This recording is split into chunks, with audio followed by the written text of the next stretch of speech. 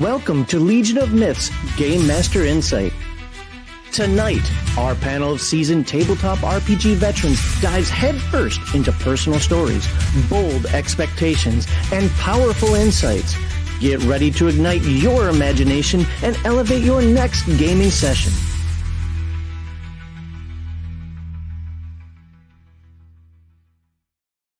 All right, welcome to Legion of Myths Game Master Insight. I am your host, John Maxley Oslo, and I'm truly grateful you are with us for tonight's discussion. Now, what is Game Master Insight? Well, I'll tell you right now. It's a forum where our panelists share experiences, ideas, and advice on tonight's topic of character death on Valentine's Day in tabletop RPGs, highlighting their unique perspectives and expectations. Of course, I sincerely hope you enjoy the conversation. Now, of course, I keep saying of course tonight. That's going to be my word of the day, of course. Special shout out for our first time viewers. I really hope you enjoy the show. Share it with your friends and come back again. Please consider supporting Legion of Myth through the link in the live stream's description. Rumble rants and super chats of less than $20 I will read at the end of each segment. $20 or more, I will interrupt the segment to read your rant or chat as immediately as I can. $50 or more, it actually happens on occasion. I will take a drink in your name, and you can force the panel to answer any tabletop RPG-related question of your choice right then and there. You know, that question thing has only ever come up once or twice. Usually people just want to get me drunk, it seems. That's weird. If we reach $100 or more in Super Chats or Rumble Rants, it'll be a $100 Palladium Books or Drive-Thru RPG gift card giveaway during the rando portion of the stream, towards the end of the live stream after all this content is over with. Legion of Myth YouTube members and Rumble subscribers, as well as tonight's Super Chatters and Rumble Ranters, have the opportunity to win, but you must be watching at the time of the giveaway to claim your victory, else it rolls over to next week. Remember, Legion of Myth moderators will time out or even ban people who attack any panelist or chatter. Attack the argument, not the person, and keep your various social media beefs off my show. Please like this video, subscribe to all the panelists' channel, which I will get in the description here in just a moment. And thank you for your support. All right, with all of that out of the way, let's meet our panelists as soon as I reorganize them, because I'm going to put Mr. Max first. There we go. We're going to do it in that order. Order of seniority. But apparently Mr. Max stepped away for a moment here. Nope. Oh, yeah. All right. So we'll start with you. All right, Mr. Max, who are you? Briefly tell us who you are, what products, media you create, and your tabletop RPG experience. My name is Mr. Max. I have my channel at Reactionary Principle Gaming. I talk about role-playing with a heavy focus on the in-character role-play. I'm also working on a game at the moment called Bastard Sword. I just did a big update on my website that you can see under my name right there, drunkenclericgames.com. If you're curious about, it's pre-alpha, but if you're curious about the process and how it goes, you can go check that out. Okay. All right.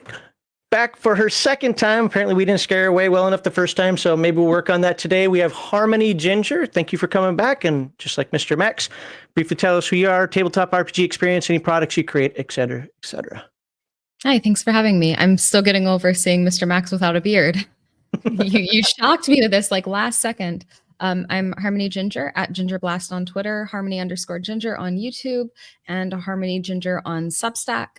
I don't have any products for sale. I am just a hobbyist, and I like to talk about games. I like to experiment with Bronstein and certain older game mechanics with newer systems a lot of times. I'm a very experimental person, but yeah, I write all about it on my Substack, and I just post nonsense on Twitter. So. Isn't that what Twitter's for? One of the things that I've noticed, I'm not trying to start a whole new conversation here, but maybe just get a quick thought on this, is we have quite a few people on our Discord who, in the past specifically, when we would talk a bit more about WotC products and Pathfinder and so forth, that have said that they were only exposed to WotC products, but after being exposed to things like OD&D or even the Broasar style, a lot of different old school games, Traveler and so forth, they've come to find out that they actually like them more. It was getting that exposure that was the problem, because first of all, they were afraid to do it, and they just didn't have anybody around them that did do it. But once they actually got into it and found out what you can really do with those games with such usually a minimal rule set, they're like, this is so much better. Yeah. Yeah. I mean, I've played a lot of older and newer games. Currently, I actually run 5e, but I've played a lot of like I played Shadow Dark, OD&D, Traveler, a lot of stuff. I've played lots of games. So, but yeah. All right.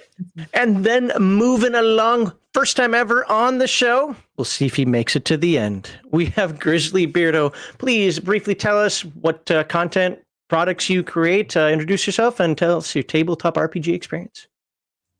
Thank you. Yeah, I'm Grizzly Beardo. I'll answer to either one of those. It's the two nicknames that I've had. YouTube names are dumb. So if I just say Grizzly, we're good?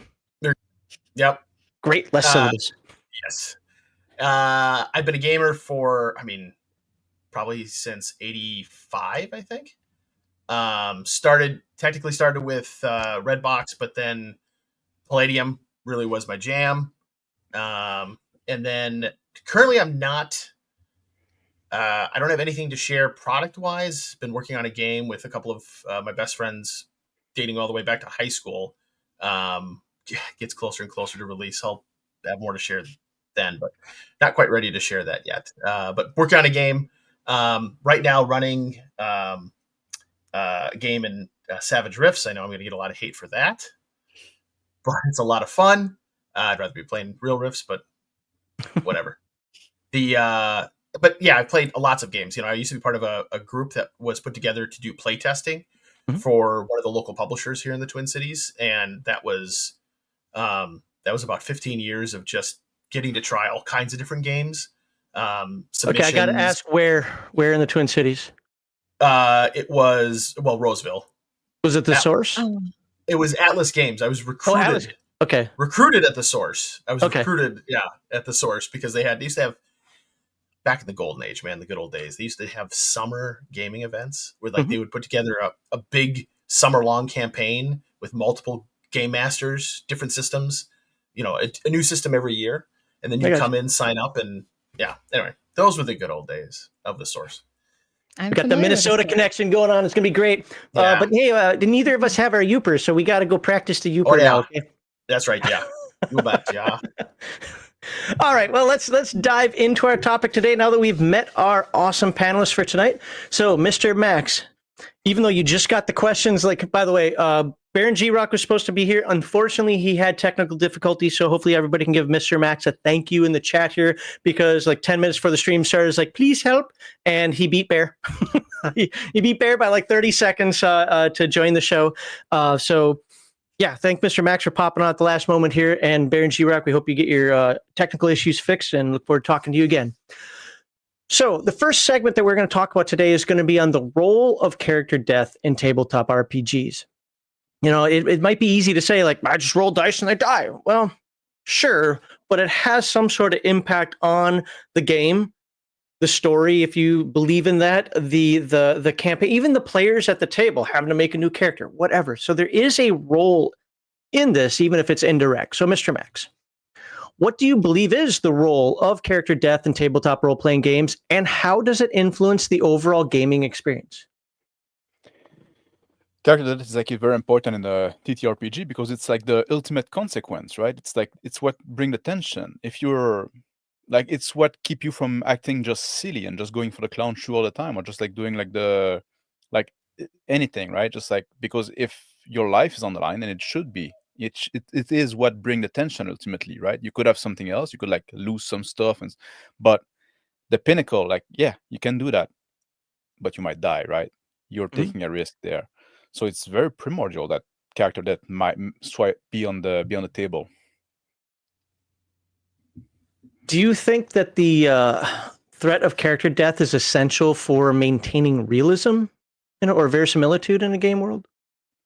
I think so. Yes. Well, you could have setting or situation where you kind of want to play some kind of immortal guy, right? There's some games like that. But I would change the game completely. But if you play a normal human being or normal mortal being, right? Well, death is part of life, so it should be part of your role-playing game. That's how it is, right? We're trying to emulate a living world, and a living world has things dying in it. So you do the 4D stuff, and for those who aren't aware what that is, we won't dive into it, but we'll just call it very, very heavy role-playing. Yeah. Do you discuss the potential for character death with your players beforehand? And if you do, like, how do you have that conversation either in a session 0 or when you're vetting your players?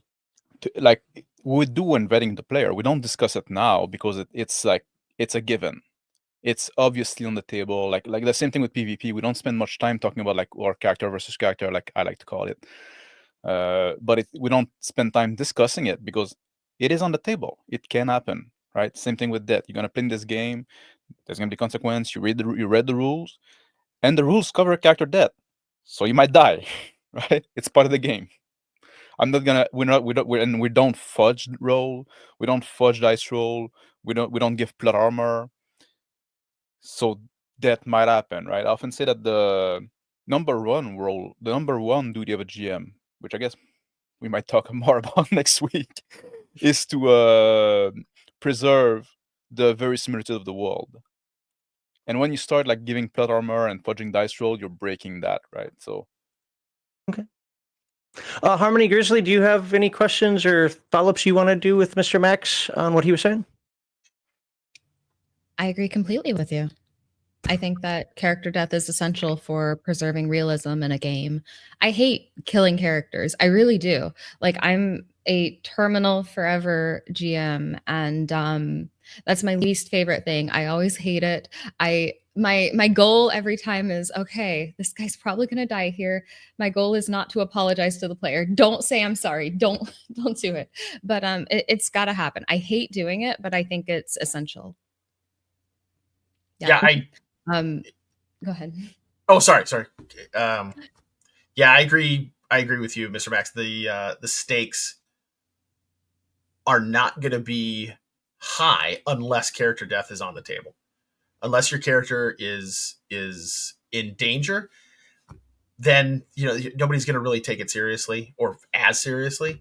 I did have a question though. So the 4D vetting process when it comes to character death, is it just as simple as, we're just going to look at the rules real quick and remind you that there are rules for character death, and just this is the system we're playing, and now everybody's good with it?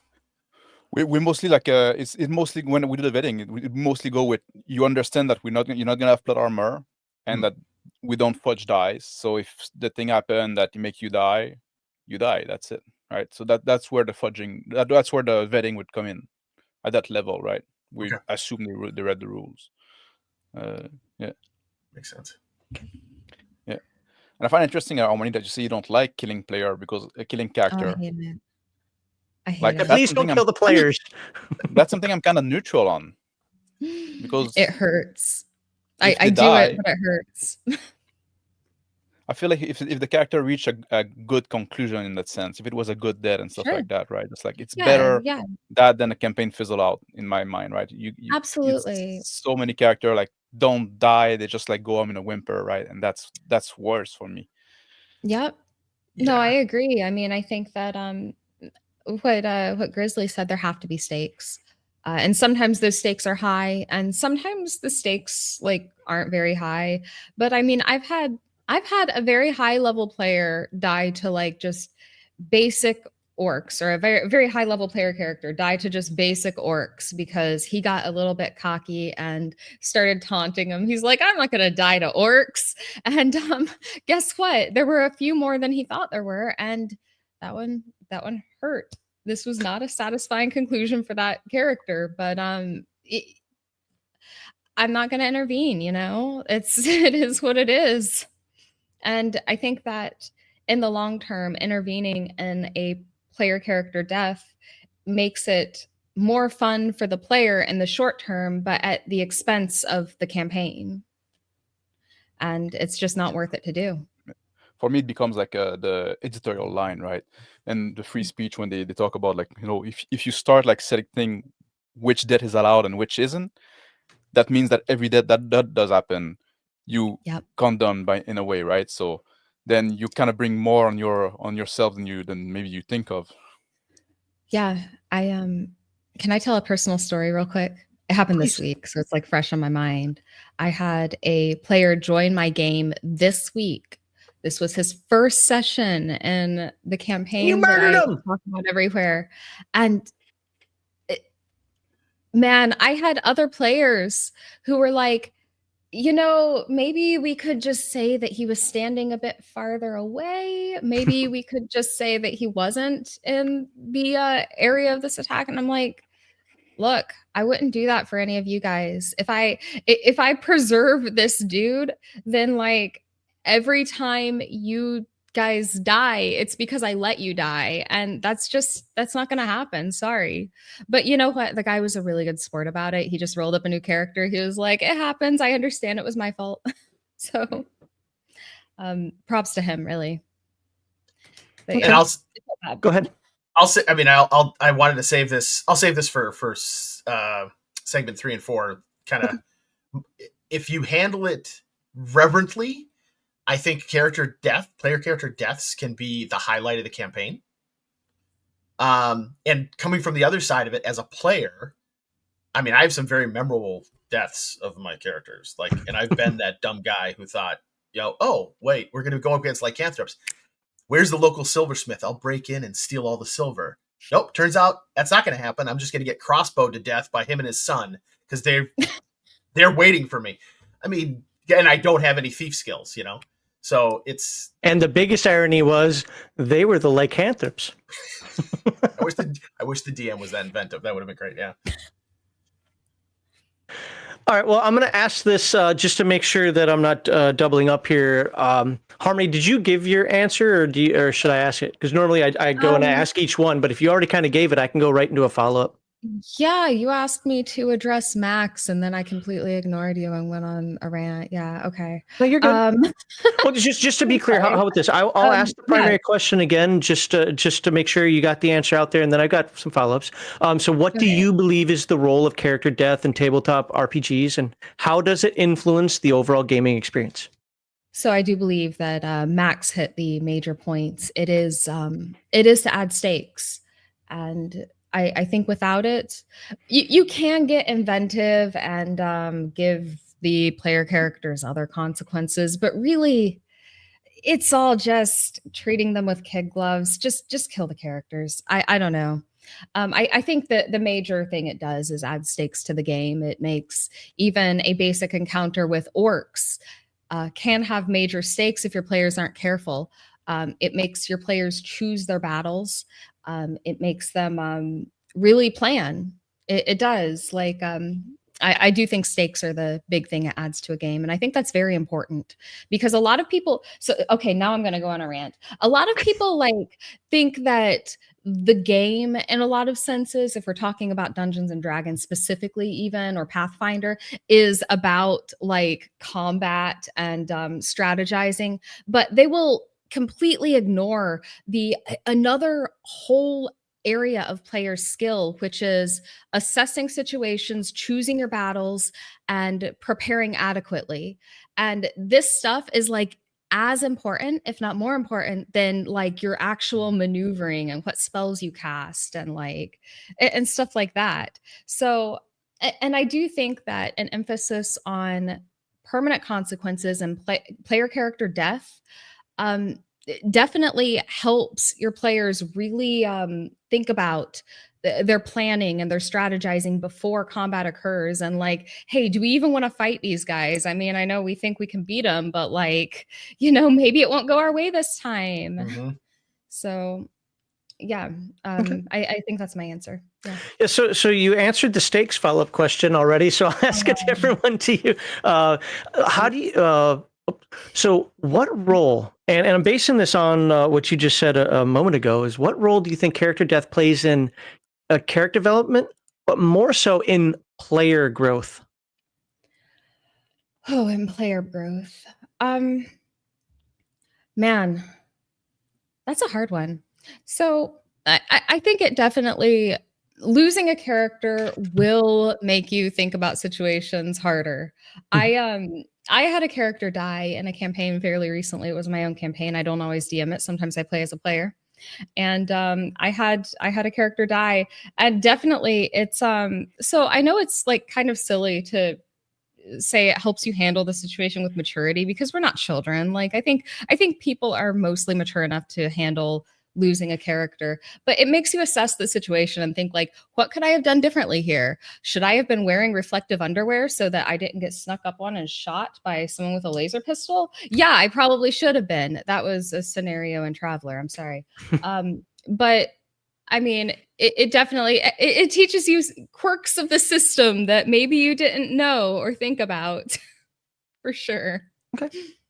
Yeah. No, I generally agree with that, and I think that was the direction I was thinking of anyway in terms of when I asked that question, because one of the things, and Grizzly Beardo, I'll ask you a question here in just a moment, but one of the things that I think, I hear it a lot, is that players at the table will start scolding a newer player or a younger player or whatever, like, no, you can't do that because this is what's going to happen. Sometimes just watching the character die, or even if it goes so far as a TPK because somebody did something dumb, and sure, we can sit here and say it's dumb. Probably was, but you know, make it possibly an innocent mistake. Now everybody learned. You know what?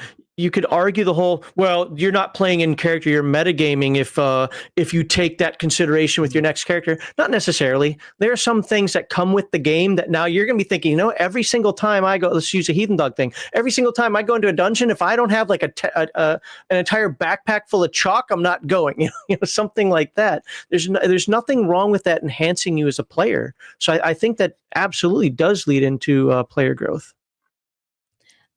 Yeah, for sure. I think a certain amount of metagaming there is fine. Like people, I'm not anti-metagaming in all instances, for sure. I am, well, not in all instances, but I also know it's something you can't fully stop. I do mitigation. Is that a topic we covered or we're going to cover? I know that's either last week or 2 weeks ago. Did we?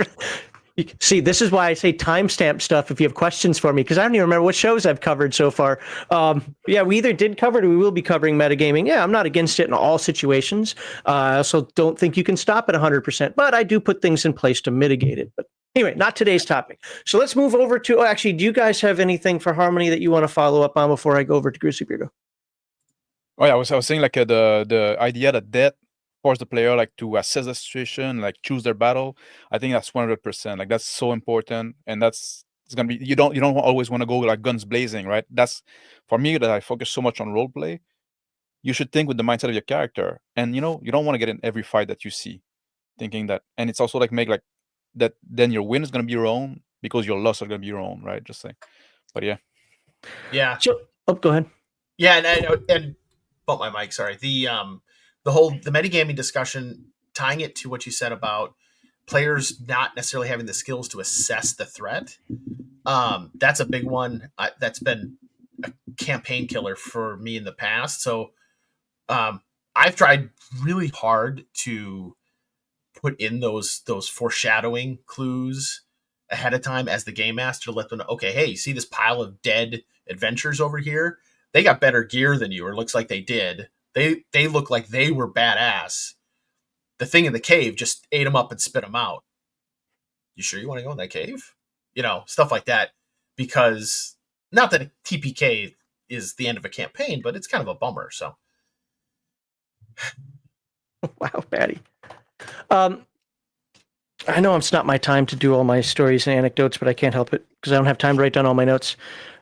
You just jogged my memory on something. So one of our somewhat famous Earth Dawn incidences was I described a scene like, so the Nethermancer in Earth Dawn has the ability to see death. So you can look at your corpse and be like, this guy died from yada, yada, yada, but he has to suffer the last round of whatever happened to him. So I basically say to the guy in quick form here, he looks like Jesse the Body's character in Predator. Big hole in his chest. He's like, well, I want to see how he died. The entire party's like, did you miss the part about the big hole in his chest? He's like, well, I got to see. He went and saw, died.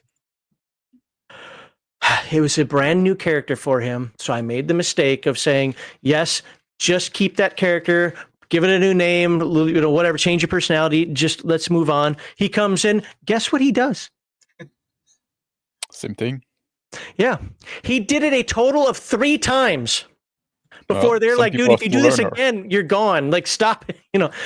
So sometimes people don't learn, but So sorry. that's sorry, I didn't mean to cut you off.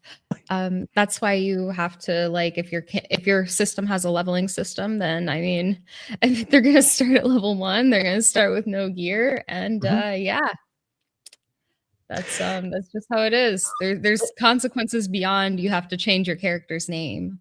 Character Right, death well, means right. you're starting back at the beginning. The situation for that was simply a matter of, look, man, you just made that character because the character you'd been playing for a long time died. It takes a little while to make a character in Earth Done.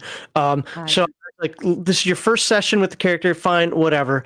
But he kept doing it, and that was the problem. But my more to my point is the consequences side of it. It's like, you're not always supposed to go do, I forget the name of the ability, but see death on everything. Some things are, as Grizzly Beardo were saying, you sure you want to do this? It's pretty obvious how the dude died. He's got a big hole in his chest.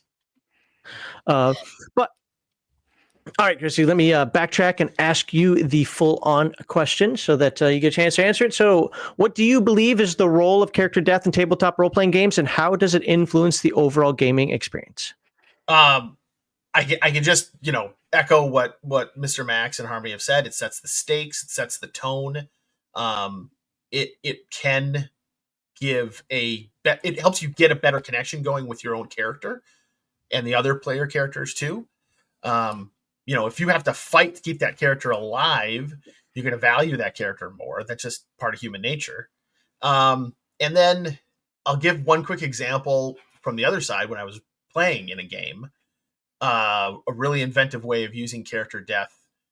A long time ago, a great game master was running us through a Maztica campaign, which is the kind of the Aztec? the Aztec analogy in Forgotten Realms, and we didn't realize it, but we had a TPK in this huge battle. Like, we all died, the whole party died. But he kind of waved his hand. He said, the ship sunk, and you wash up on the beach, and you cough up a bunch of seawater, and you go about your business, and now you're in kind of a slightly new area of Maztica. Well, we didn't realize until the climax of the campaign that we were dead, and that our characters were in fact in the underworld, the afterlife. Oh, so kind of like a Roman Elysium thing going on there? Yeah. But, okay. It being Faerun, we all had our own deities. The I forget what he called them, the big bad demon lords of Maztica, like the lords of Sabula or Sabulba or something. They were stopping our souls from reaching, our particular deity's afterlife. So we were fighting for our souls, and the climax was, okay, now we're going to take them on in, like, basically the equivalent of like a soccer death match, and that was very satisfying. It used death in both senses. It kept the campaign going with the same characters even after TPK in an inventive way. I certainly wouldn't overuse that, but the way he did it was really, really fun. And then playing as dead characters, where it was the stakes really weren't that we were going to die again. The stakes were it was going to be like a final death. Like, okay, the demon's got your soul, you're done. So it can be kind of cathartic that way. Okay. That might be something fun to also bring up when we talk about alternatives to death. Oh, there we go. Getting to the point where I can't talk again. Do you guys have any questions, comments, concerns for Grizzly Beardo? I just want to say it sounds like you have an amazing DM. That sounds really fun. He was great. Yeah. I would normally say that that's clown shoes, but the way you described it and how that was done, that actually does sound fun. Mm-hmm. So here's a question for all of you. I don't care who jumps in, starts first, and I think I was basing this off what Harmony was saying, maybe Mr. Max. Again, see, I forget everything. What do you say to or about the game masters who don't want the players to skip an encounter? Now, this is going to be two-parter, so hold on just a moment here. I put all that work into making this encounter, and they just ran around it because maybe they thought it was going to be too tough, or vice versa. Let's go the other extreme. The players who think that playing Dungeons & Dragons is a video game, that's my term, where it's like, oh, see encounter, save game, have encounter, and don't do things like research, or they just see encounter, attack encounter, and hope to move on. And then they complain when their characters die. or it's just so easy for them they don't care, they just run into each one. I know it's kind of a couple of scenarios there, but I wanted to show the two extremes on that, and I don't care who jumps in first to comment there. What are your thoughts on that? Sounds like the game master is prepping too much for their encounters if they're upset that the players skip them. Like that's always a possibility. You know, sometimes I'll like come up with encounters beforehand. Sometimes I'll roll them during the game. If it's a dungeon, I've probably put thought into and made the dungeon, but sometimes I roll random encounters. And like, I mean, if a player skips an encounter, that was always on the table to begin with. Like there's never actually there's some that are really hard to skip, but almost always you can bet that the players are going to find a way past it or around it if they really want to. And to think that that's not on the table, you're not granting your players the autonomy that you should be. In almost all situations, they're going to find a way to approach an encounter in a way you didn't anticipate. And if that's going to bother you, then you're probably putting too much prep work into it. Agreed. Yeah. And then I would say, you know, my approach, sometimes I'll do a kind of a quasi quantum ogre. If they bypass it, I'll think about, okay, what was it that was not enticing to them? It didn't sound like fun to them. And then maybe I'll tweak it and bring it back later.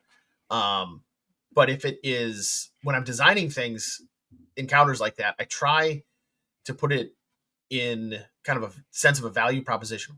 What's the party going to see in this? What are the players going to see in this as being fun? You know, what's sparkly here? What's the bait? And if the bait doesn't attract them, then I did something wrong. Maybe I could rework it. But yeah, the it does get disappointing, but you have to be a good game master and realize you're there to sort of help them enjoy the game. You're not there just so that you can tell your story. It's collaborative. I think that's one of the things that almost every dungeon master, game master learns very quickly is that the best laid plans of mice and men. As soon as you try to force the players into something. No, I probably over prepare compared to some people, but I enjoy the prep, to be honest with you, to some degree. But I have also decades ago, learned that I can't try to do it step by step, like write the novel, so to speak, because the second you try to do that, they come at it sideways, and you're like, That's Mr. Max. I agree with Harmony on that. Like I'm a big zero prep kind of guy, right? I'm a big proponent on that, and so I agree that if you're angry that you put all that time in the encounter, like that's on you, man. It's like you don't come in expecting you to tell me a story that I'm gonna follow. I come here to play a game, right? And don't roleplay my character. Let me make choice for my character. You can control the world, you can control the NPC, right? That's on you. But the character is the one thing I have. And if you start like forcing me and railroading me into encounter, or if you say no, you can control, but it's just like the steering wheel they gave to baby in car, right? To keep them busy, right? Oh yeah, I can turn it around, but it doesn't impact anything. Then I'm not playing a game anymore. I'm just being an audience member for you to tell me a story, and I'm not interested in that, right? That's not where I'm in this hobby for. So I'm sorry. And for the saves coming, right? People like player that come with the video game mentality and say like, oh, there's an encounter, we probably can defeat it. That's something I struggle with as a GM, to be honest, because sometimes I like you're gonna meet people that you shouldn't fight, right? You probably shouldn't. You can fight them if you want. You probably shouldn't. And I'm gonna try to telegraph the game that. master shouldn't put it out there and make it look like an encounter if we can't beat it. Everything's an encounter, right? You walk on the road and you cross a rabbit. You just encountered a rabbit. You cross you meet some merchant. That's an encounter. Are you just gonna trade with them, or are you gonna decide to rob them, right? Well, of course I'm gonna beat him on the head and take his stuff. Duh. Yeah, like everything, like this thing that encounter that everything is an encounter, right? You encounter stuff in the world, and yeah, I try to tell my sometime in Session Zero, listen, guy, the way I run those game is don't think you can fight everything you meet, especially if we play a more deadly game and stuff like that. Sometimes you'd have to be able to take I even made a show about that, letting your player take L, right? Having your sometimes you have to take the loss. Sometimes this bandit that's gonna come to you and want to take your purse, you should fucking give your purse, right? And save your life. I want you to be in the mindset of your character, and your character most likely want to survive. You can play with sometime people with dead wish and stuff like that, but most people want to survive. and I want you to be in that mindset. So somebody like asks you for your underwear, or he's gonna kill you, you're giving them the underwear, right? Just like. So we're actually doing really good on time so far. I'll screw it up later, but I like some of these follow-up questions that I still want to ask. So, and the way the conversation is going, I think this is going to be fun. Do any of you do something where making a character death, you do something to make it memorable, even if it's just like, well, you're fighting those orcs, the orcs killed you. Do you do something to say, well, you know what, since your character's dead, go out with a bang? What happened here? Or are you just like, no, man, it's a game. You roll the dice, character died, go make a new character. So Yes. This is something. Oh, go on. You first. No. Okay. I mean, I was gonna say I'll bring it back in segment 3, but there is a mechanic that I wish I had seen, and I in this game in Savage Rifts, there's a mechanic called Blaze of Glory that if you execute it, it is the highlight of the campaign, where the character's death becomes very important but non-negotiable. Earth Dawn has that too. It does? Okay. Mm-hmm.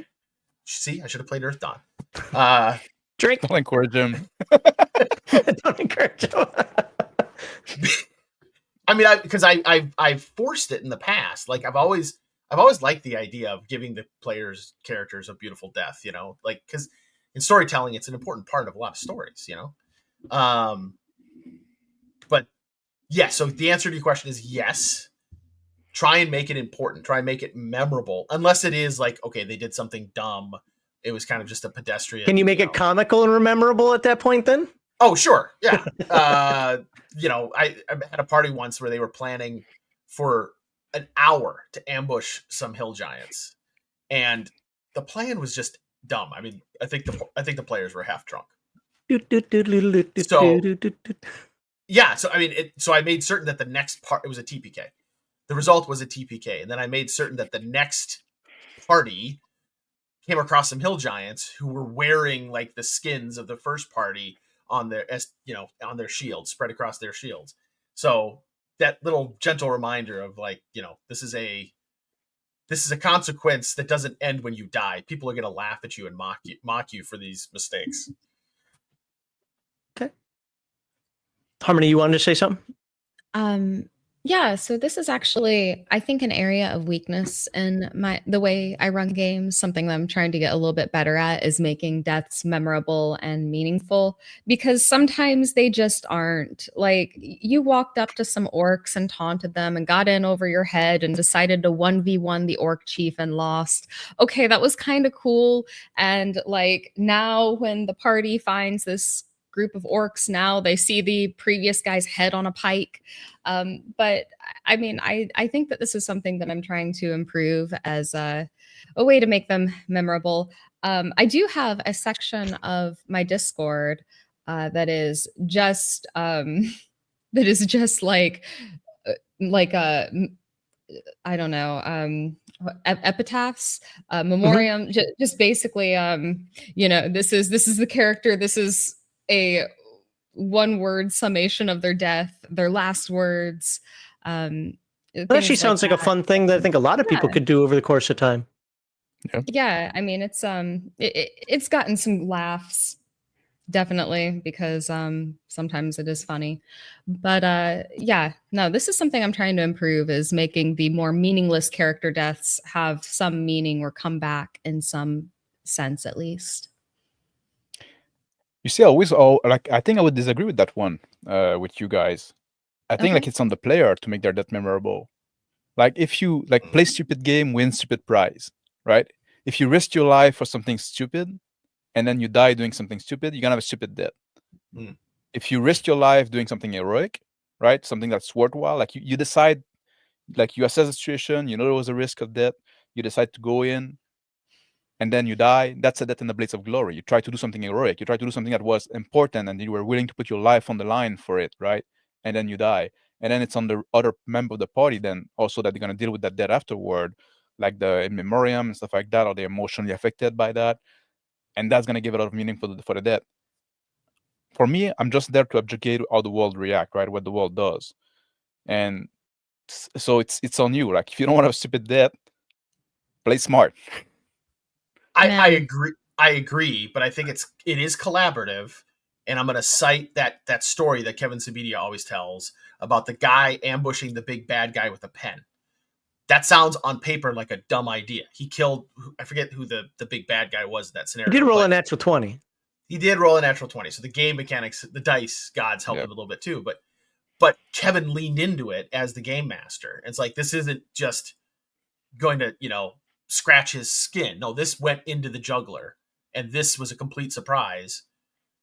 So yeah, I agree. It's up to the players, but I think as a game master, our job is to lean into it when it's working and to be collaborative. Yeah. Mm-hmm. Yeah, I'd love to argue with you, Mr. Max, but I think you're probably 100% correct on it. So, well, I mean, it is different flavors of playing, right? Mm-hmm. I mean, some people are looking more for the heroic story. Even like me, emergent storytelling is what I call. I hate the idea that the dice aren't solving or not solving, aren't creating the outcomes, because I'm a full believer that it's a game. But at the same time, it is a venue where it's like we can have some fun, even if I am the serious guy at the table. We can have some fun and some heroicness with it, especially since, well, you're dead. Let's make it something that we can remember when we talk about the campaign, 5 years from now. So, something I do in my games that I think is quite fun is, and this is not applicable to everyone because I don't think a lot of people run games like I do, but I have 15 players in my games over like 3 or 4 weekly groups. I don't even run them all. Other people run them. I run some of them. But they're over several different weekly meetings, but they're in the same world on the same time scale. So whenever someone dies or whenever we have a TPK, the world's going to keep going on. Like, the world doesn't like stop for a TPK because there are lots of other players, and lots of players play more than one character. Some people play 4 or 5 characters. And so what ends up happening is you'll have players die, and you'll have like 3 or 4 players die at once and show up in the graveyard on the Discord, and people are like, where was this? So we can stay away. Like, what happened? And so you have like rumors flying between groups, like people are seeding things like, oh, stay away from this cave. There's something really dangerous here. There's a big dragon here. Stay away. Don't go there. But really, they killed the dragon and the loot's still there unguarded, and they just want to make sure no one else gets it before them. So yeah, I mean, there's stuff like that I think makes character death interesting, like when you have lots of players in the same world. Mm-hmm. Okay. Can see that. All right. Well, I'm going to sneak in one more question. I have to. And this is going to be bringing it back a little more serious again. But how do you balance the risk of character death with the player's investment in their characters? And I'm asking this because of the conversation that's come with her, with kind of the troop style to some degree, and maybe the more narrative style on the ends here, in terms of that, like, I've been playing this character for 3 years. All right. And we play every week, yada, yada. And my character dies. Would you be, your character died, roll up a new one? Or, you know what, that character's been here for 3 weeks, and I know the player's going to want to have something to remember, do something interesting with it. And I kind of just folded that back in the last question. I didn't mean to do that. So let me ask again. How do you balance the risk of character death with the player's investment in their characters? My answer is not always well. This is something that I'm working on. But I wanted to get into this more with segments 3 and 4. But yeah, it's difficult. That's why I asked Mr. Max that question about vetting, because I think I need to do a better job up front of doing, I mean, I play mostly with friends that I've been playing with for 10, 15, 20 years. But even then, I'm surprised sometimes. So I think I need to do a better job of vetting up front and just managing the expectations up front. And then in the moment when it happens, that sounded kind of lame, in the moment. When it happens, I need to do better at gauging, how they're reacting to this, and then treating it a little bit more reverently when I can tell that, they were really attached to this character. They did not expect to die here. let's make this memorable, or maybe look for that alternative to character death. And I've used a couple successfully, alternatives, I mean, to death, and others not so successfully. Okay. I think one thing that's important for in character death is fairness. You want to your character. You want like death need to be on the table. But I wouldn't make you like, oh, you step out of the apartment in the morning, roll a d20, or you roll a 1, a bus come by and run over you when you die, right? Like, that would be like that would be a stupid death, right? That feels not fair because it's not a death that lead from. But I was playing in New York City, and it's a real world simulation. Yeah, but oh no, Paris. It was Paris. Yeah, but you've lived in that world, and you know the rules of that world, and you probably know that when you are about to step out, you probably need to look, right? So, that's bringing the consequence to ridicule, right? It's like almost like a reduction ad absurdum, right? Just like, but like that should be a consequence of a character choice. Can be a long drawn of a character choice. It can be like it's not necessarily immediate, right? And oftentimes, like, there's a dice roll in between too, right? You make a choice that lead to a dice roll that lead to a death, right? But you made the choice to. So I think there's this element as well. So in the emotional investment, right? Like, I'm not the one killing your character, right? I'm not the one that the GM is killing character. You died by your choice. A few people in chat have used that same argument. Yep. Yeah. So that's what it is. And at some point, like, you need to play with people that are mature enough that they're gonna fucking throw. Sorry for the swearing. They're not gonna throw a tantrum for when their character die, right? Just like it's part of the game, and be happy that you concluded that character's story. Okay. All right. Unless there are any final. Oh, go ahead. Sorry. Yeah. I think a way to help this mentality is to make sure your players have an investment in the world that supersedes their character. Whether that is having the players contribute lore to it, or and my campaign's like not representative of most people's campaigns. I have my players each control a god in our campaign world, and that is the Pantheon. They made the gods at the beginning. They control decisions the gods make and things. And so when their characters die, well, they still have a god in the Pantheon that they control, and lots of them control like 2, 3, or 4 characters anyway. So they'll make a new one because, first of all, a lot of players love creating characters. And I mean, so they'll make a new character, they might have another character, but they also have investment in the world that goes beyond their characters. And I think that's important. Okay. I think we talked about something similar to that. Was it last week or week before, something like that? So I don't think you're actually that far off base in terms. I think a lot of people, or at least a decent number of people, do run games similar to that. We've had people talk about troop style play. We've talked about people collaborating. I think actually, were you on, Mr. Max, or was it Crispy? It was talking about collaborative world building, and Crispy was on. Crispy was on for that one. Okay, that's the same thing. Yeah, you sound the same, you look the same. But so I think, and one of the things that's been coming up recently, and I know this might seem off topic, but hear me out, is I'm seeing a ton of videos, and I'm getting a bunch of requests for solo gaming. Now, what does that have to do? Well, solo gaming includes the world building aspects as well, and I've heard of people taking their solo games after they do them for some time, making that a bigger, broader a game with their friends. And so I think that there are some changes happening to some degree in the tabletop RPG hobby. Some of it going back to roots, some of it's trying things in new ways, because I do think that the hobby needs a little bit of a shakeup, even if I don't agree with it all.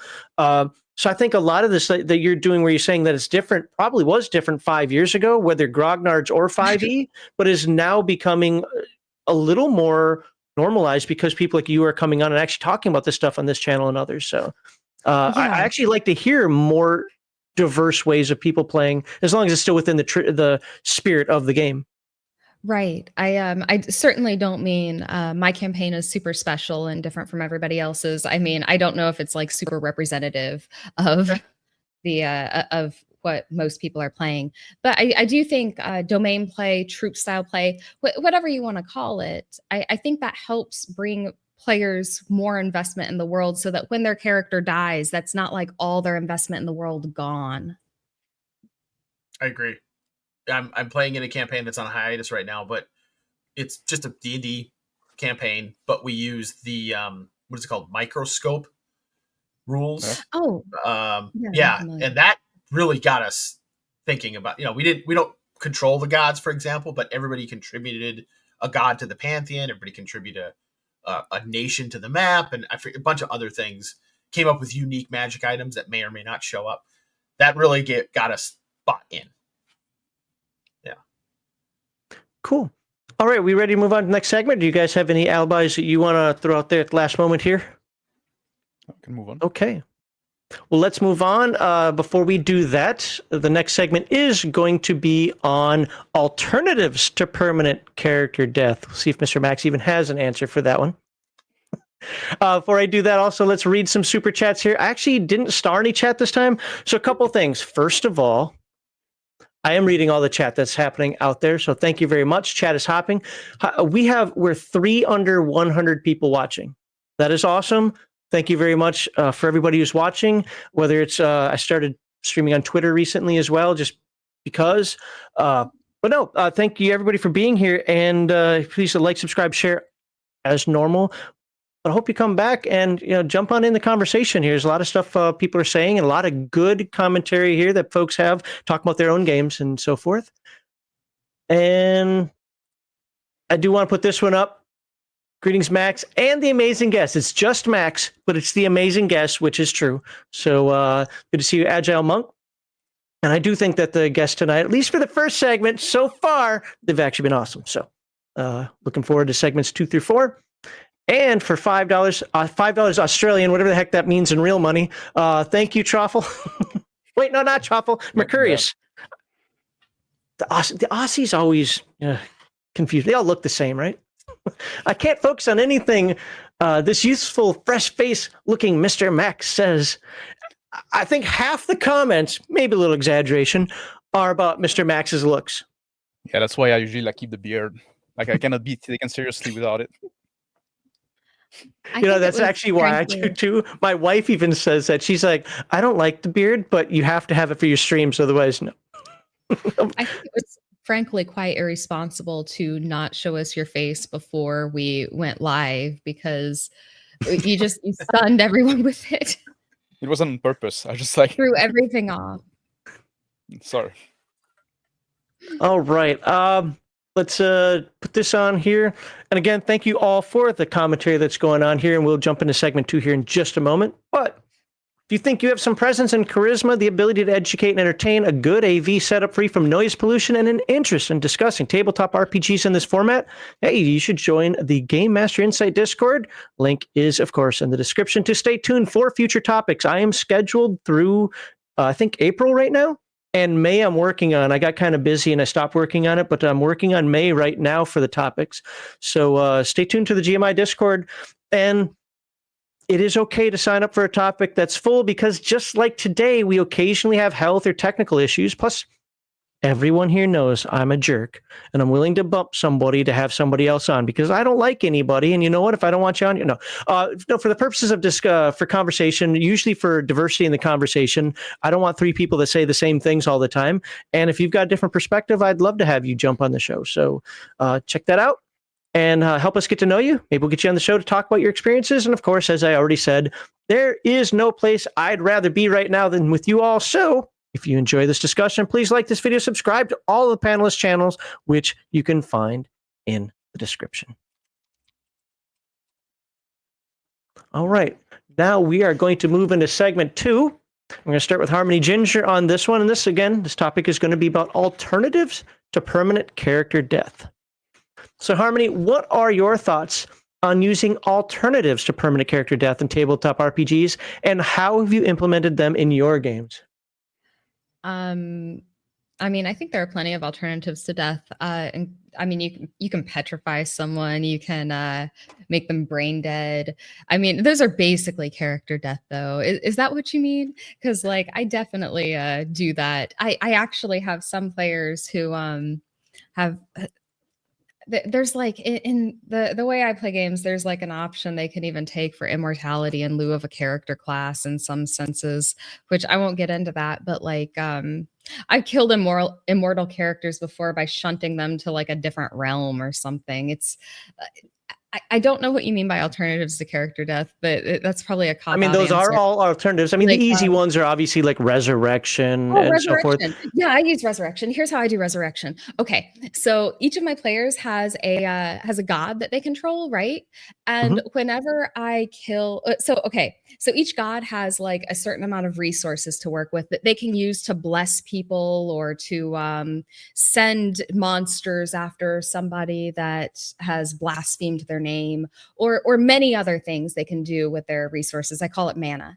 And whenever a character dies, and some of my players don't know this because I do this secretly, but I send a message They do to now. yeah, well, they're not watching. My players don't watch Oh. these. But so I send a message to the god they worship and say, you can resurrect this character at any time by spending 7 mana, but they don't know you have this option. And so if a god really wants to resurrect a character, they can. It just costs them a lot of resources. That's a lot of resources, by the way. That's like not something little. So I haven't had it happen yet. And I have a 23.6% character death rate in my campaign right now. You got a spreadsheet on that? Yeah. Cool. But not one has been resurrected yet, even though like almost everyone that has died, somebody has had the opportunity to resurrect them. Of course, like my players aren't allowed to worship the god that they control. They have to worship another god. So I'm sending it to another player in private, and that they might not even like interact a lot because sometimes they're in different groups or they come to the game on a different day, but they're vaguely aware of each other. So like sometimes someone might get a message that says, hey, a paladin of your god has been struck down. You may spend these resources to have them resurrected at a at their temple at any time. That this offer never expires. So they can do it. I haven't had it happen yet, but that's the main method of character resurrection that I use. Okay. Yeah, in terms of alternatives, I mean, Grizzly Beardo mentioned one a little bit ago about that campaign where they're already dead and they're still playing. So I intentionally leave the questions. This is for the folks out there. A couple things. I didn't say this at the beginning of the stream, so I'll say it now. One, they're not necessarily answering things to or answering me. And the reason for that is I've been doing this for 40 years. I'm not smarter than them by any stretch of the imagination, but I'm pretty much set in my ways. What we're here to do is we're here to help those of you out there who might have a question. I have absolutely learned things on these streams from folks. So so understand that if you think a question's dumb, because every now and again I get that, well, that was a dumb question. We all know do X, Y, and Z. You'd be surprised. You'd be surprised. Newer game masters that play only a certain way, some of this information might be new to them. So they're answering this for we'll just say the general public out there, first of all. And secondly, they're intentionally vague because I want to hear their different perspectives, because that's how they come up with answers. I'm like, I never even thought of that. Wow, okay. So that's why the questions are vague. And that's just so the folks out there understand a little bit why we have these discussions. So I have a methodology I use for resurrection as well. I've talked about a few times. I'll probably say that at the end of the stream, though, because I talked too much last segment. Have you found that that type of alternative enhances the player enjoyment? And if so, how? I meant to unmute myself. She's like, I hate this. I'm out. No. So I think so. So a lot of players don't even know that they have had that option because none of the characters that worship their god have died. So I think I think players like receiving the message from me that like they can spend a lot of resources to resurrect another character. Because I think in a couple instances it's been used as like a as part of a deal, or at least attempted to, because nobody's done it yet. I don't know why. Like I said, I have a 23.6 character death rate. That's 13 out of 55. But nobody's used it yet. But I think it enhances things because they like receiving the message and they have at least attempted to negotiate with it. But I can't say for sure because it's an option that has yet to be taken. So as far as like, I think it is a good thing. I mean, I'm not against having only permanent character death with no resurrection. I'm not against that. I've done that for like most of my gaming career. This is actually a fairly new experiment with me having like resurrection spread across multiple players. And like, because if I'm a player in the game and I die, it's not up to me whether or not my character gets resurrected. It's up to the god that she worshipped whether or not she gets resurrected. So I kind of like that system, but it has yet to really be used to its full potential in my campaign. So I can't really say much else about it, I guess. Okay. Do you guys have any questions, comments for Harmony? That sounds like I dig domain play, so that actually sounds like a lot of fun. And nobody, like no one has taken the deal. Nobody has yet. Huh. I wish they would. I wish somebody would get resurrected, but so far it hasn't happened. But I know that they have I know they've negotiated with it. Like I know that at least one person has said, "Hey, I can resurrect your character if you know, you help me out here a little bit." And that player was like, "Joke's on you. I'm already in love with my new character." Yeah. Would you twist the resurrection? Would you like make it like have consequence or like, or we just like come back as you were? Like would the character be changed, or would you let that to the player as well? I would probably leave that to the player playing the god. So if it was like the Or playing the god god? that yeah, I would probably leave that up to the player who was doing the resurrection. So if it was like I have one god that's like one player who made a god in the campaign that's like this experimental life and darkness god. He's the god of mutations. So I have a feeling that if he were in charge of resurrecting someone, they'd come back with like an extra head or something. But I mean, I would leave it up to the player. For sure. Yeah. No. Okay. All right, let's move the question over to Grizzly. Same question for you. What are your thoughts on using alternatives to permanent character death in tabletop RPGs, and how have you implemented them in your games? With mixed results. I've implemented with mixed results. I do think it's a good idea when you can make it fit. You shouldn't force it. I've made the mistake of being the game master, and I really liked that PC, and I was really sad to see him go. So I started like offering deals that I shouldn't have. A little bit of plot armor for sale. Yeah, or like yeah. I regret that. But I like using. I mean, the classic ones. Yes, the classic ones like resurrection. But then there's a consequence. There is you owe this god. You know, it's like, you mean the 10,000 gold pieces or whatever it costs isn't enough? No. You, it's like the mafia. You made a deal. The Godfather paid your debt. And there is no leaving. No, like you will be called upon to pay the debt back over and over and over again. You lose quite a bit of player agency if you take this deal. But of course, at the end, you do have player agency. You can just not do it and deal with the consequences of not paying back the god. So I love that. I love playing, obviously, sci-fi games because I love using technology instead of divine intervention or magic. I'll tell the story again in a little bit different way in segment 4, but I had a Teenage Mutant Ninja Turtles and Other Strangeness game where one of the players, she was playing a psychic guinea pig, and I don't want to hear anything, Max, about like, I don't like using psionics, and it's awesome, man. Trust me.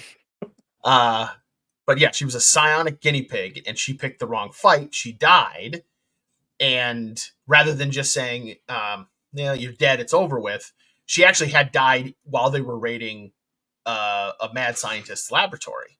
And so I said, well, there's all these mad scientist construction bots that are putting together these monstrosities.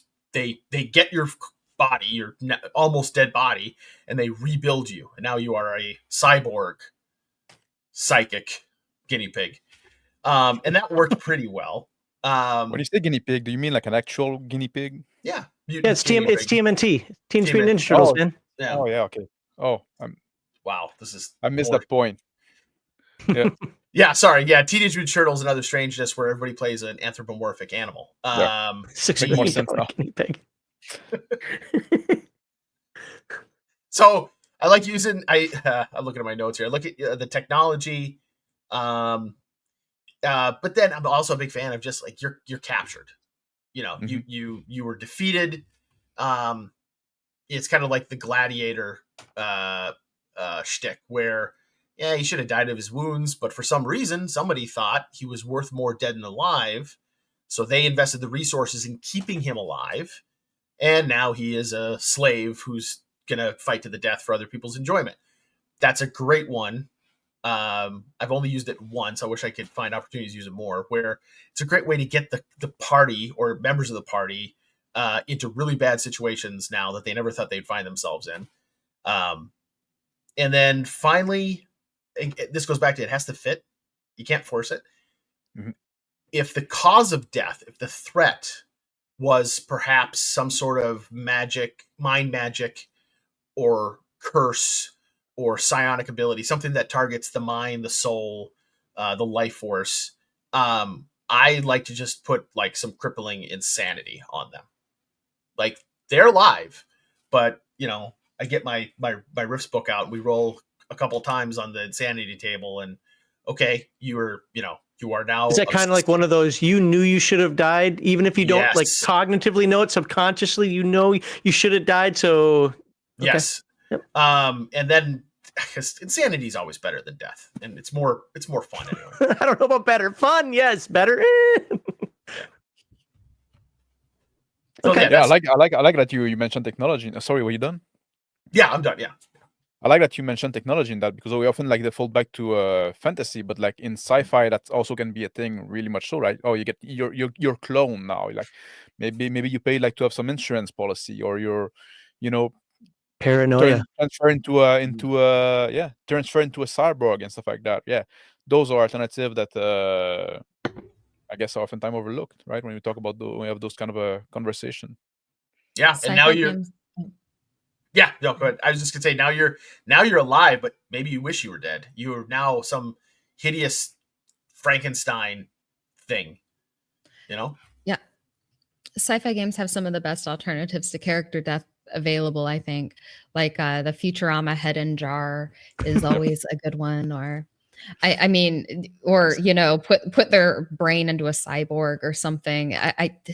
There's some good ones there. Like, there are too many cool options to say that character death in sci-fi should always be permanent. Because if you say that, then you're giving up some of the most nightmarish things in sci-fi. Absolutely. In a sense, like they feel almost like less cheap, because like for me that I guess I can go in my answer straight away, unless you have like follow up to Beardo. The only thing I was going to say was actually with what Harmony just said there. Battlelords of the 23rd Century has the Zenragellans, and they have the brain boxes, but only the Zenragellans, if I remember correctly, know actually how to utilize them. So if you don't have one around, you're still dead. And by the way, before you go, Mr. Max, we have reached 100 people viewing. Thank you very much. We haven't had 100 people watching in a long time. So appreciate all of you that are here. The chat is going great. And now you get to hear what Mr. Max has to say.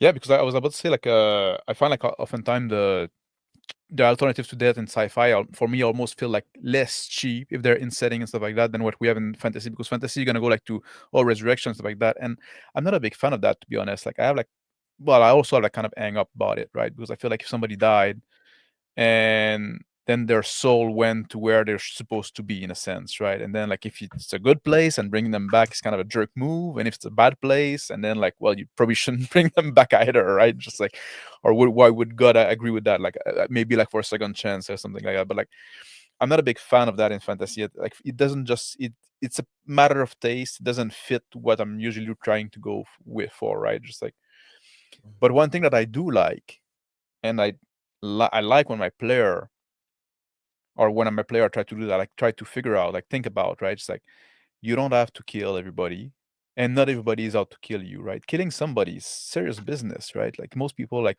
it's hard on most people, like killing another. I don't use a lot of monster either in my game. I do a lot of like you're gonna fight human, right? A lot of time you're gonna fight people. So there should be like, you should think twice about just killing them, right? Capturing or you being captured, and goes both way, right? If it goes good for one, Yeah, but goes what for if the hit points are down? I mean, let's just say the dice came up and said you had 50 hit points. I just dealt 55 points of damage to you, whatever happens to be.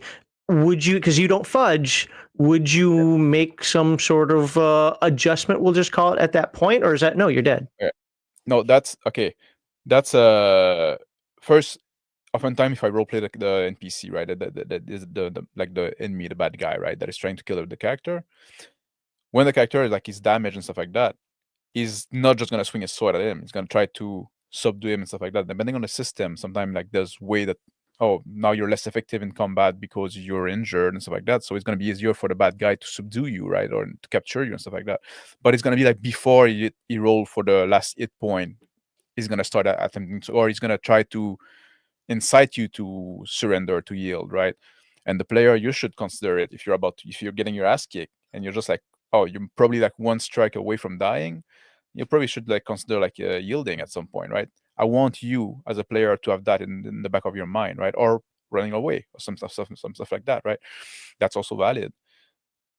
And also like there's some system also like will deal like, you know, like sometimes like, oh, it's not really a dead blow, it's put you incapacitated and you need an extra blow to be dead, right? A lot of system do, like even in all the edition of D&D, you fall to 0 hit point, you're not dead, you're incapacitated, right? And then like there's a delay, like, and that's the time that give the chance to bring an alternative to death, right? It's not only like oh, now he's incapacitated, well, I hit it one more time for good measure, right?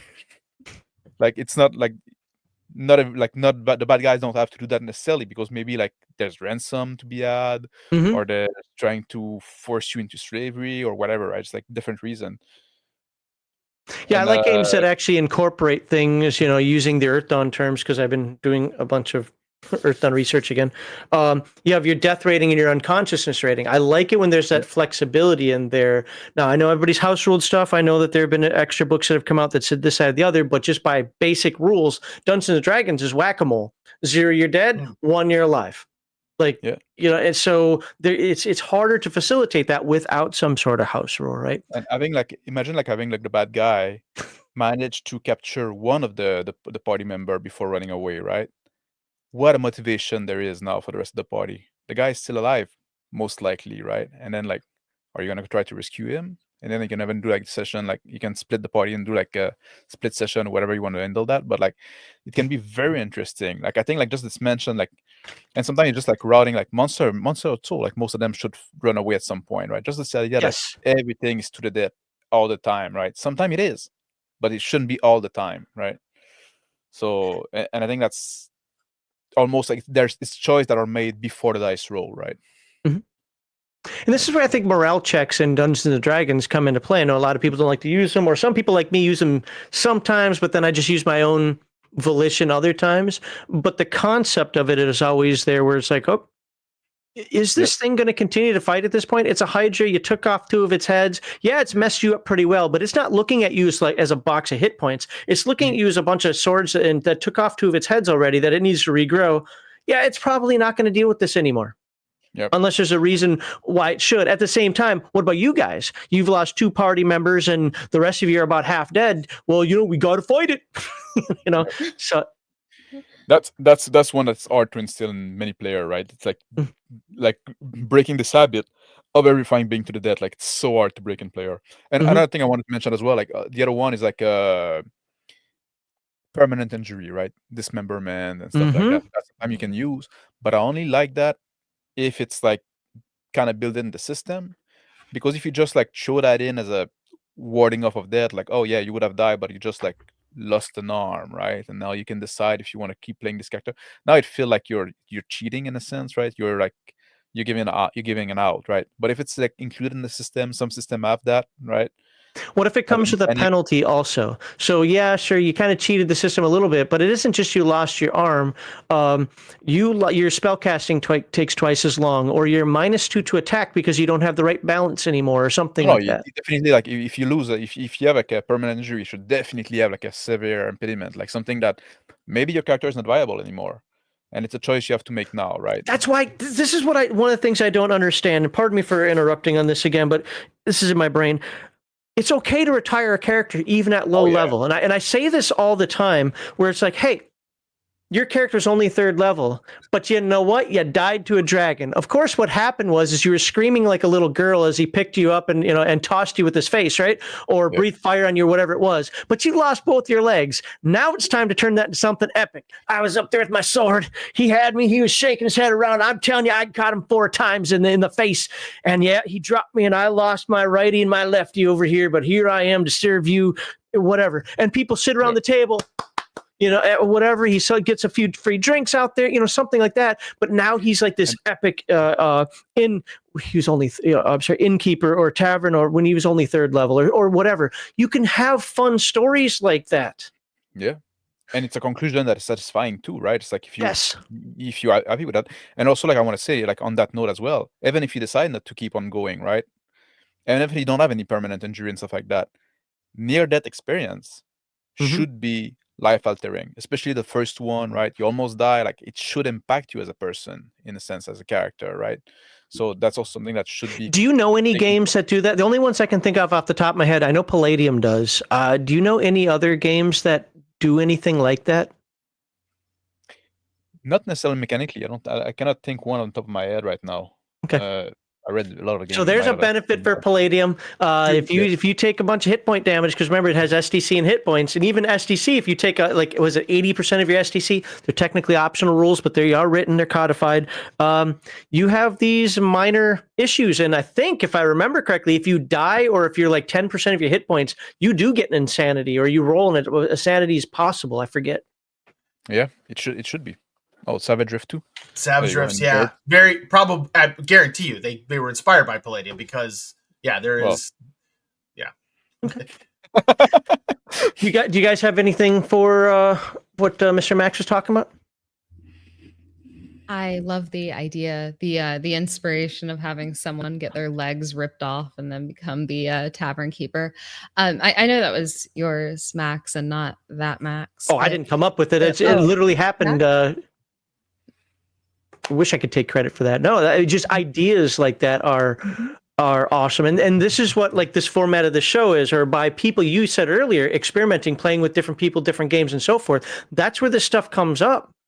The people who play with the same folks all the time, the people who, I've had the same group for 42 years. I'm not saying they can't, they do, but it's harder because they're kind of exposed to the same stuff. You might look at something like, man, Grizzly Beardo's idea was really dumb. And then you know what? A year or two later, you're like, oh, I'm going to do this. They think. I like it because it keeps the world moving. It's okay, I have to retire my character and make a new one, but like I bet the player and the people who were adventuring with the player get like really giddy when that tavern keeper comes up and starts talking about how his legs were ripped off by a dragon. They played into it. That was the fun thing. Yeah. I bet that was really fun. Yeah. You would think sorry. It adds flavor to the world. It keeps the world moving.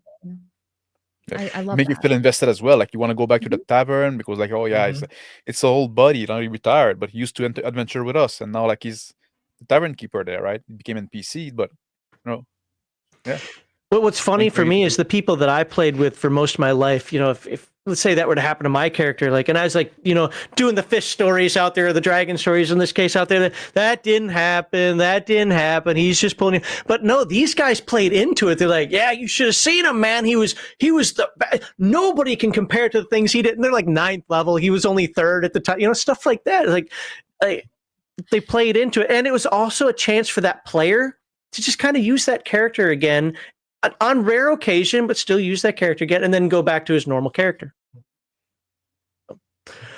Let's see, what else do I have? You guys did a really, really good job of hitting almost all of the follow-up questions that I had just based on your commentary. But here's one that I want to kind of get out there again on a little more serious note here, and this is for all of you. So whoever wants to start can start. What are the benefits and the drawbacks of avoiding permanent character death?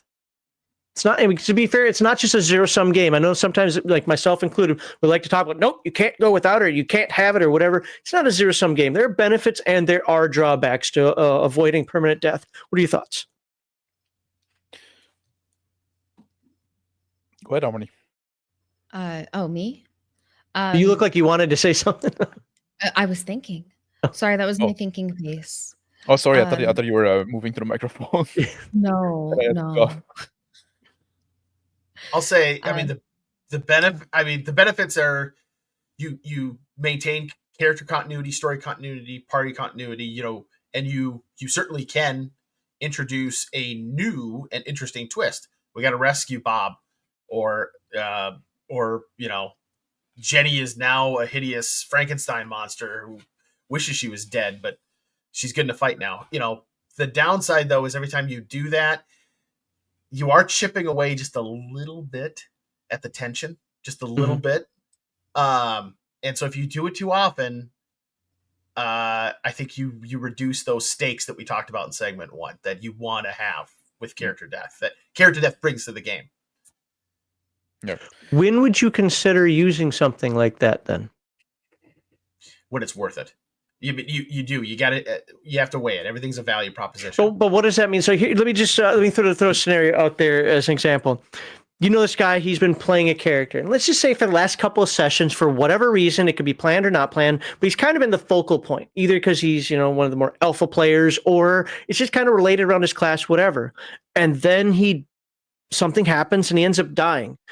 And the game, I'm not saying you, but I'm saying the game master says, nope, can't have that happen at this point. It screws up too many things. Or, man, he's been playing so awesomely, I'd hate to see this character go away.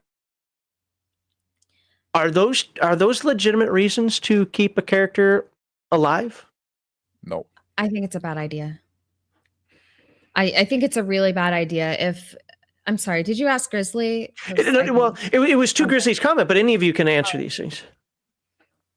If you do it for one character, okay. So let's say I'm a player in a campaign, and the DM like is intervening to help save another character, and then my character dies to dragonfire, and the DM did nothing. Like, why?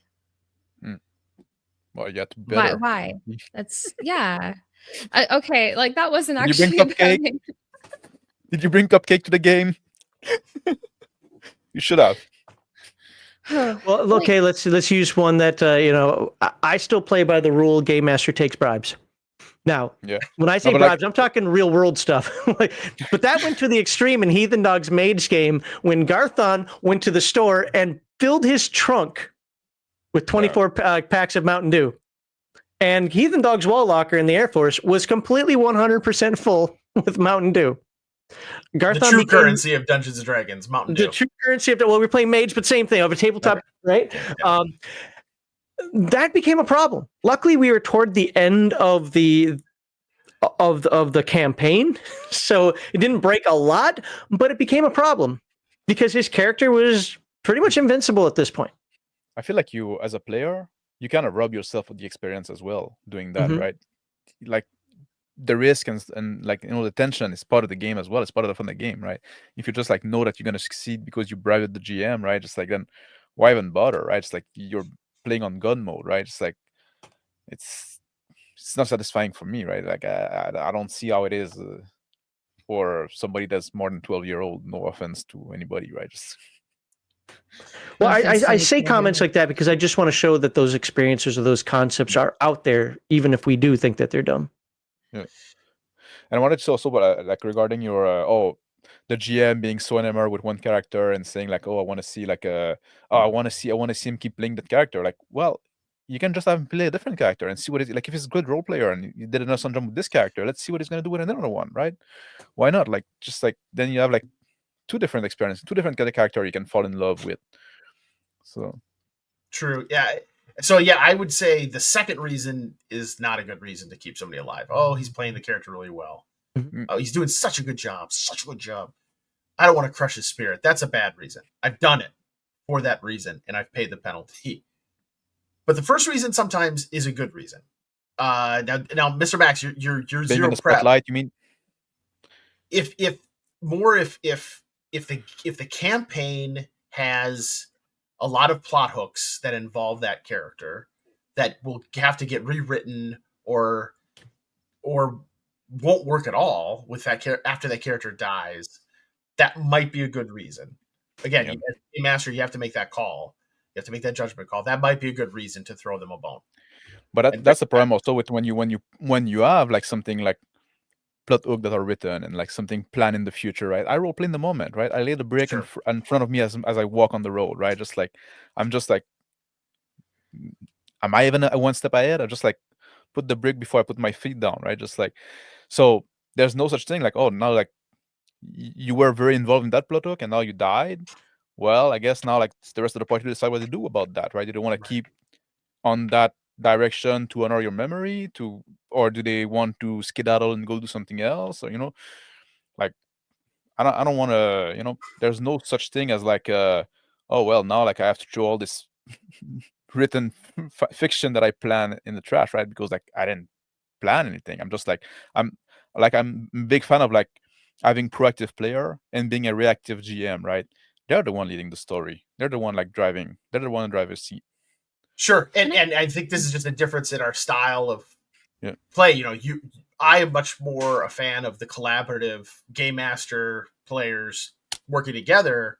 And so the game master has to keep some of that going behind the screen to keep the game interesting and new for the players. And that gets a lot harder if, you're, I imagine, Max, that would get really hard for Bear if your character died. Don't He'd say recover. that. Now he's going I'm to sorry, do I'm it just to putting that prove a out there. point. Bear, if But you're watching, go away. As an example, that's a kind of an example. Like, oh shit, now I got to rethink all of this. Who's going to be my new King Arthur? Or so he might be inclined in certain scenarios. But like, that's such an interesting story, right? Like you have this King Oh, Arthur sure. kind of scenario, and then like the guy that was planned to become King Arthur just died, and then like now how did the world react to that? How did the other party like, oh, I guess he wasn't the guy, right? That's such an interesting story, such a plot twist, right? Just like that, I want to embrace that. Like when It's The the Rock difference died in between that Doom emergent and movie. planned. Yeah, it's Oh, the difference right. between emergent and planned storytelling. And if you guys Boom. don't mind, I'm going to talk about video games real quick on a TTRPG stream. I know it's a sin to do Go so. ahead. But one of my favorite video games of all time is Fallout New Vegas. And Mhm. something really cool about this game that a lot of other games have done is you can kill any NPC in that game and the story will adapt. There is no NPC that is unkillable. Even the good guys, even the guys that are helping you through the tutorials, you can kill anybody you want and the game will adapt. And these guys programmed this game before any player input. Like they programmed this game for all the contingencies. And if they can do that like ahead of time, not knowing what the player is going to do, then I promise you, as a DM, you can refit the plots around a character death. It's not even that difficult, and the story that comes out of that will be an interesting story because the players had something to do with it. Sure. Absolutely. I agree. And then another interesting story might be he died and then he was brought back as some hideous mutant freak through science gone wrong. Yep. I mean, use the Rick and Morty thing. You had a bird person, right? If you guys watch Rick and Morty, became Phoenix person, and then became mentally nuts as it went along. I mean, again, I know not everybody here watches that, but I mean, just conceptually, they cybered him out. Somehow got him to, I think he was like an undead cyborg, but then Rick goes back, gets into his brain before he just totally just shuts his brain down, and kind of brings him back, so to speak. But was he himself in the middle of that? That's the interesting part. Like, I'm talking in a tabletop RPG sense. Was Phoenix person himself, or was he just dead and kind of mind controlled, for the lack of a better term? That could be something fun. I'm not saying it necessarily is, but it could be something fun for a group. And it can be like interesting, like question to explore, right, in the game setting. Like, I love those kind of like game as well. But like, I feel like they need to be like set up in the game, right? They need to be deserved. You cannot just like pull them out of a hat, right? Like, because like, oh no, it's convenient, right? There need to be like some foreshadowing, otherwise it's gonna feel cheap. You need to feel like earned, right? That's what I would say about that. Absolutely. Yeah.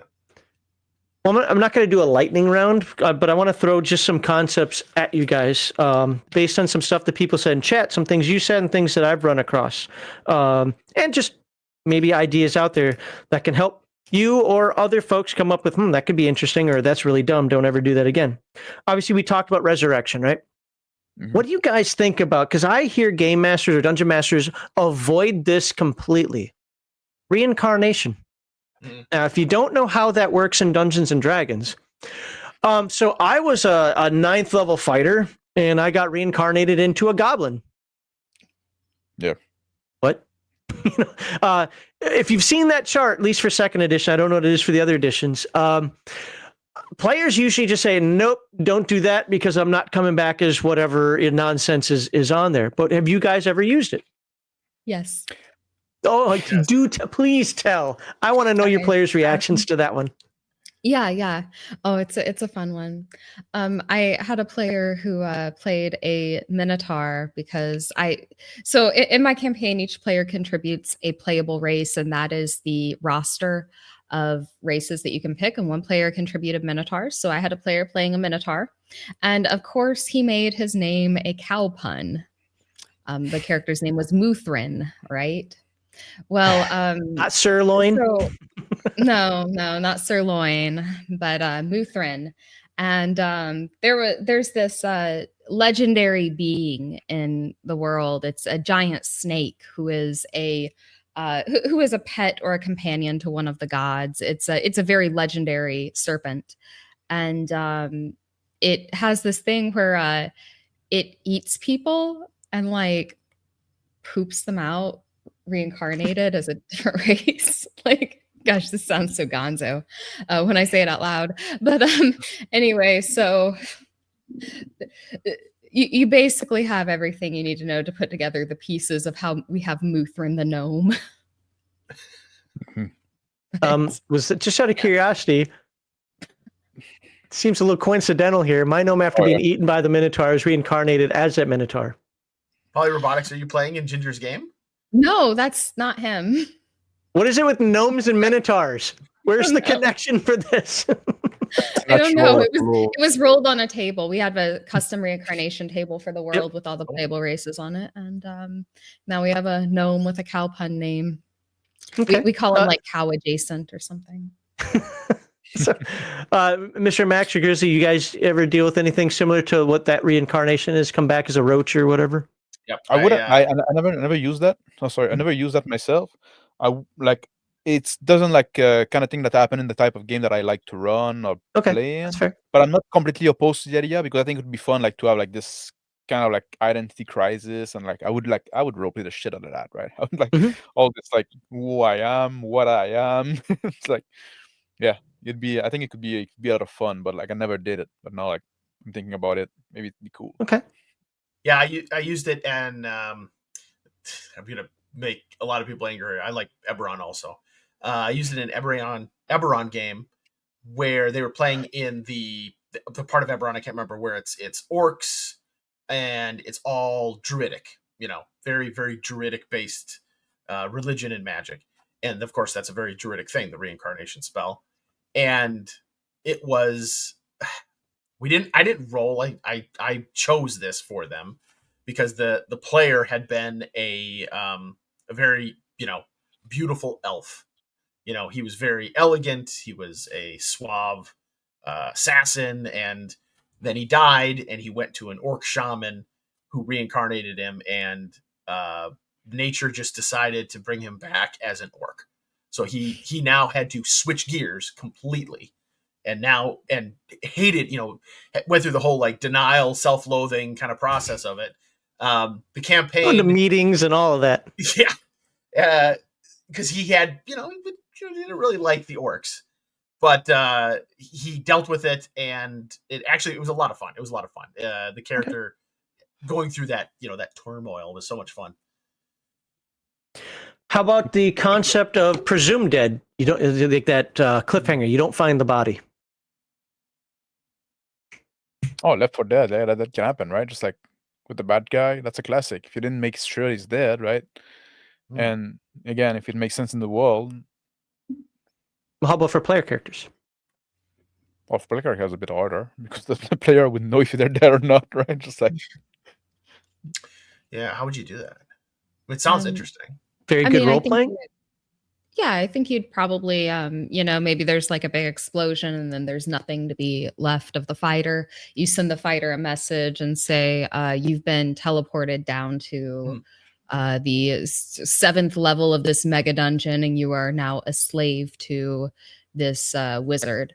I guess would be probably what I do is tell it to the player privately and roll a new character.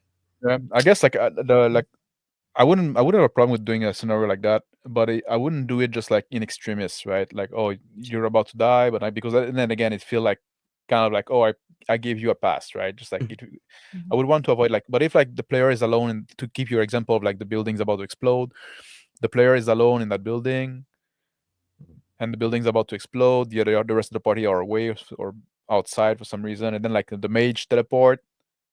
And they have a little like exchange, and then they bring the guy with him, right? It's not like, oh, not the explosion, but now you wake up there, right? So it feel like, oh, you've been saved by this entity that wants something from you, probably, but like, and then the rest of the party don't know, right? Don't necessarily know, so they can think that you're dead and stuff like that, and you can have like this emotion, and then have your cake and eat it too, I guess.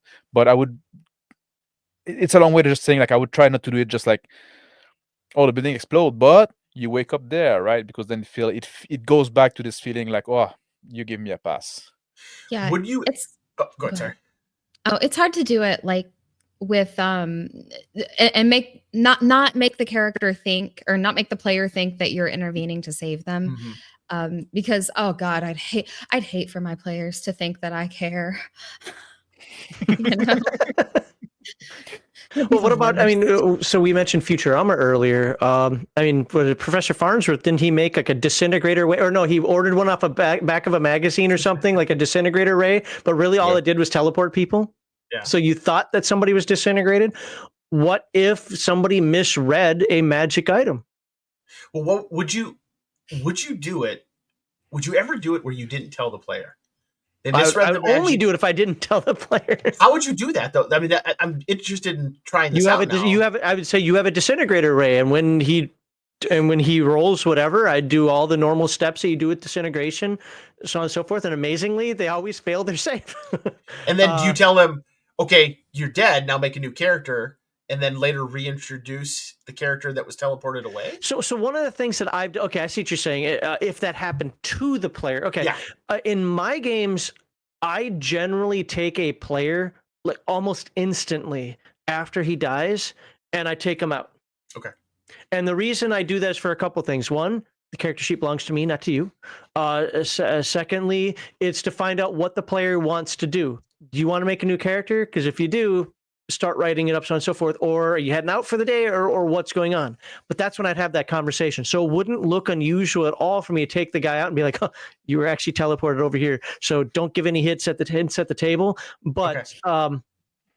If they figure it out, they figure it out. If not, well, you'll have to make your way back somehow. That's a good way to do it, I think. just have a private talk with a player whenever they die. That way, if something happens where they're not actually dead, no one will catch on. I like that method. Also, because the player's out of the fight anyway, I can be like, hey, we're going to get through the next couple rounds of combat, whatever, or whatever it is that we're doing, and then I'll come back and talk to you. Because, I mean, if you're teleported 10 miles away, you're not getting back into the fight anyway. You're effectively dead, right, as far as that goes. So it was easy. It was always easy to work in. But I mean, personally, I didn't do that. I got the idea from Futurama. So, but it's, you know, it's something like that could be implemented. But I agree with Mr. Max. So it needs to make sense. You can't just be, oh crap, that really was a wand of disintegration. Now I want to change it. No. I like to have magic items be interesting in my worlds. So something like that would fit into one of my worlds. And no, I wouldn't tell you about it. That could be a very interesting scenario. Yeah. Like I mean, I love this idea of like you think it's disintegration, but it's teleportation. Imagine if like it's the weapon of one of the player, the bad guy take the weapon from the player and use it on him, and now you end up in this room with all the people that he thought he disintegrated, right? That'd be awesome. That'd be fun. It's like a little party. Hey, like, welcome. Well, Batman ending up in Arkham and not, you know. Yep. We're kind of out of time here, but I want to go through a couple of these. You guys mentioned nanotech, so you know, if you want to bring it, you can. What about this? You meet God essentially, and he's like, "I can put you back, but you're about to do something for me." I think Harmony brought something like up very similar, but it's an epic quest. You are no longer on your own journey. You will do. It's like a geese, or a quest spell. You will do this, or your soul is mine. Or let's flip the script. God isn't going to let you live, but I will. You know, and now make that choice. Yep, that's the way I handled resurrection. Divine resurrection is not the second, but the first. This is now whoever it is. The deity is now, they own a piece of you. It's like making a deal with the mafia. You are now forever in their debt, and I enforce it. I don't think I've ever used the geese spell to do it, but if they stray from the path, then there's a whole new bunch of consequences. Okay. I have never done this. Like I said earlier, I give my players the chance to resurrect each other, and also, like I said, if you're in my game and you're controlling a god, you may have the chance to resurrect a character belonging to a player that you have never met. So you can definitely do things with that, and of course, they're on the same Discord. They can message each other. They do have a line of communication, but you definitely gave me a new idea here on how to involve the more evil gods in this. So I appreciate that, because I feel very inspired from your last statement. The struggle with that though is the player who role plays out of it. Nope, I would never ever do this. Which is, it's a legit way. Don't get me wrong, and you just can't. Nope, my character just wouldn't do it. My character wouldn't do it. Nope, my character would never do that. That's where the struggle comes in. The thing is, you can't say that the player is playing improperly, especially if the player played that way, or played the character that way during the game. However, if the character didn't play that way during the game, I would probably have them make a saving throw or a wisdom check or something similar like that. It's like, you might think that the character didn't, but I remember when you gave in here, and I remember when you remember when you're a little morally gray over here. Let's have you roll. One caveat to that would be, if he really just does not want to play that character anymore, I'm not going to make him. Yeah. I think if an evil god were to resurrect them like that, there would be some sort of deal beforehand. I don't think I would have, like, I would allow an evil god to, or a devil or something, to resurrect a player character and have them in debt, especially if the player was like a lawful good character and they're just not going to give in to that. I think there would be a deal beforehand, like, you know, sign your name on the dotted line if you sign your name. Crossroad demon kind of thing. That was my warlock when I played 5e, and I played a warlock. That was the deal with my warlock. The typical, the family's in trouble. My brother was going to die in a fire, and I said, I'll do anything right now to save my brother. And time stopped, and the game master said, anything? And my character wasn't lawful good. He was neutral good. And he's like, yes, anything, whatever. Okay, but I'll be back for you. And so I ended up becoming a warlock, and my character's actual internal personal quest was to end this. And it was fun. We didn't get to play long, unfortunately, but it was fun to play because I respected the game, even though I don't really respect 5e, but I respected the game master's game. So I played the characters, and I've got to do these things. He's asking me to do something that's not exactly what I want to do, but if I don't do it, worse things happen. So, I thought it was a good dichotomy. All right, I'm going to do one more. I'll save the last one for the end of the stream. Intelligent undead. Like, whether it's like, okay, you become a vampire or a mummy or something like that. Forget that. No, screw that. A ghost. You're basically haunting the group. You're tied to them because you've been with them for so long. I mean, there's so many different ways you could go with that could be interesting. What are your thoughts? In a Ravenloft campaign, one of the players' paladins died heroically. I pulled him aside and said, okay, here's the deal. Here's a custom undead template that I've made up, a type of undead for you. I'm not going to tell you what the cost is, but there's a cost, and it's you can come back. You can claw yourself out of the shallow grave that the rest of the party buried you in, crow style. Brandon, but the only word is brains. Right? Yeah. But there's a cost. And God, the story would be so much better if I could remember what the cost was. But it was a lot of fun. It was a lot of fun. And it was the sword of Damocles over his head for like 7 sessions. I didn't even tell him.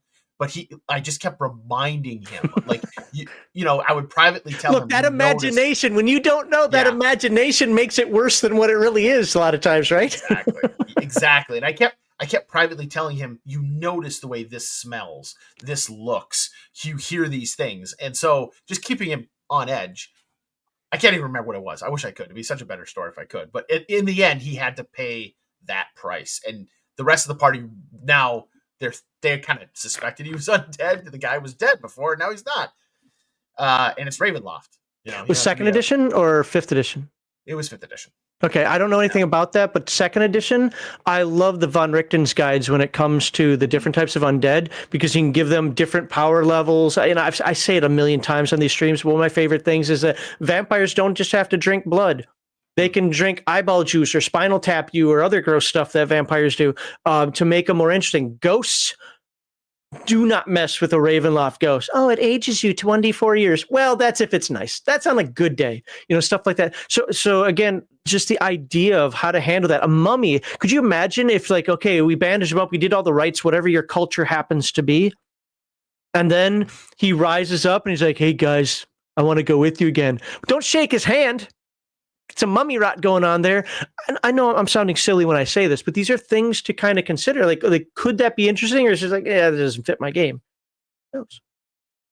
I think the Ravenloft books from 1E and 2E are amazing. Those are some of my favorite early books, just because of the consequences for certain types of magic they have in them. Now, I don't remember if they have undead resurrection in them. I don't recall that, but I mean, I think there's some good template or inspiration that you can take from those for undead resurrection. I've brought a character back as a revenant before, who was killed in the midst of trying to finish some important business and died with a powerful grudge. I think it's valid, though. If you resurrect a character that way, I certainly think that they lose a good portion of themselves, and they would exist with, I mean, depending on the undead, like I believe ghosts might be bound to a certain area or bound to haunt certain people. What if they're there? Yeah, bound to the party. If they're bound to the party, I mean, well, so in my game, that would still be a problem, just because characters move around, and you might have a party one week that has 3/5 of the party last week.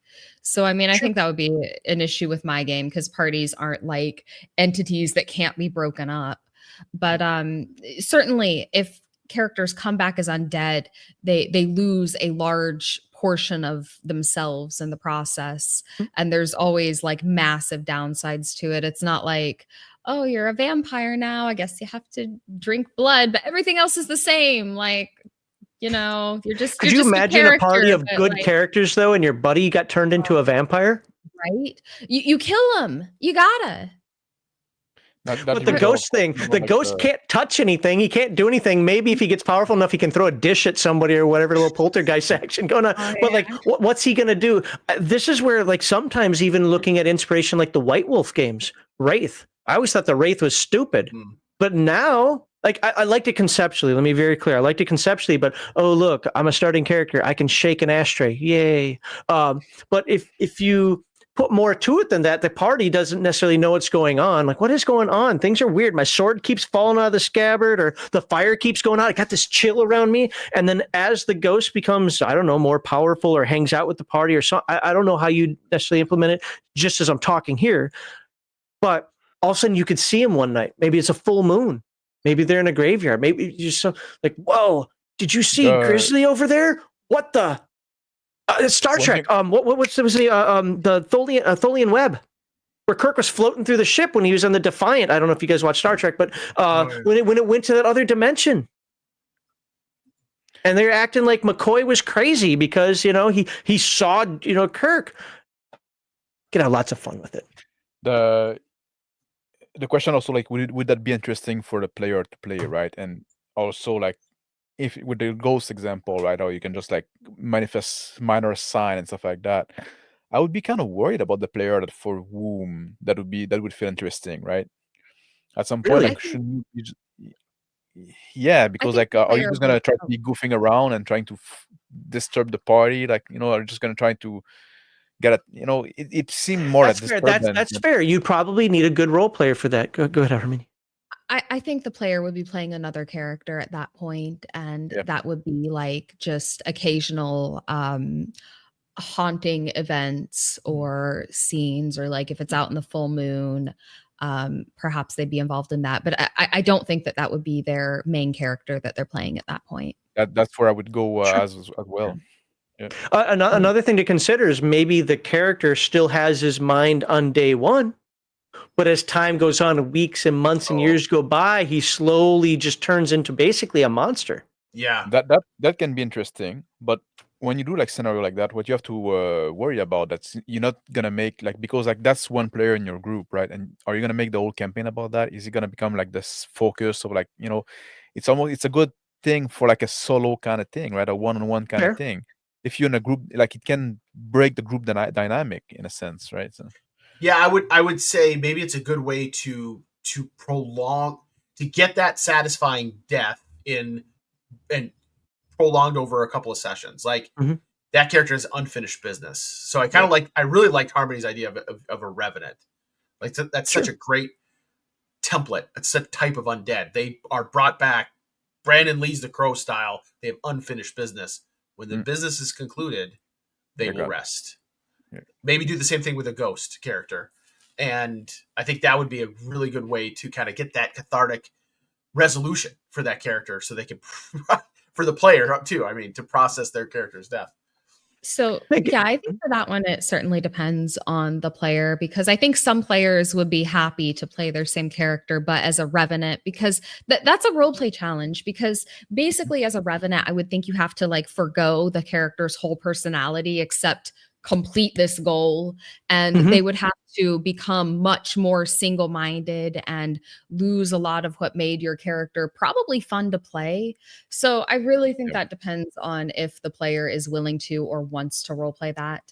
If they don't, I probably wouldn't do it, Because if you turn like into like some kind of mindless character, right, or like or you're so like one track focused that you're basically mindless, right? That's not a fun, like, role-playing games about making choices, right? And at some point, if all those choices are like kind of like obvious and like, because you're like you're one track mind kind of character, right? Then it's not so fun anymore, right? You're just gonna be there rolling dice. And I think it's fun for some players, but not others. Because I can definitely think of ways to make it interesting, but I don't think it's everybody's cup of tea. Yeah, I would put like just like it's just a caution I would put on there, right? That's what I was saying. You need to check with the player. Certainly. Okay. I think that I got a couple more, but we don't have time for that right now. But I thought that was a really good discussion. Again, this is all food for thought for folks out there. I'm not saying that y'all got to do the ghost idea. I don't even know if I like the idea, but it's just something to put out there for folks to consider. The next, anything that you guys want to finish up with in terms of segment 2 of talking about alternatives to character? I was going to say player death, character death before we move on to the next segment. Are we good? No, we're good. I think Yeah. The next segment is going to be on death and the game world. What do deaths have impact? PC, NPC, whatever. What kind of impact can or should they or do they even have on the game world? So we'll talk about that in a moment. Let's knock out some super chats here for just a moment here. I just want to remind folks, if we make $100 during the stream, there will be a $100 giveaway after the video portion of the stream, after segment 4. So during segment 5 or the rando portion, whatever you want to call it. But we got 119 people watching tonight. Really appreciate you all being here. Thank you. Please be sure to subscribe, follow, share, whatever these guys have got going on in the description, and of course here as well. And hopefully you come back next week for our topic then. Still got 2 segments to go today. So let's read some of this chat. Big Bad RPG says, I charge my players $10 to resurrect the character. Yeah, I'm taking. Doc Flamingo says, playing the game where the GM would, in lieu of death, character could roll on a very nasty maiming table. Death was often the better option. And thank you for the $5. Appreciate that. Grizzly Beardo Grizzly Beardo. You're on the show. What are you doing? Over on the Rumble side, so I can't put it up on the stream, unfortunately. Just that's the way Rumble works. He says for the rigged fun and donates $20. So thank you very much. So that gets us even closer to the giveaway. Joe says, has anyone ever role played kicking somebody in the balls as a stun tactic? Yeah, indeed. Didn't come up in your Palladium hand-to-hand combat deep dive, Max, but maybe it should have. Yeah, maybe it should. Fair enough. I didn't see that rule in there. We're doing by the book. In D&D, I just make it a saving throw. A petrification, paralyzation. Petrification polymorph saving throw. For the kick in the ball? For a kick in the balls, yeah. Oh, wow. I see I missed the most high level discussion questions. You did. Oh, you're a gun, so it fell down quite quickly. Yeah, thanks for coming back and classing it up a little bit here. Peter says he wasn't tall enough to be the king. I think that was about the gnome thing. Engine Joe gets controversial here, which says, this is why I never bring my characters if he keeps the sheet. Well, you just wouldn't be in my game then, because there are other things I do with players' character sheets. So, and it's known right from the get-go that the character sheet belongs to me. Now, I can't stop you from making a copy of it, but I will keep your character sheet. And I've had one person get all snooty about it, so I literally ripped it up in front of them. But I shouldn't have to come to that. Just make a copy of it. but the character belongs to me in my game. That's known up front. If you're not okay with that, you just won't sit at my table, and that's fine. Plenty of tables out there that either you can join or run. Get that on there. Agile Monk says, I love the line, I don't want my players to think I care. That was you, Harmony. So Padar says, it was from Bear's session where the new character said upon meeting your character, I thought you'd be that's right. Then the last session when the characters went up to me, so I'm supposed to be the High King. Like, I thought you'd be taller. Oh, emasculated in game. So I thought last session for my character, I played it a lot better than the one before then. So I was happy with last session. Paladin, as a paladin should say, Vamp's gotta die. Got it. No lies detected. Right. And Doc Flamingo now says, great, now I have to fit a nutshot entry into my already crowded hand-to-hand section without wrecking the table of contents. Well, it's a called shot, -4.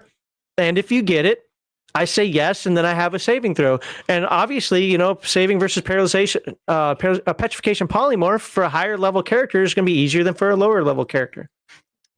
I think a higher level character would be ready for a dirty trick like that more so than a lower level character. That's my mentality on it. But hey, you run it, how it works for you in your game.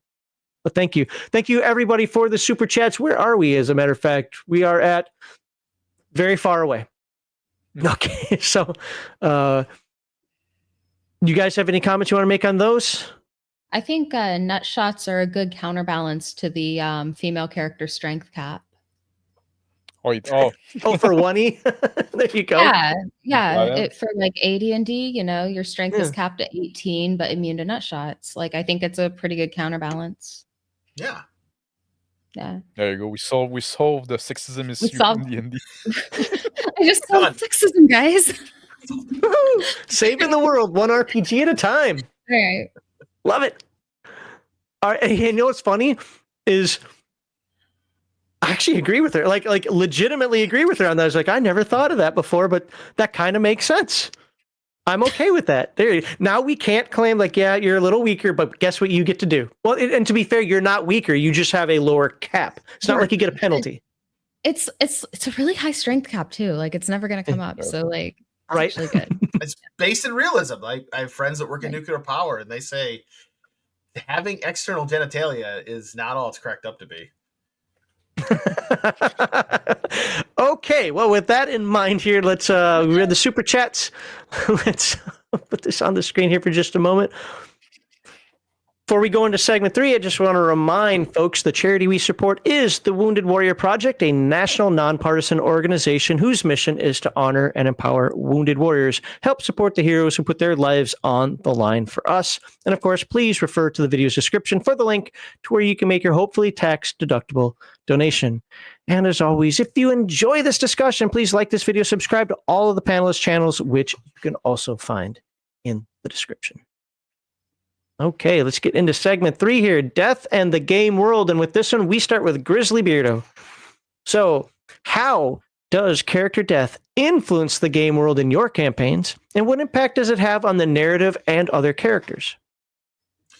So the death is only the beginning. So I What kind of game are you running? That sounds awesome. the cheesiest ones I can think of, but I not quite to the same degree where you say, okay, your character sheet belongs to me, but I am a firm believer that when your character dies, that character is mine. I can do with them whatever I want. I had a homebrew fantasy campaign that I ran for a couple of years where one of my players is just notorious for always wanting to try a new character. Always want to try a new character.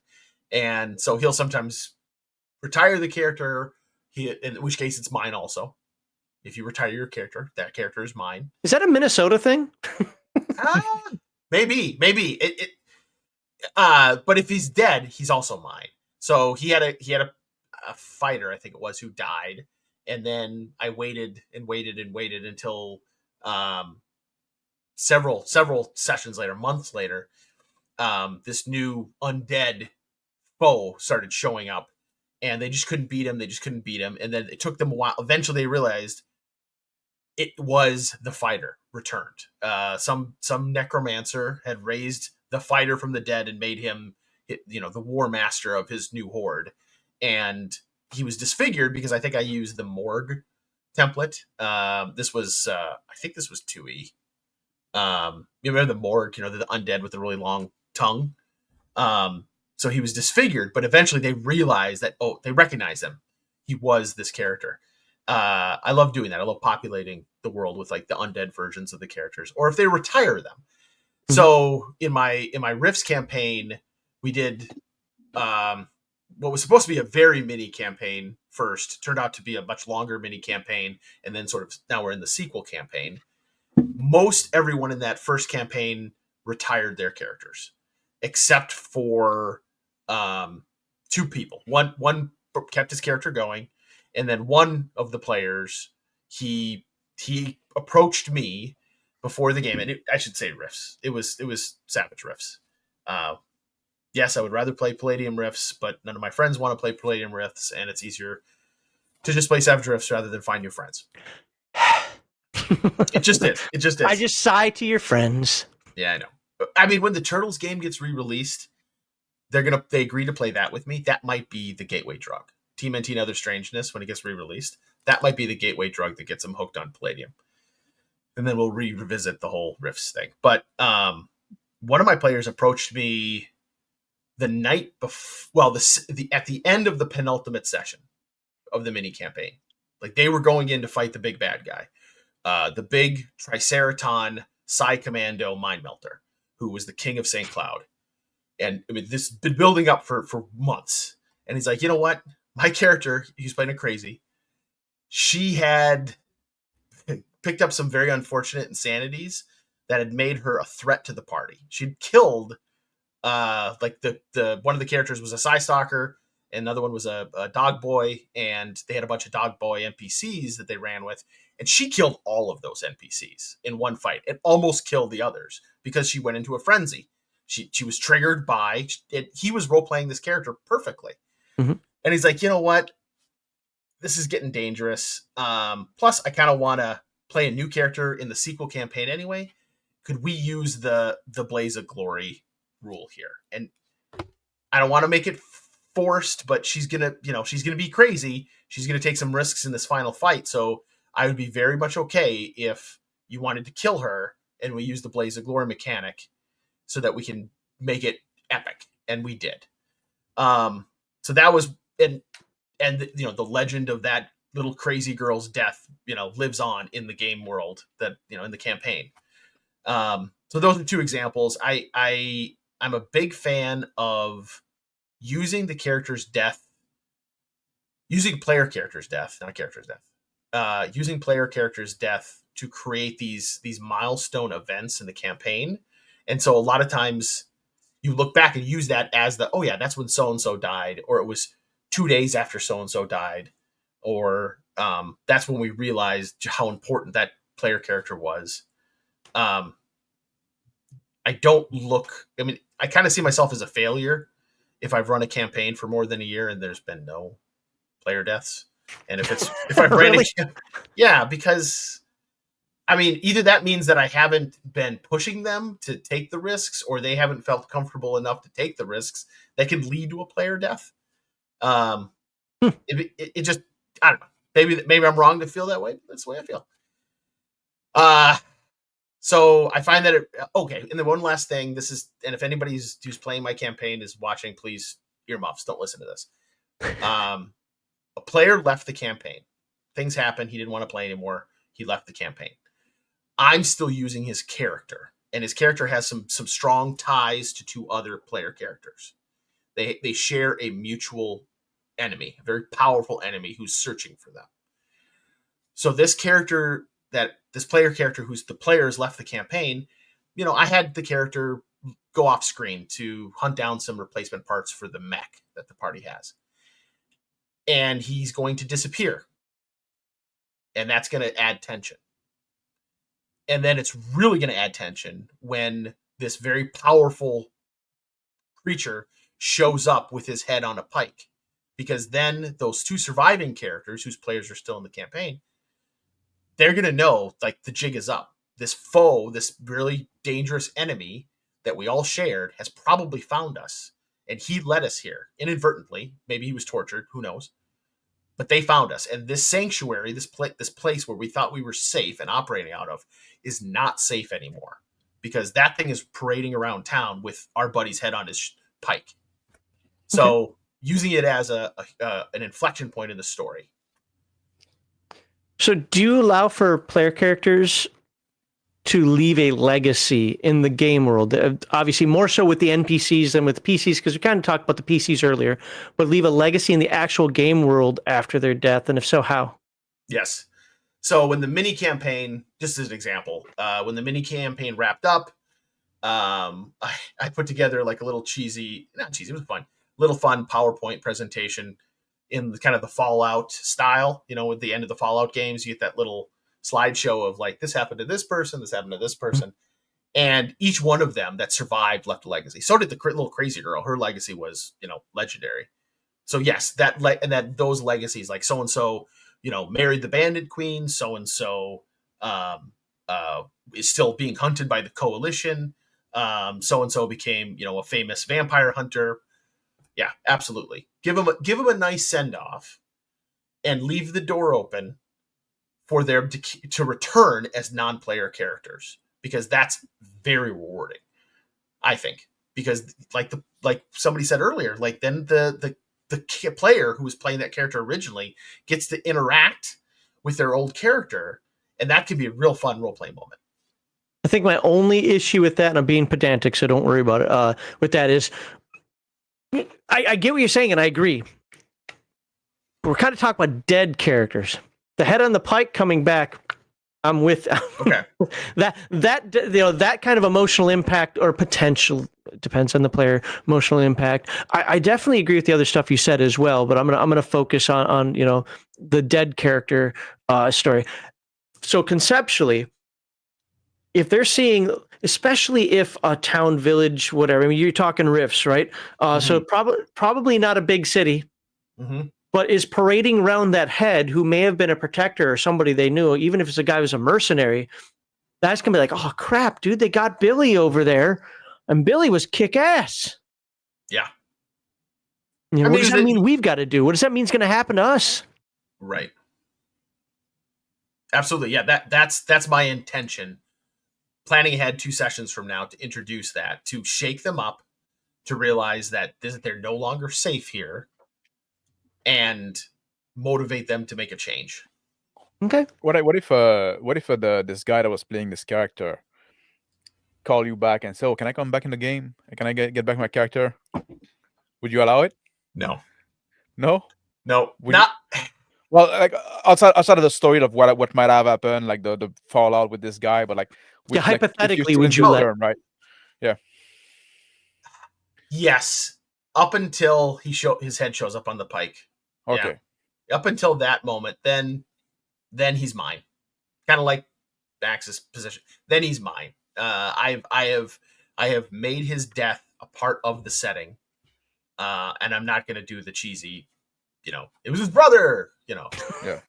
God, please don't do that. But even though you have that plan, yeah, I would change my plan. You would change your plan. Yes. You wouldn't just say like, well, you can come back, but make a new character because I have planned for this guy, right? So okay. I would. Yeah, and I would want him to. Yes, I would. That would make me very happy. I would be very happy to change my plan. Yes. Okay. Harmony, you got anything, or do you want me to ask Mr. Max?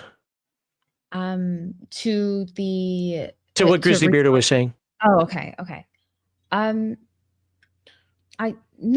think I'm basically on board with what he said. I mean, the way I run's a little bit different, but I don't see anything wrong with anything he said. Okay, no problem. I just want to make sure you have the opportunity to say something. No, thank you. Mr. Max, I'm going to ask you the main question now, which is how does character death influence the game world in your campaigns, and what impact does it have on the narrative and other characters? By the way, when I say narrative here, for the people who really hate the idea of story gaming, we're talking the campaign world, the game world, whatever. It's just, I have to pick a word. Yeah.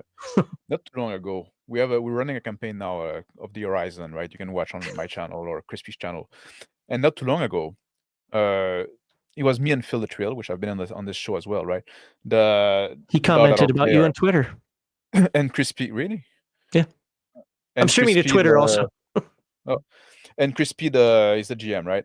And Phil's character died in a very dramatic moment, like in a very something happened and he just died. And what I liked, I really liked that Crispy let me, and I'm one that like having a slower paced game more than most. It might be a cultural issue because I'm kind of French, right? So we like slower French media. We're not holding that against you, though. You've watched French movie, right? Not much happening, but I enjoy a slower paced game, right? Where you can just really let it take time to breathe in the moment and let the emotion go and stuff like that. And I like that Crispy let me do that because it's this buddy that I have been friend with, long life friend, right, with my character, right, Phil's character. And there's basically a session where we could just take the time to get the corpse back, and then just the emotional dealing with that. And then now what my character is doing is trying to go back to his own world to bring back the corpse because Phil's character had a family too, which and now and there's thing happening that always get in my way and stuff like that because some people may be after me for some reason. But anyway, so that's kind of my immediate goal now, right? Or what I want to do. I get distracted because of things happening, but I'm heading towards. So that's a character death that had a huge impact narratively because now and I pick up like some other character along the way that, well, I'm heading this way, and then like, so it works, right? But it's yeah, it's an interesting like dynamic Mm. for the narrative and for the world thing. We talked a lot about like in the previous segment about like resurrection and making deal with and supernatural entity and stuff like that. And I think that's also something that to consider. Like in my setting, usually I like to keep the supernatural thing flu, right? Mhm. Your character have beliefs, and they may believe that what they believe is true, but like it's the whole thing that when you have proof, there's no room for fate, right? And so I like to keep those things like ambiguous. When you start having like those deity like saying like proposing a deal that you can resurrect and stuff like that, you're kind of like setting those things in stone, right? So I'm not saying it's wrong per se, but I'm saying it is an impact that you have to consider, like how it will impact the rest of the world, right? I don't know if you Mhm. have like actual proof that those things are true, right? Or you went like you died and then you came back and like, oh, you saw what was beyond the veil, right? It's something that when you experience directly, right, that would have an impact on Do the you mind world. if I interject with a Kevin Simbita story? No, of course you can. He talked about some characters in a Palladium fantasy game. They had the opportunity to sell their souls, and nobody Mhm. apparently did it at first because they're like, "No, I'm not going to sell my soul." But finally, one of the characters did it, and they're like, "Hey, what's going on? You okay? You okay? Yeah, fine, man. Sold my soul. Got whatever they got from it, right?" And so they all ended up deciding to sell their souls to the devils and so forth. And apparently, one day they were walking through a graveyard, and Kevin was like, "Here are your new characters." I'm like, what are you talking about? Well, you were just empty husks. The spirits just found their way in there, and now you have new characters. Yeah, Huh. I see that's an interesting way to deal with it. I sped that story up for the purposes of discussion here, but conceptually, maybe it isn't such a good idea to sell you so beyond the obvious, the trickery of demons and yada yada. But just something like that, like, oh hey, I got a brand new body. That thing is not housing anything. I'll just slide right in there. But yeah, like there are consideration you should have when you start playing with those things. That's my answer. Okay. I yield my time. Yield your time. How do you use, because I know you kind of like heroic games, and I don't mean like heroic and power fantasy, I'm talking like, paladin, whatever.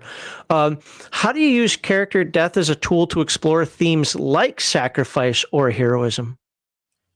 Yeah, I like heroic game in the sense that like what I like heroism, I like heroic character in the sense that, but the view I see it is like heroism is ordinary people doing extraordinary stuff, right? Like for me, like somebody that is extraordinary by nature, doing stuff that is mundane for him is not heroic.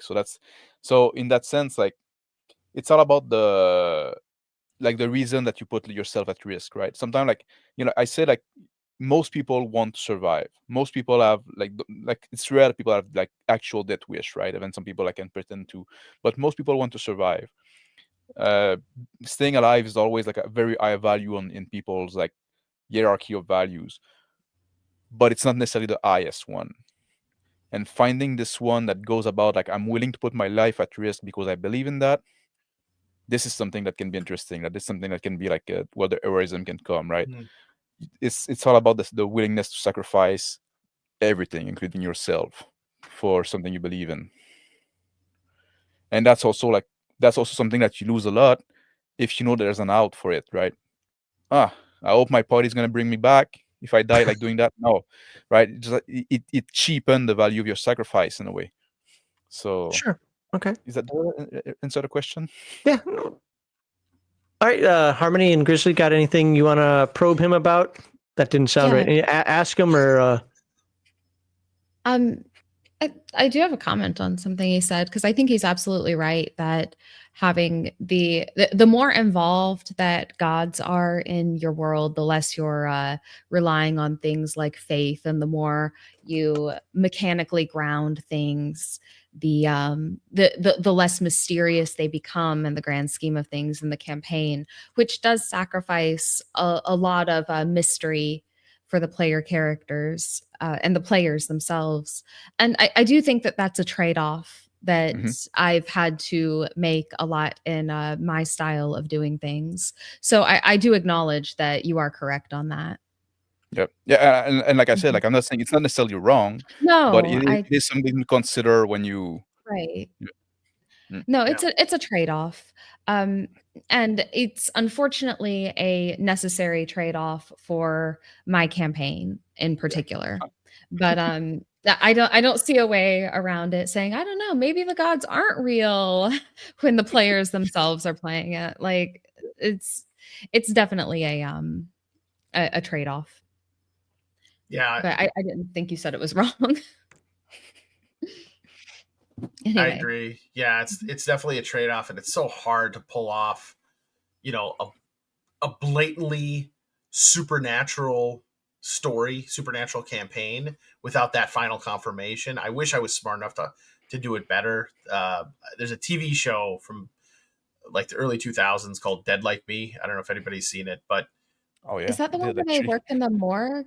Oh wait, no, that was the one where the girl died at the beginning. yes, Yeah, from a yeah. toilet Like seat I've from seen the like Mir space station. I don't watch Yes. TV. I've seen like 5 TV show, like, but that's what I saw. So it's So what is your like? What do you think of that? Like, I thought they handled it, in the not in an RPG, but in a sense of a TV series. They handled the ambiguity of it. Like, you never knew who was giving them the orders to go reap these souls. It was this Mhm. bureaucracy, this soul crushing bureaucracy of someone shows up, gives Yeah. the Rube character the orders, he puts them on post-it notes, and then you got to go and reap the souls. And they never answered anything. I wish that I was smart enough to do that kind of that level ambiguity well in a campaign that I ran. I think like the ambiguity is very very important, and sometimes it is hard to pull off because like it's so easy, just one slip and you blow your load, right? And you're like, and now like you set something in stone basically, right? And Yeah. it's hard. Sometimes you can like have like things that come back later that bring back some doubt, right? Or maybe there was something else, maybe like, but yeah. Yeah. It's not necessarily an easy thing to do, but it's also like depend on the concept of campaign and setting and wall that you want to do, right? It's something I think you should consider at the start of the game, and that can also evolve through the campaign. That can also something that can be interesting, right? But For sure. Yeah. I'm big about like what I talk a lot often about like a epistemology in RPG, right? Like your character know what they know because they lived in that world, not because the GM told the player, right? So they can be wrong too. Right. Yeah. The power of misinformation. Yep. Yeah, it's very fun to play with that too, to blatantly lie to the players in a system, particularly if it's in a game system where there is no sense and motive mechanic. Mhm. They'll just believe anything that any old NPC tells them. But if it's not realistic to the world, if it's not, if somebody tells it's a totally mundane world and someone tells them, oh, there are gods and there are demons and magic, then they're not going to believe it, even if it's true, even if because they think it's Some mundane. people will believe it and some people won't, right? Just Sure. like I'm a man of faith and some people are not, and we can all navigate the same world but have different conclusion. True. Well, it's funny you say that because in my games, the gods aren't people that walk around the earth. I don't do the whole Greek Roman thing where they kind of stomp around, and it's more I guess Judeo-Christian in the concept of entity out there sort of thing. Now the different entities have names, the different entities exist, and they at least in some regard exist because literally clerics have spells. Mm-hmm. But outside of that, some of the arguments can come into it, and I'm not trying to get into game philosophy or anything, but magic users cast spells and they know that they do it because they have ancient tomes and rituals and rites and so on and so forth. Clerics get it because they pray. Is that just another form of magic? Is there really a god out there? I mean, something has to be working. And so I leave some of that in there so it allows a character to be reasonably without religiously atheist, so to speak, and have a leg to stand on. And there's like this people like ground like in when D&D 5e say, oh, a paladin doesn't necessarily need to have a deity. He can just like he can get a spell from a strong belief in his cause, and people groan at that. But like I don't think it's completely trash as a concept that some people could believe that's actually what cleric does, right? Oh, just like they believe in it so much that it happens, right? But there's So no we're God, covering just like Rules Cyclopedia, and Rules Cyclopedia actually says that one of the things we joke about is that you could be a teamster. Like, I mean, if you really look at Jimmy Hoffa, is kind of the you could do this if you have a strong belief in something. Personally, I don't do that, and I don't like that, but I'm not saying it's wrong. So yes, you could do it. I do believe that a paladin does have to have a core belief, and in my worlds, they do have to have a religious belief of some sort. But like you were saying, sure, by the core rules of the game, a strong personal belief is something that's technically viable. Just to be clear, I'm not on board with the idea that a paladin could not have a strong, like a spiritual belief of some sort. But I'm on board with the concept that some people could say that the spiritual belief doesn't do nothing. What does something is just the I get you. or whatever. Just, you know what I mean? Yeah, I get you. I get you. People justify stuff, right? All right. Well, I don't think I've asked Harmony the question yet, and if I did, I forgot. So I'm going to ask you: how does character death influence the game world in your campaigns, and what impact does it have on the narrative and other characters? My campaign is a little bit different than other people's because we have a lot of DMs. I'm gonna pull the special snowflake card again. Right. Well, we have a lot of DMs, so I think we have maybe 6 DMs in my campaign. I think there are like 15 or 16 players, 6 DMs, and it meets several times a week in different parts of the world. Man, I wish you were on for that troop when we talked about troop play. You know, we'll do it again. We'll do it again. Yeah, maybe. So it's kind of up to a lot of people. Like sometimes I'm not in charge of if it comes back or not, or if a death affects the world. And I think that death should affect the world a lot of times, especially if it was like an accomplished hero. If an accomplished hero dies, then certainly there's going to be memorials. There will be there will be a festival at maybe not a festival, that might be the wrong word, but there will be a celebration in the city of everything that the character has accomplished. I come out with a weekly newspaper for my campaign detailing the big events in the world. It always has 3 articles, just 2 of them are usually big events in the world. One of them is like maybe a quest seed, but I'll write about it a lot of times if an accomplished hero has died in the campaign newspaper, but sometimes if they're like a brand new hero and they die, well, nobody's going to remember you. I mean, it doesn't always have to have a big impact. I think a lot of times it will. Sometimes sometimes the players might see the former adventurers head on a pike in the orc camp. The theme is coming up a lot today. Weird. I know. Well, I'm thinking of a specific scenario in my campaign where that happened. Or I mean, they might run into something to remember the player character by. But it doesn't always have a huge impact. Sometimes it does, sometimes it doesn't. I mean, really, it depends on who was DMing at the time. Oh, but yeah, I mean. All right. Well, I get to interrupt you now because Mondo Hand just gave a $49.99 super chat. So that interrupts things. Thank you very much, Mondo Hand, for that. And he says, kick dirt on them like young guns. So now I'm going to have Bon Jovi songs stuck in my head all night. Thank you very much.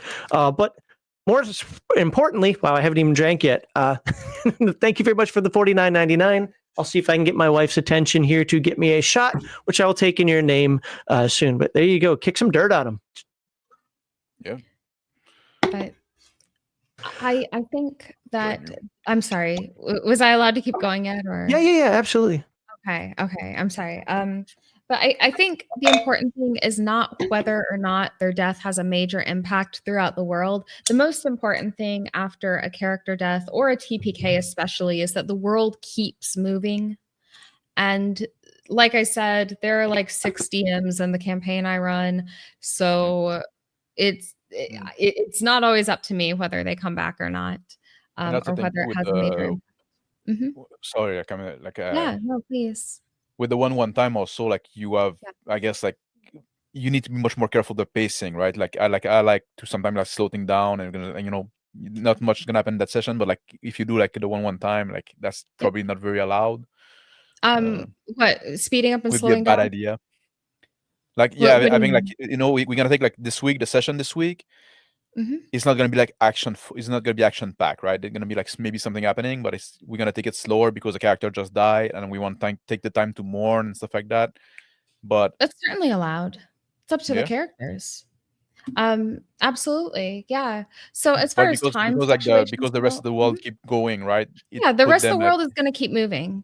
mm, However, if they want to take an easy session to plan a funeral or mourn or something, like they can do that if they want. Now they're probably not going to get the experience like they would adventuring, but the world will keep moving. They can do a downtime activity that week. It's not a big deal. In fact, some of them really like to be in town doing these downtime activities. So, and I won't get big into one-to-one time or how that affects the campaign, but the world does keep moving. Mhm. but that's the thing also, Mhm, because like we don't do like the in between session play, right? Like I don't mhm. like that personally, Okay. Yeah, because that's fine. I'm very busy guy, right? And I don't have time Sure. to educate everything. But Sure. like I'm very busy guy for a guy that doesn't have a job. But like I guess would the mourning and stuff like that and the ceremony, like would that be often time like delegated to those in between session kind of stuff? Right now they're gonna do action Um, stuff, the adventuring stuff, that's and up then to the like players. yeah. If they want to role play it out for the session, that's fine. If they want to do it in between sessions and say, this week we're planning and having a funeral for a character, that's fine too. That's up to the players, whichever they want to do. Or if they don't have a body and they just want to go back and grab another one, I'm sure they can find an adventurer at the bar with nothing to do that same Yeah. face as the guy they just lost, um but I leave a lot of that up to the players for sure.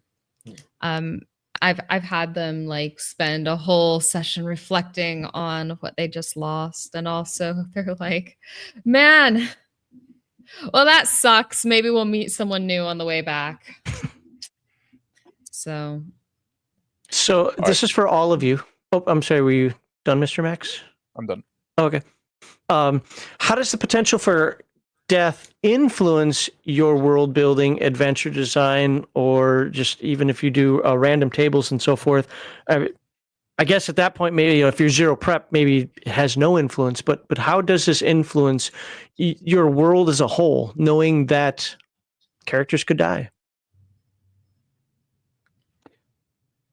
I know some game, for example, I know some game masters, especially ones who do prep, they build in like, okay, if characters die here, I know that they can get, they'll get new adventures over here, or let me have one person tied up in the dungeon so that if somebody dies, a new character could join the party, something like that. Just Um, weird things like that. Or is there a hub of adventures? You do some BattleTech stuff. You go to Mercenary Star, and I forget the name of the planet now. Somebody will put it in chat, I'm sure. And you can hire some mercs. Whatever it happens to be that you put into your world building. Or is there anything you put in your world building just knowing that characters could die? So I've run one-to-one time for a year. And so basically there is a 90+% chance that they're going to be headed back to town or in an inn or a town or somewhere safe. Pretty much every session. Not always. Like if we have to pause in a dungeon, we can, and then they can have downtime when they get out. It's not a big deal. But so normally I don't really need to have hostages in a dungeon that can come and jump in and be the new player character, because they're going to run out of resources pretty quickly a lot of times and then head back to town to rest. Now, if it's a mega dungeon and they wanna pause on the second floor of it and they're not out of resources and they want to just have extra downtime when they get back, yeah, we might come up with some reason for another guy to be there, but usually that's not an issue. In a game run in one-to-one, I wouldn't say. Okay. Yeah. I'm a big proponent of using mind maps to map out the connections between characters. I like to encourage, I mean, even before 5e made it a thing, I like to encourage those, okay, what's your relationship to 3 characters before we start in session 0 discussion?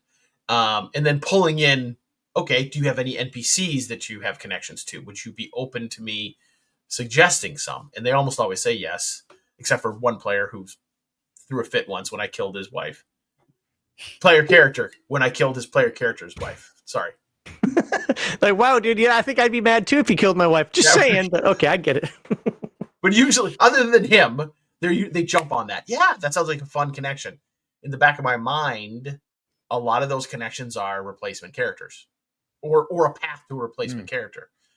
So if you know, I for years and years, I only did homebrew, and I would populate that mind map, whether it was with the player's input or not directly. I had that mind map on my OneNote document. I would populate it, just, you know, take 10 minutes on my lunch break and like add another NPC, and then do a dotted line to one of the player characters.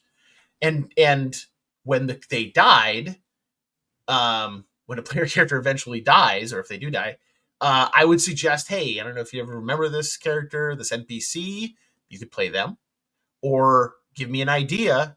It would easily fit with this other player character that maybe is off screen this whole time. Nobody's seen them. You define them 100%, but I've got this dotted line relationship to say, oh yeah, so-and-so had a brother, so-and-so had an employee, so-and-so had a favorite priest at the temple of, you know, blah, blah, blah. That's, you know, more difficult when I'm not doing, for some reason, it's more difficult for me in published campaign settings to do that. In published campaign settings, like with Rifts, I have to work a little harder, and I have to give them more like organizational ties. So everyone is tied to some sort of an organization, whether it's the Coalition or a mercenary group or the Federation of Magic or yada, yada, yada. And then maybe they can pull from that organization for their replacement, for their new character. Okay. All right. I think like one thing also with the way that death happen in the world and stuff like that, like, you know, if life is cheap, or if life is like, if people like have a good chance of surviving, and we have like a lot of things to bring you back, like cloning and stuff like that, that should also impact the people, like the attitude of people toward life as well, right? Just like that's something, you know, that's something that should be considered. Yeah, but I'm not my clone. Are you? That's an interesting question. Paranoia, I still play the characters like I don't want to die, even though I know I've got 6 clones. With that said, real quickly here, Mondohan, let me put this back up real quickly, because he did a $50 super chat. $49.99 is close enough. There we go. She didn't give me the bottle this time. It's the same thing I've been drinking like every time for a while. 100 proof Southern Comfort. This is to you. Thank you very much for the super chat. Cheers. There we go. All right. I didn't get it up my nose this time. And so, where's this? I'm going to put this up because it's related to a follow-up question that I wanted to ask. So he didn't even super chat it, and he's going to get it up right away. Can character death be planned in an adventure and actually be an arc for the players to find a way to revive him? My question was going to be very similar. Have you ever designed a campaign or adventure specifically around the theme of a character's death? I don't plan ahead that much, right? And like for me, like if a player want to have this plan for this character for themselves, right? That's up to him. It does like, don't tell me. You can try to figure out to have it happen. But also like the revive stuff, like that'd be kind of weird, but no, it's not something like because I don't plan. Yeah. All the Bon Jovi references in chat. Stop it. Go ahead, Harmony. I'm sorry. I don't plan adventures like that. I like to let the world evolve and emerge as we go. And sometimes like I'll plan things like I'll write dungeons, but I won't plan things like I'm not going to plan storylines. Okay. So if the players lose a character, and again, my players also have like patron play above the table as gods.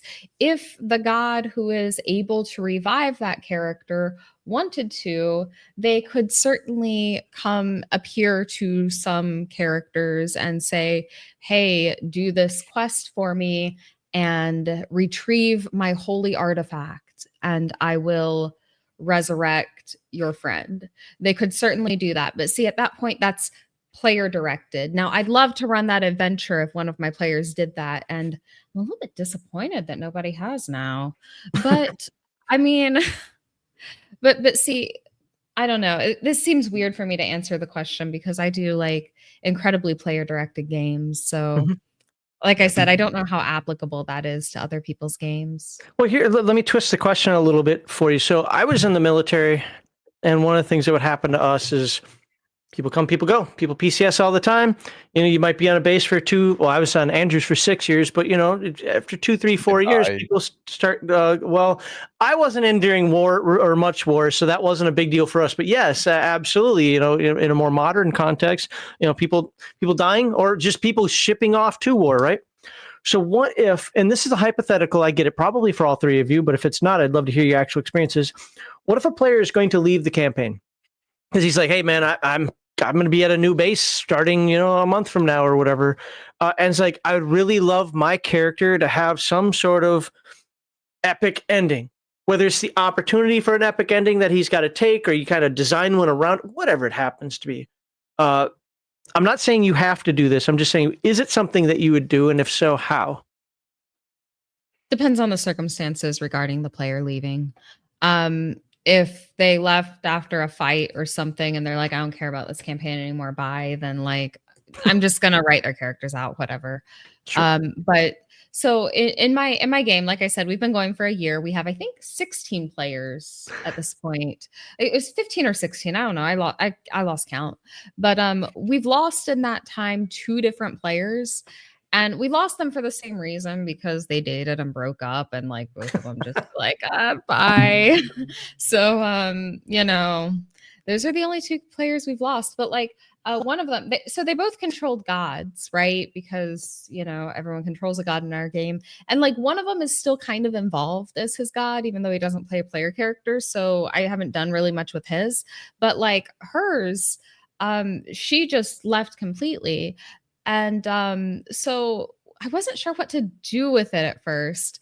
But what we ended up doing, and this is like on the god level, this isn't even on the player level, so I don't know if this answers the question, but what we did was, well, we had a couple new people join the campaign at the same time. So I was like, okay, she's not coming back. There's no way I'm ever going to see her again in this campaign. So let's explode her god and split it into 2 new gods. All right, easy.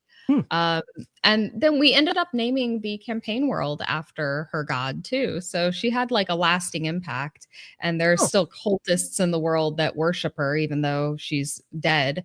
But and as for her player characters, I retired them all. One of them owns a bar. One of them is some mysterious fortune teller. But like, I mean, I retired them, made them NPCs, you know, kind of maybe in the hopes that she'd ever come back, but I don't think she will. So, okay, yeah, that's what I've done. Have either of you two done anything when a player's been like, look, I need a heroic death because I'm just, you know, moving away, not around, got to get a second job. I don't care what the reason is, but just can't play anymore. I wish I could say yes. No, yeah, go ahead. I can't say yes. I wish I could. That sounds like there'd be a lot of fun. Okay. It's usually if somebody leaves, they don't have that thought. Yeah. Yeah, like I wouldn't have like just my experience is military, so it happened all the time. Like I didn't have much player leaving mid campaign, but also like I do like much shorter campaign than most people, and when we do campaign, but also like it probably wouldn't come to them like to say like, oh, can I have like I'm leaving in a month? Can I have like a heroic death? They're probably just like, I'm leaving in a month. Like I'm gonna start moving my character toward retirement. And if it can be heroic, then that's good. If it's dead, that's good. If it's just like I'm done with it, I'm tired, I want to, that's also fine, right? But you can find a point. You can find a point where it's gonna be like a good exit point for you if you know in advance, and then like take it, and that'd be fine. But yeah. Yeah, I'm with you. I've had that experience more of like, hey, can we retire my character on a tropical island somewhere, or like that really cool tavern that we've been frequenting. Leave you somehow, right? yeah. I should have said that. Like they want that tavern, or they like, can I end up as like, captain of the guard or something? They want to dictate that. I usually don't let them dictate it exactly, but I work with them because they're leaving. Yeah. I wish they would die. Yeah. I wish they would choose death. For the people who watch this on video later and wonder why I keep shaking my head, all these assholes are doing is, but I'm not even supposed to curse on this stream, is just putting in Bon Jovi quotes or song lyrics into chat right now. Because somebody mentioned Young Guns. Anyway. Church. This is what I love about my chat, though, to be honest with you. They'd like to troll me. I'm not the one to troll. Stop it. That's mean. So I think if you know you're going to leave a campaign and you want your character to have a heroic death before you go, like, I'm not going to fault anyone for putting their character in very sacrificial positions if you know you are going to leave a campaign and you're trying to get the most out of your character death for the party as you can. Like that's okay. But usually if somebody leaves, I'll just retire their characters and maybe make them NPCs. Sorry, to get back on topic, not to No, you're good. Derail us. No. It's not for everybody, and it can be hard to do. I've actually planned those things out in the past, not often. I probably shouldn't say this out loud. I don't know how many of them actually watch the show, but some of my older players when I was in the Air Force, I did it for a couple of them because their characters were meaningful. They did things that people in the world would remember. This is before I did timelines and so forth, so I was a little bit more of I wouldn't call it railroady, but somewhere between a module runner, even though I didn't do modules, and a sandbox gamer because I did everything out of my head anyway, but it's more pre-programmed than that. But the world still existed. So if they were players whose characters did something meaningful in the world that I could justify it, yes, let's do this. Most of them would be like, well, let's just see what happens the next adventure and right off into the sunset. For me, the big thing, like I would hope for the player to do, right? It's like to do something that is true to the character that they build, right? And if you can like try to redirect your character in the short time that you have, that's fine. But like it'd be a shame for me that you do something that is very out of character because you want to have like a blaze of glory, right? Just like, but yeah. So that'd be the caveat I would make. And also like it happened to me at some point also, like being a player in a campaign, and I wanted to retire my character. And I was like moving toward that, right? And I was like starting like slowly to disengage and stuff like that because like I felt like this character had enough, right? And that he wouldn't keep on going with all the stuff that he'd been through, right? So I was like, I don't think Mr. Max knows what he said, folks. It's okay. No, I don't. No, I get it. I got it. But like, so I was taking a step toward like retiring my character. And while I was doing that, something happened, and then my character decided not to retire afterward, right? Because like now he got something else that he cared about, right? That's also something that happened, right? Even if I wasn't going anywhere myself as a player, I'm not going anywhere.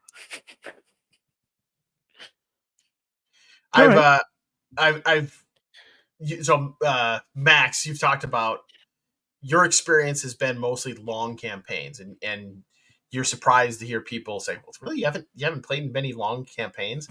I'm kind of in the middle. Like I've played in some long campaigns, but the longest campaign I've ever played in was like 5 years. That was the long one. I played in a lot of short campaigns, and then when the campaign ends, more often than not, it's been, hey, let's just have a session. What's the opposite of session 0? Let's have session a session Omega. Omega, yeah.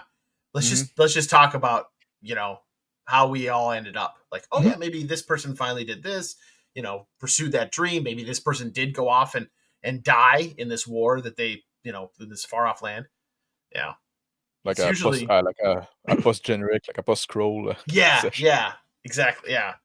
Yeah, honestly, I mean, if I don't know what the definition of a long campaign is, the longest I ever ran was 2.5 years. I ran a couple, actually a few 1 year, 1.5 year campaigns. But again, military, man. And then after that, life was just different. But I would love to be in a 5-year campaign for absolutely. That'd be the best thing ever. Or some of these people, they're 30-year campaigns. Screw you guys. Yeah. That Very doesn't appeal jealous to of me at all. people that can do that. All right, I'm going to ask one final question here. It's kind of weird. That's why I want to ask it. If you're playing on a setting that has, I guess the best word I could use, has its own set of mores and values, and you want to maintain the verisimilitude of this, like you mentioned before, Maztica, for example. Just if you're doing something in a realm like that, or Alkadim, was it Chult? Or your own homebrew versions of these things. How do cultural aspects of your game world address death and dying? So in my last homebrew, the one that I've referenced before, the gods were very vengeful, very Old Testament, very no, not Old Testament, much more, Robert E. Howard's Crom, with the exception of one god who was much more benevolent. But nobody, for some reason, none of the players wanted to worship that god. So they got the shitty afterlife if they died. And everybody else around them kind of got shared in that.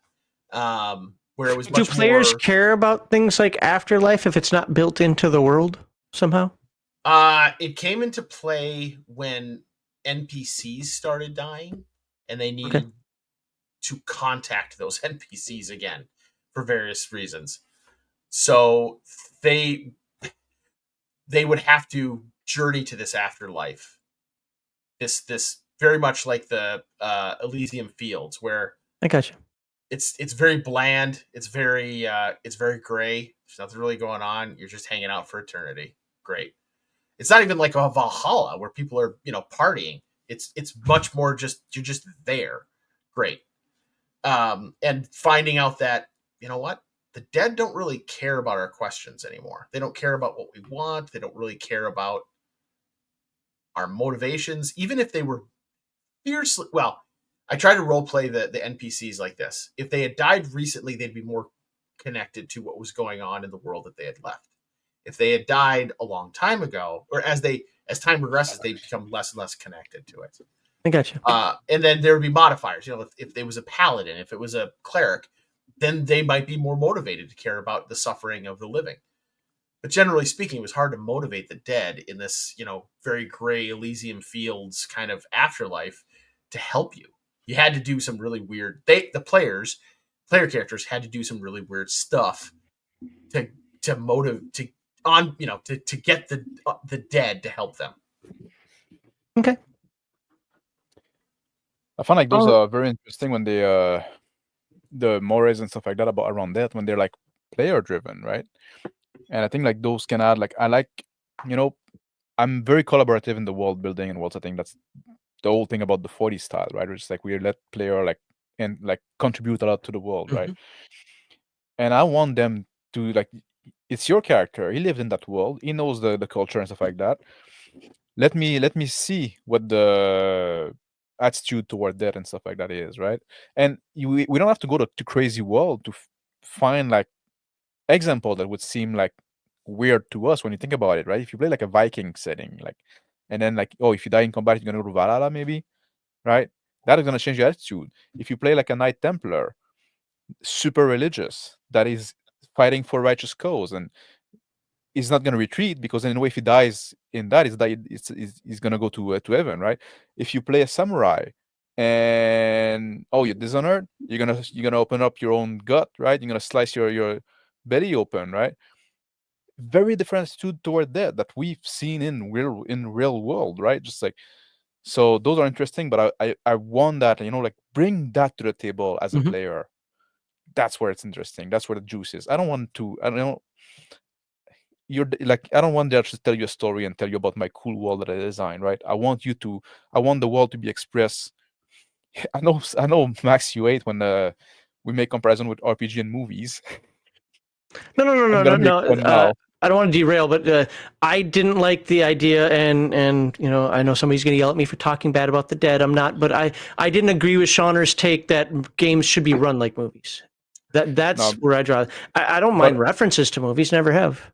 One thing that I think we can, like, is the show don't tell, right? Just like, I don't want to have to tell you, like, oh, you know, in this world, and do the expo dump. Like, that's boring, right? On the table, like, I want this to transpire by the way you act as a character, right? That's how we learn about the world, right? And we can decide some stuff, like, we're gonna establish like big line in session 0 and stuff like that, and then, like, you can, like, fill in the blank.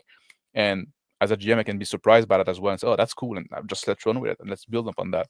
That's what I like. Okay. Player driven. I'm with you on that. Actually, I totally believe in player driven cultures in my game. Like, each area in my world is really captained by a different player who basically writes a lot of the lore for it if they want to. Some of them aren't big into writing lore, so I try to fill in the gaps. But so, I mean, we have some cultures who have no problem with like undead, and you know, if you're resurrected as undead, that's great. Half of half of them are too. But there are some areas in the world that consider resurrection in general an evil thing, and I am totally with you on this with player driven and player injections into the lore on this area. Okay. Last question I'm going to ask on this. I was going to let this go. I probably should, because we're a little short on time now. We still have one more segment to do, but I like it. And so you can give quick answers to this, or you can bloviate. I don't care. Have you ever revisited the consequences of a character death in later sessions or campaigns? And I don't just mean like head on a pike thing. I'm like, this character did this thing, and now it's coming back to either be a benefit, a boon, or a bane, basically, to the rest of the other party members in the game. Oh yeah, all the time, all the time. Like, somebody die, and then, like, you go in revenge. Would that count as that? You go, like, and it can be like some session later, right? Yeah, you go in revenge, or you mad at somebody because, like, of this action led to this body's death and stuff like that, right? Happen all the time. It should, otherwise, like, it's meaningless. Yep. I had a situation. Go ahead. Go ahead. Oh, just real quick. In that example I talked about, where I brought the player's fighter back as the powerful undead war master, I didn't just arbitrarily choose to do that. He was playing a character that was pretty fast and loose with the, hurting innocent people, and he was kind of cozying up to some necromancers because he saw them as a means to an end. Well, that's going to have consequences. Those necromancers. Oh, you mean that guy died? That guy that was an awesome fighter, he died? Maybe I can do something with the spare parts that are left over. So it indirectly, the way he lived influenced how he came back as an undead foe. I had a situation once where I had a TPK at around the entrance to a dungeon, and then a tribe of people moved into the same area, and my players they came back there because there was one survivor, so it wasn't technically a TPK, but it was close enough. A most PK. Yeah, an almost TPK. But so there was one survivor, and he gathered a couple months later. He gave it a few months, actually, but he gathered a group and said, "Hey, this group I was with, they died. We need to recover their bodies." And they had a bunch of magic items on them that I had to run and abandon. Let's go get them.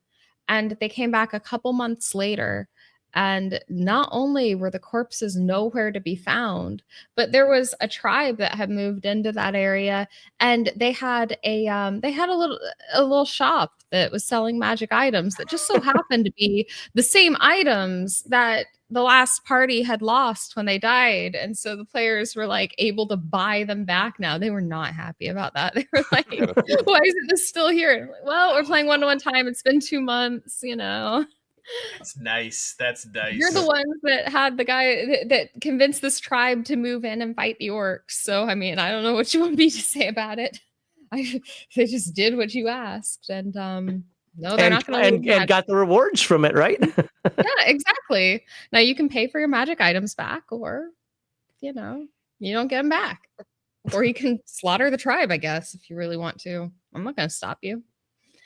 But yeah, so I mean, situations like that where they can come back and see like what's happened there a couple like weeks or months later because of someone's death. Yeah. I don't know. Okay. No, it was good. Anything else you guys want to address about the world reacting to character deaths, or are we ready to go into the last segment? I'm good. I'm good. Okay. Then let's just remind folks the next segment, final segment, is going to be on player reactions and emotional impact. Because, you know, we've actually, a couple people have already mentioned it. People spurging out the table because the characters died. Well, we'll find out more about that. I've seen it happen. I might even have a story or two for some folks. Before we get into that, let's read some super chats and some other things that I starred here. Let's go all the way back to, got that one. See, here we go. So CPK asked toward the beginning of the segment, do you ever have, and thank you for the $10, really do appreciate that. Do you ever have NPCs reincarnate? Well, we talked about that already. So if you're a member, which I think you are, you can go back and watch that section, or a month from now when it comes out, you can see what we talked about with that. But this part wasn't addressed, so let's address it. Do they regain, or we'll even say keep, depends on how you guys want to do it, their memories? I've never done the memory trick when I was running the game, but I had a game master do a setting. The campaign was too short, but we all basically were reincarnated, and then as we played, we unlocked more memories of our past lives. I mean, shouldn't reincarnate theoretically be you're put into like the fetus? Yeah, it should. I was about to talk about that. It should be weird, right? Right. You do like a big time skip, right? You have a TPK. And then you do a big time skip of 15 years or 20 years, whatever. And then you play like new character, but then they all the reincarnation of the, you could have something like that, right? As a high concept kind of a continuation to a campaign, I guess. Yeah. But yeah, the keeping that, like if you reincarnate like in the traditional sense where you just get a new body at your age, right? If you do that kind of thing, like the snake that eat and poop you, right? If you do the kind of thing and you don't keep your memory, you're just a new character then. Like, does it even matter that you're like what part is reincarnated? You have a new body and you don't keep your memory, you're just a new guy. I had a GMPC in a Rifts game, like a real Palladium Rifts game, years and years ago, who was like a reincarnated eternal warrior kind of a guy, who he would just show up in the backstory, and then when he finally arrived on the scene in the campaign, he was just a kid, because that's how far he had gotten in his current incarnation. And his only ability was I was doing the whole thing with the whole like the Indian pantheon that in the conversion book, the Rifts conversion book. So pretty much everybody's incarnated, right? That was the conceit. Well, his only super ability is he has perfect recall of his past lives, which makes him very powerful, right? So I had fun with that as an NPC. I kind of committed the cardinal sin of the GMPC of making him too powerful, but it was fun. I guess you could also do like your character can go through like a, because technically even like people that believe in reincarnation, right? You just start fresh without memory of your past life, but then you can do like regression kind of thing and get back. I guess you could do that, right? You just make a character, and then at some point in the campaign, you meet this gypsy kind of. I'm allowed to say gypsy woman, and they just have like make you like do like the regression ritual, and then you suddenly remember your past life, and then maybe that become impactful. You could do that, I guess. That could be like a an interesting twist in a sense. Yeah. Yeah. Or in a modern campaign setting, a psychologist, psychiatrist who uses the regression therapy. Yeah. Where they, the hypnotism as a therapeutic thing. Yeah. Everybody's the Dalai Lama. Or Cleopatra. That was the other thing. Yep. Everybody was Napoleon. Or Napoleon. Age of Adventure says, hi, just joined. Thank you very much. Appreciate that. Hope you enjoy your time here.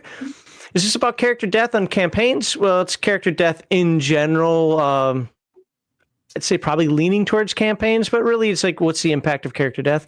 What about one-shots, especially convention games? I like games where death is always on the cards, but in con games, it can be tricky. Let's focus on that last part real quickly.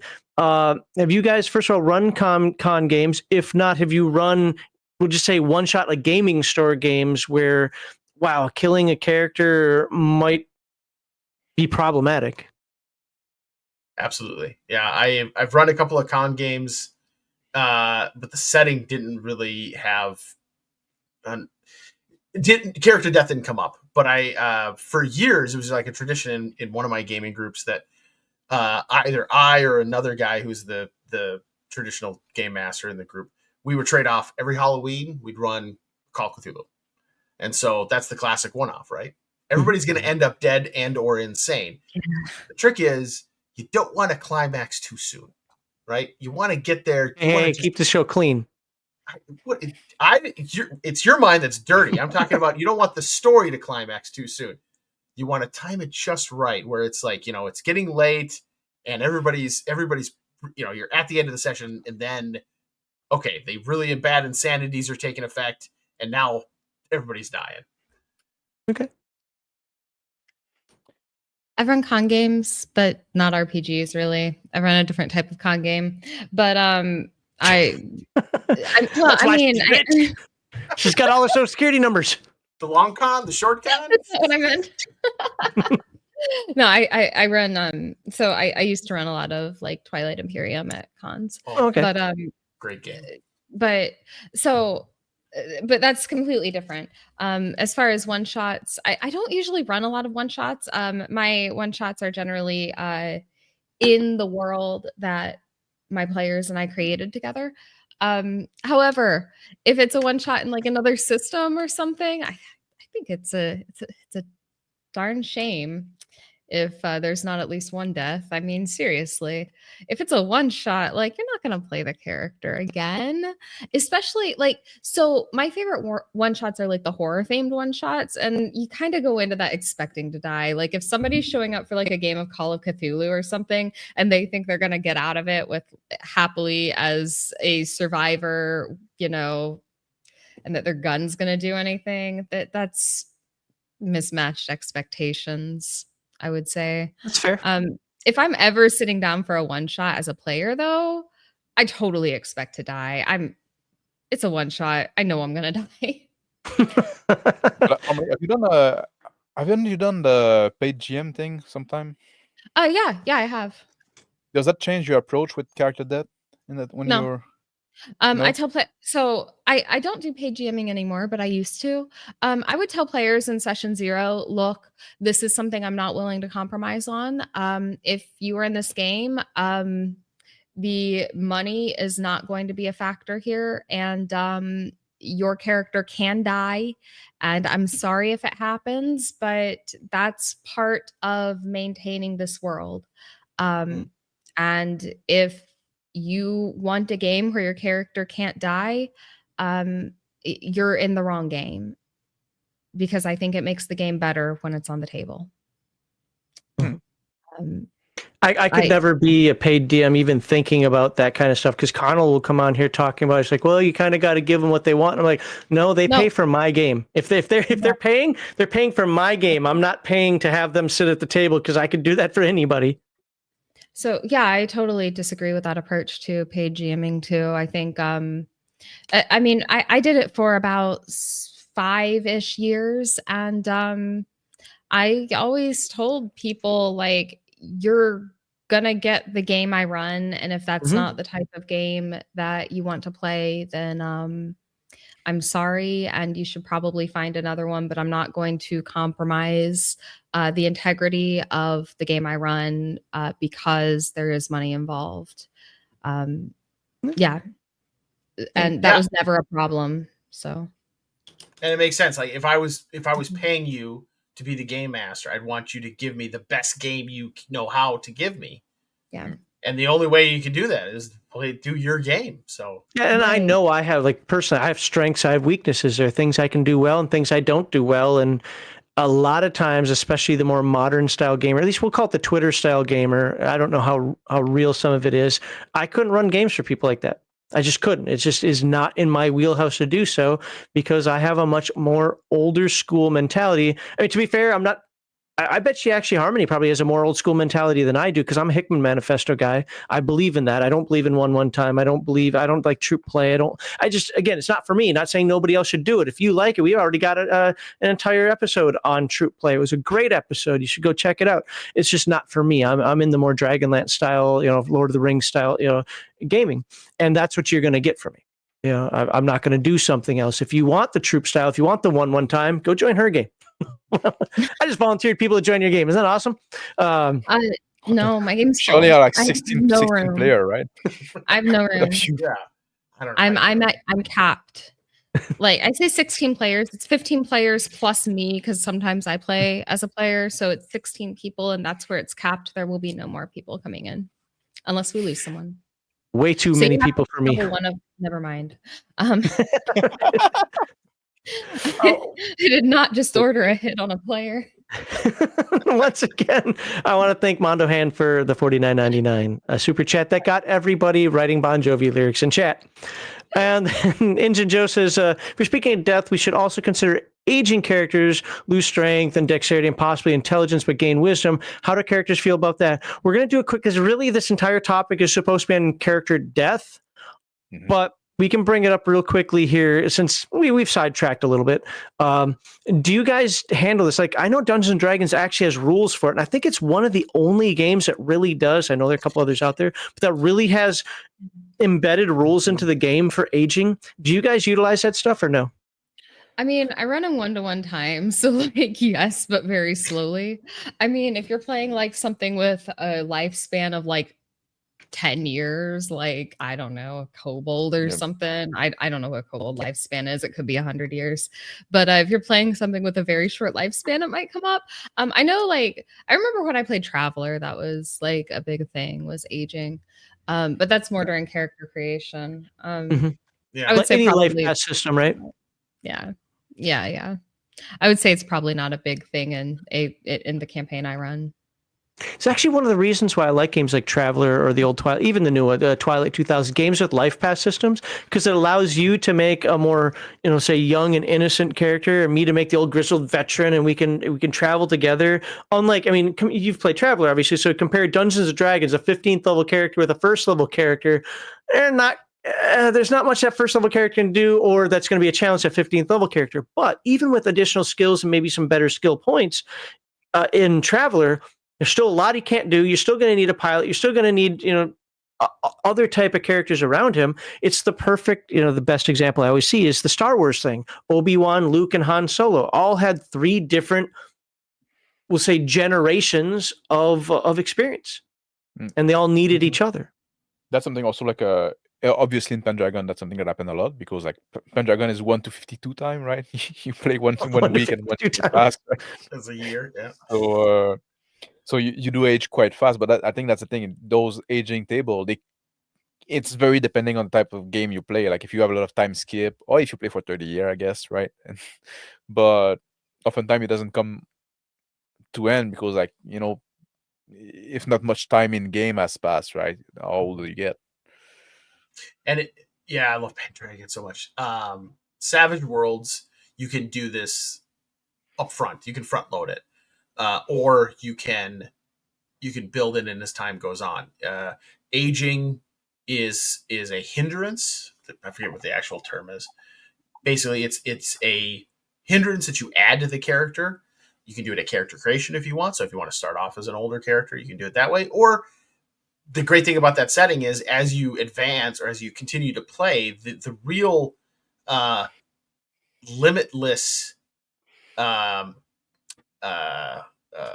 dimension to the character is how many hindrances can you pick up and how are you picking them up? And that is one of the hindrances you can pick up. Okay, I just turned 40. When I wake up in the morning, my body is going to hate me. That's a hindrance. You got the aches and the pains. Oh yeah. As somebody who's 51 years old, I can tell you that is true. Yeah, it is true. 48, man. I'm right behind you. I'm not looking forward to You got that. a few year 50th harmony. birthday. Well, Harmony is typical woman, right? She stopped at 21, or is it 29? I forget what years are you're supposed to stop aging. How old do you think I am? 20, 22? No, I don't know. I'm not falling. No, for it's that. not a trap. I'm It's not a trap. No. I'm not. I'm 35. I know. We're not going to discuss that on this part of the live stream. Maybe later we'll all embarrass ourselves and. No, it's fine. It's 29. That's right. Okay, Nerd got it right. It's 29. All right. So anyway, let's get ready to go into segment 4. And if I can find my little banner. Boop, there it is. All right, just as a reminder, Game Master Insight airs live on Fridays at 6 p.m. Central Time, except for the last Friday of the month, because that is for members only. Once this live stream ends, the full live stream will remain available on YouTube for members only, while these 4 panel discussions, well, they'll post to the public a month later. If you enjoy this conversation, please like this video, subscribe to all the panelist channels, which you can find in the description. All right, let's get into our last segment. We'll start once again with Mr. Mac. Actually, no, we're going to start with Grizzly Beardo, and here's why. Because before we go into our, just to remind folks, we're going to be talking about player reactions and emotional impact. But before we go into the last segment, we'll have our panel briefly remind us who they are, what content they create, and where you can find them on the internet. And we'll start with Grizzly Beardo on this one. I'm Grizzly Beardo. I answered either Grizzly or Beardo. I have currently not published anything, but I've been working on a game for several years with 2 of my best friends from high school, based on a comic book that we wrote in high school. We are this close to being able to share details about it, and then we'll be talking about Savage Worlds, pursuing a relationship with Pinnacle to be an ace for Savage Worlds. Publishes as a setting. I can say that it is a circus-related theme for the game. Interesting. Circus in kind of a post-apocalyptic setting. And yeah. All right. And move on over to Harmony Ginger. Harmony Ginger. At Ginger Blast on Twitter, Harmony_Ginger on YouTube, and Harmony Ginger on Substack. I'm just a hobbyist. I like to share my insights and just post stuff about my game. That's really all there is to it. You can follow me. I kind of troll on Twitter a little bit, so it's fun. That's what Twitter's for. That's the only thing it's for. And Mr. Max, I'm going to have you do yours as well, but also you can jump right into answering the question. So I'll just ask the question at the same time here, which is, what are your experiences with player reactions to character death, and how do you manage the emotional impact within your game? Yeah. So, okay, I'm Mr. Max Boivin, and you can check me out on YouTube at the Reaction in Principle Gaming. And you can also check out the game I've been working on, Bastard Sword. It's a work in progress, but it's fairly coming along well now. And I just did a big update, so you can look on drunkenclericsgames.com. You'll also find some tools that I made for to help you play RPG when you play online, especially stuff like that. If you look on my website, it's going to be in tools. You can look at that. Yeah, that's it. That's all for the shit. Okay. So again, what are your experiences with player reaction? What are your experiences with player reactions to character death, and how do you manage the emotional impact within your games? I'm all about the emotional impact in RPG, right? That's the big thing I play those. I'm into this before, right? I like getting in the mindset of a character and feeling stuff feeling emotion that are not my normal emotion, right? Having a thought process that's different than mine, and getting emotionally aligned with this character that I'm playing, right? So when there's a character dead, like I mentioned before in the Horizon game, right? I want to be able to take the time. It's not just like a character sheet that gets ripped up, right? It's somebody that my character knew, right? Somebody in my character work, or somebody that I hated, maybe somebody I disliked, right? But I want to take the time to experiment that, right? And as the player I play with, like I never had one throw a tantrum for their character dying or get mad and stuff like that. Sometimes it can be sad a bit, right? It's the end of something, but it's also kind of satisfying. That's the way it should be, right? Well, that happened, right? And now like it's sad, but your life keep on going. You keep on moving. And also like if the other character at the table, if the other player at the table take the time to have their character react to that death appropriately, I think that helps a lot as well, right? It helps with the grieving. You can almost see your own funeral, right? So that helps with the grieving process, I guess. But I think it's important to bask in that kind of like emotional like flow, because like that's why we should play those games for, in my opinion. Have you noticed different reactions based on, say, the player's investment in the character, and if so, how? I was about to say, like, I don't tend to play with people that don't invest in their character, but I see that happen, and oftentimes like we kind of like shoo those player away. Okay. Just because they're not the right fit for a table, right? If you just like I know like some people just want there and they don't want to invest too much, just there to have fun, roll some dice and stuff like that, but it's just not a right fit for the type of player for what we're looking for, right? And oftentimes they become like a disturbance at the table, and it's when somebody like start like goofing around, stuff like that, it breaks the immersion of the other, and then everybody start goofing around. So oftentimes like sometimes we're gonna get their character killed, right? And then they're not invited again, right? That happen. But oftentimes it's due to their own reaction, because if they're not serious and they're goofing around, they're gonna take like undue risk and stuff like that. So that's part of it as well. But and yeah, those people are usually like, they're just like, oh, they can be bummed, but then they just like move on because like they weren't invested. But it's a rare occurrence because we tend to vet our table like because of those happening too, right? We tend to vet our table because of that, right? Okay. I'm gonna save that one. Do you guys have any comments for him? I know that we've talked about, or people have talked about on this channel, role-playing games are not therapy. But I agree. It can be therapeutic. It can Absolutely. be cathartic. And that's really more of a function of role-playing being a form of storytelling. Storytelling is how we process things. Okay. All right. Well, let me jump over to Harmony and ask her the primary question. What are your experiences with players' reaction to character death, and how do you manage the emotional impact within your game? Yeah, I've had so most of the time when my players die, they'll say something like, "Yeah, I deserve that," or "Hey, at least it was cool," you know. For the most part, I filter very well my players so that the ones that get into my games aren't going to have a very, very negative emotional reaction to it. The few times I have had players have emotional reactions, I think the correct way to handle an extremely negative emotional reaction is to make fun of them and belittle them and embarrass them on Twitter generally. But yeah, like usually that stops it. Sorry, typing something here. My I'm bad. sorry.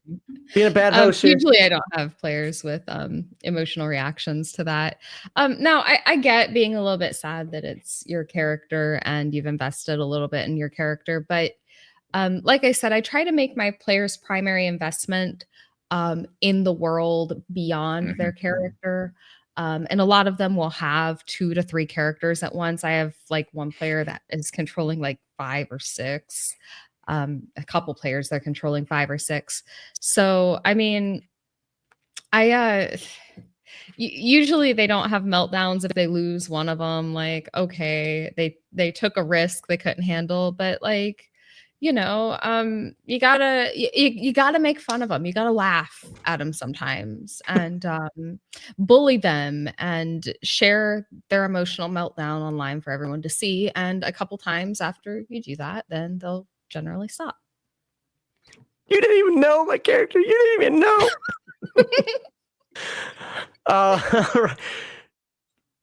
Almost all of these are about whiny little. Sorry. Because the thing is, I agree with you completely. So I don't have like a follow-up question in my head. So I'm looking through my list of follow-up questions here. I'm like, nope, no. Wait, how you about agree this with one? that? We kind of no, because I generally agree with you. Well, I'll have some stories at the end, some quick ones, because I've seen some things. But with that said, do you think that experiencing character death can lead to player growth? I know we kind of talked about that in segment 1, but I think this is more about the emotional side. I think so. I think losing a few characters can definitely at least make a player play a bit more conservatively. But also, you're kind of nervous, I think, before you lose a character. If you think like, oh, this character could die, you're kind of nervous, because it's like, I've invested into this character, and then when they die, okay, that wasn't so bad. Like, that was kind of cool, actually. And after a couple characters die, you kind of you don't react as emotionally anymore, and some people like play more conservatively, but some people will be like, okay, that wasn't so bad, and they'll be willing to play a little more wantonly at low levels. And if I die, I'm only like level 3, who cares? I'll just make a new one, whatever, this would be cool anyway. But my level 20 Archmage, hell no. For example, one of the worst players in my campaign, the absolute worst player, it's me, by the way, but the worst player in my campaign was on a pirate ship the other day, and just played so terribly, because I was playing a level 2 character, and I was like, I have a really dumb idea, and I want to try it and see if this happens, because I can't really contribute any other way. So I'm going to try this. And it didn't work. And I wish my DM had killed me for it. But unfortunately, everything missed. Like, I somehow survived. I shouldn't have. I should have died. It was a stupid idea, and I deserved it. But anyway, I don't know where I was going with that. Yeah, I think people, it changes how you play once you have 1 or 2 characters die. And like, some people will lean more conservatively and just like not take as many risks because they don't want it to happen again. But other people will be like, oh, that wasn't that bad at all. Like, it's fine. It's okay to lose a character. It doesn't mean I'm a bad player.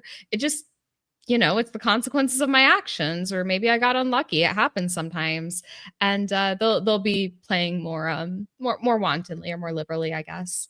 I feel like the most common epithet for your character is, what could possibly go wrong?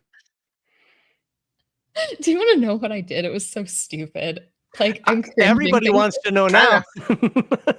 Okay, so there were these pirates that were chasing us, and they had like this, they put up this Jolly Roger flag, right, to let us know they were pirates, and they were kind of stupid.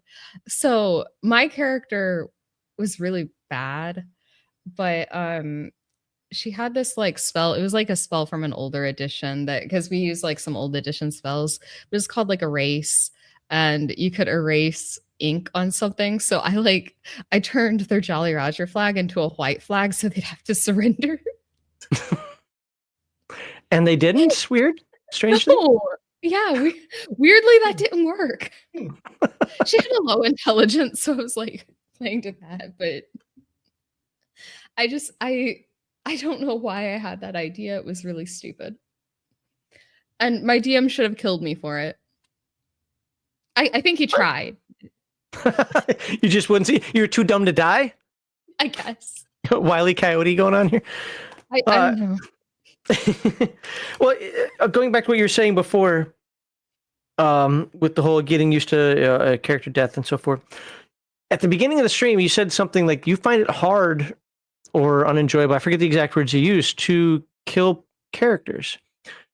So can you explain that a little bit? Or you're uncomfortable with it? Yes. Oh, like emotionally hard? Yeah, because I was gonna say, oh, is this like a 5e thing? Because no, I can kill it. It's actually really easy to do. Yeah, so sometimes it's hard on me sometimes, like especially because I had a new guy in my game recently, and he died on his first game, and I'm like, he's never gonna come back. But thankfully, he got along so well with the players, and he had fun that I can expect him next week, and I'm very happy about that. But I mean, sometimes it hurts if a player is like really invested in a character and the dice say they die. Like, I want to intervene. I want to stop them from dying. I want them to live to see the end of the epic quest they're on. But if they die, I'm not going to intervene, and I feel bad sometimes. Be honest. Do you do Yeah. are you sure you really want to do that? No. Oh, wow. Okay. Never. Nope. Sometimes I'll try and choreograph. Is that the right word? I'll try and choreograph that it's like a bad idea sometimes. Telegraph. But I mean, what? Telegraph. Telegraph. Thank you. That's right.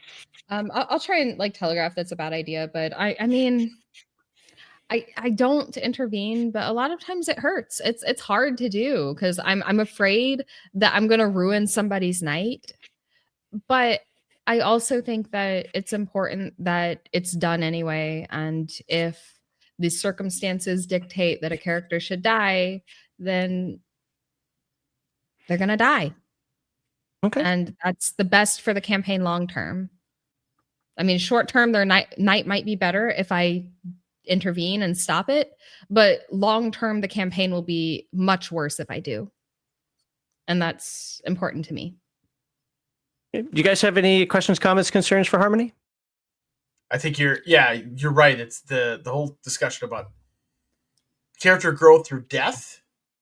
It just reminds me of Jim Carrey as the Riddler, that horrible Batman movie where he says, if you kill him, he won't learn nothing. It's kind of the opposite in gaming because the players will learn from their character's death. Oftentimes, that's the only way they'll learn. Yeah, I think that there's also like a lot of the when I hear about that, right? What I think about is like the goal, like like winning at D&D, right? Some people talk about that, like, oh, you cannot win at D&D and stuff like that. But some people like have this, like they want to see their character, like they're there for the power fantasy. They want to see the character grow and become powerful and stuff like that. And for them, or they want to defeat the monster. And for them, that's like as long as they're killing the monster and they're winning the fight, they're winning at D&D, right? As long as they're solving the quest, they're winning at D&D. But for me and for the people I play with, the way we see like winning at D&D is like it's almost like more like you mentioned, like being a world focus, right? If we preserve the verisimilitude of the world and we were immersed in that world and it felt like it was real, then we're winning at D&D. And that also changed the way that you see death, right? Yeah, this death made sense. It's what happened, stuff like that, and it preserved the fabric of the world, of this imagined world, right? Then there's nothing to be obsessed because, like, as a player, even though your character died, you still won in the session because, like, you maintain this fiction. Absolutely. I don't know if that makes sense. Yeah, it does. I think it does. Okay, well, let me slide on over to Grizzly. Oh, did you want to follow up with that? I'm sorry. Okay. Slide over to Grizzly over here to answer the question. What are your experiences with player reaction to character death, and how do you manage the emotional impact within your games? Not always well. So this is I'll share the story, like the one story that stands out in my mind. I actually, I think I super chatted about this 2 years ago to you and Bear when you were talking about this exact topic. In that Teenage Mutant Ninja Turtles and Other Strangeness campaign that I was talking about, one of the players, she was playing a psychic mutant guinea pig, anthropomorphic guinea pig. She was playing very well. She was role playing it very well. Her character was taking risks in character.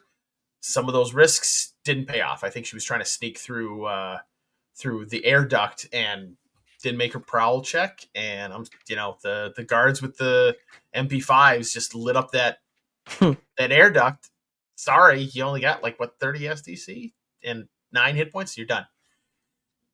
So just to give you a little background, this player was a more experienced gamer than me.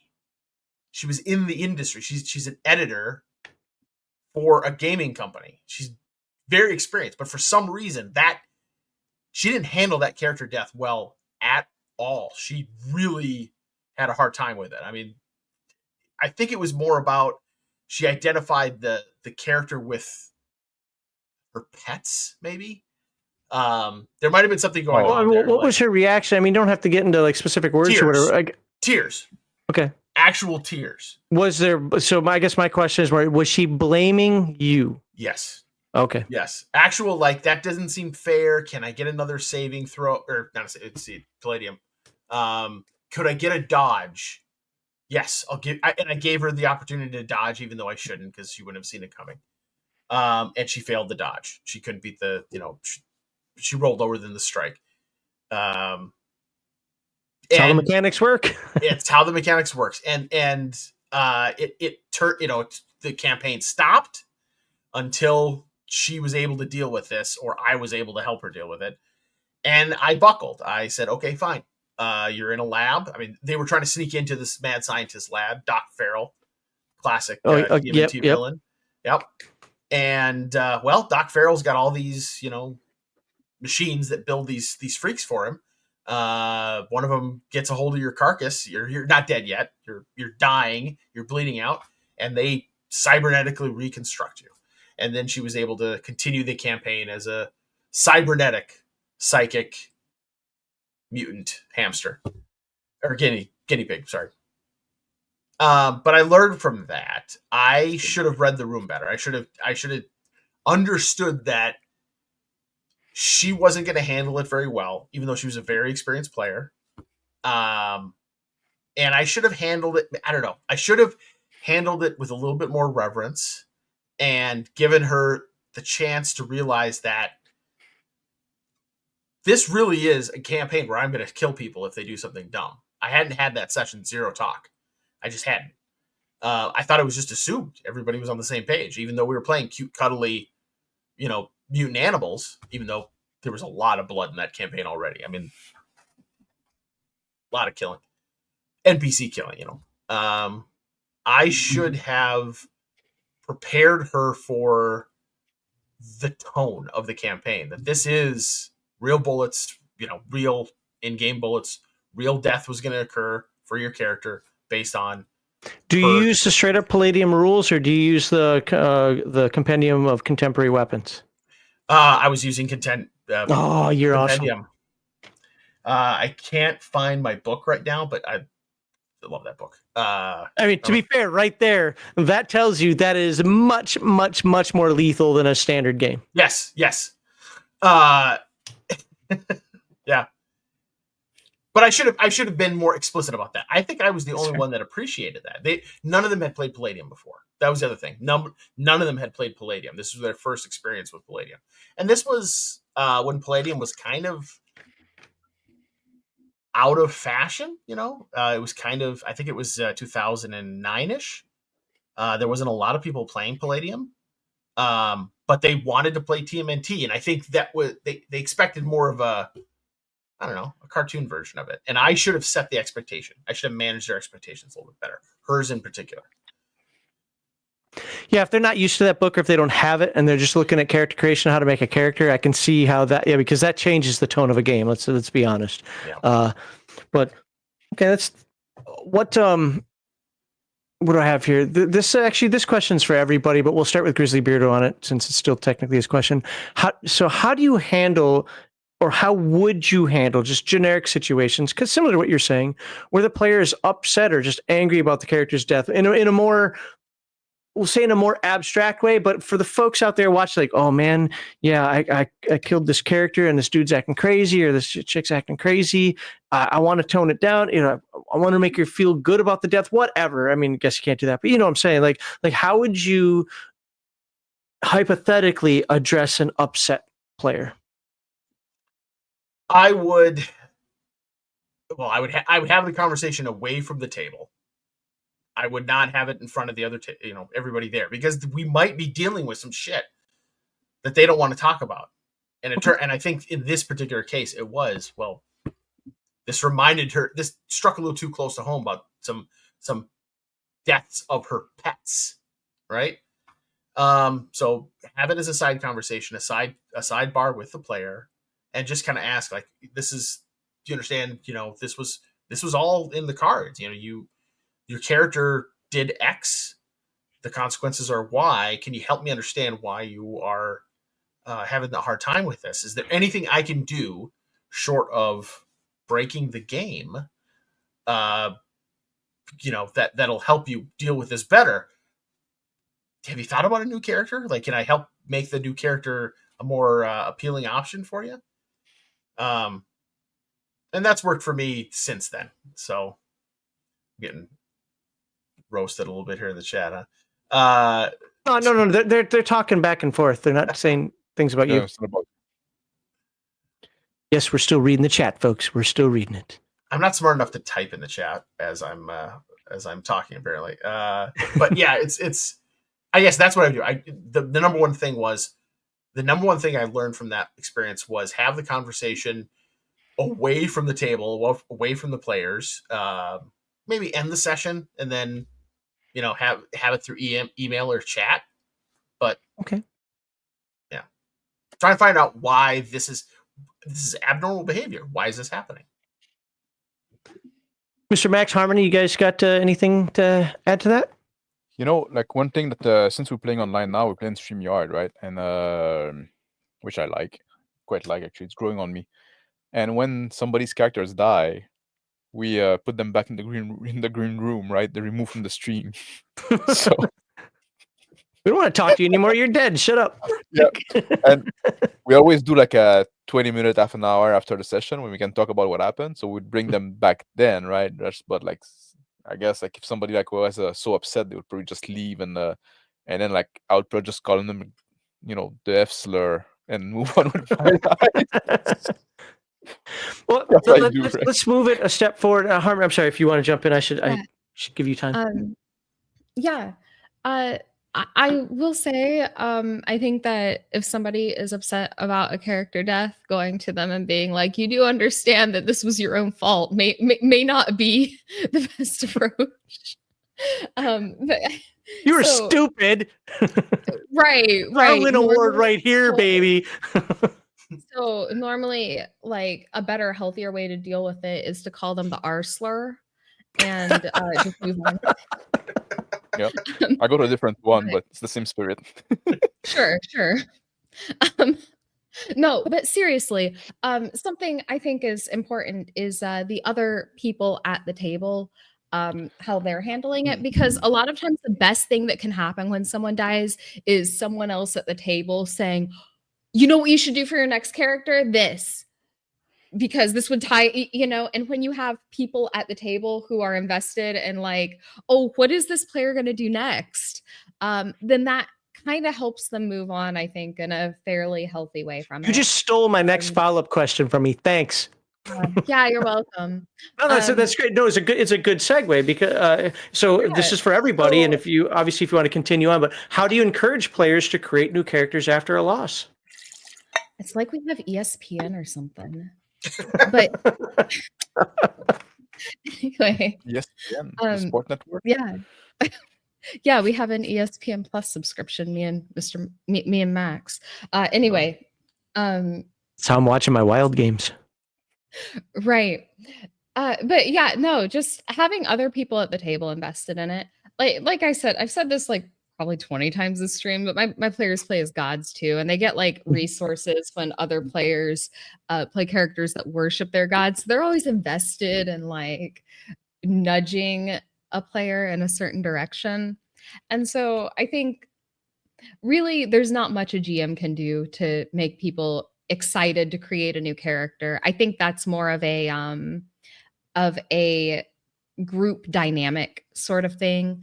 And the best you can hope for is a group where everyone gets along and are laughing together and in good spirits, because the other players at the table making suggestions and helping them out with that and like talking through their new character with them. I think that's like the best that can happen. Like, yeah, the DM can do that, but like I think it's better if it comes from the other players. I don't necessarily like encourage a player to create a new character. Like I would ask them, right? Do you want to create a new character? But if they say like, no, I'm fine. That was a good campaign. My character died. It's a good conclusion for me. I'm ready to move on.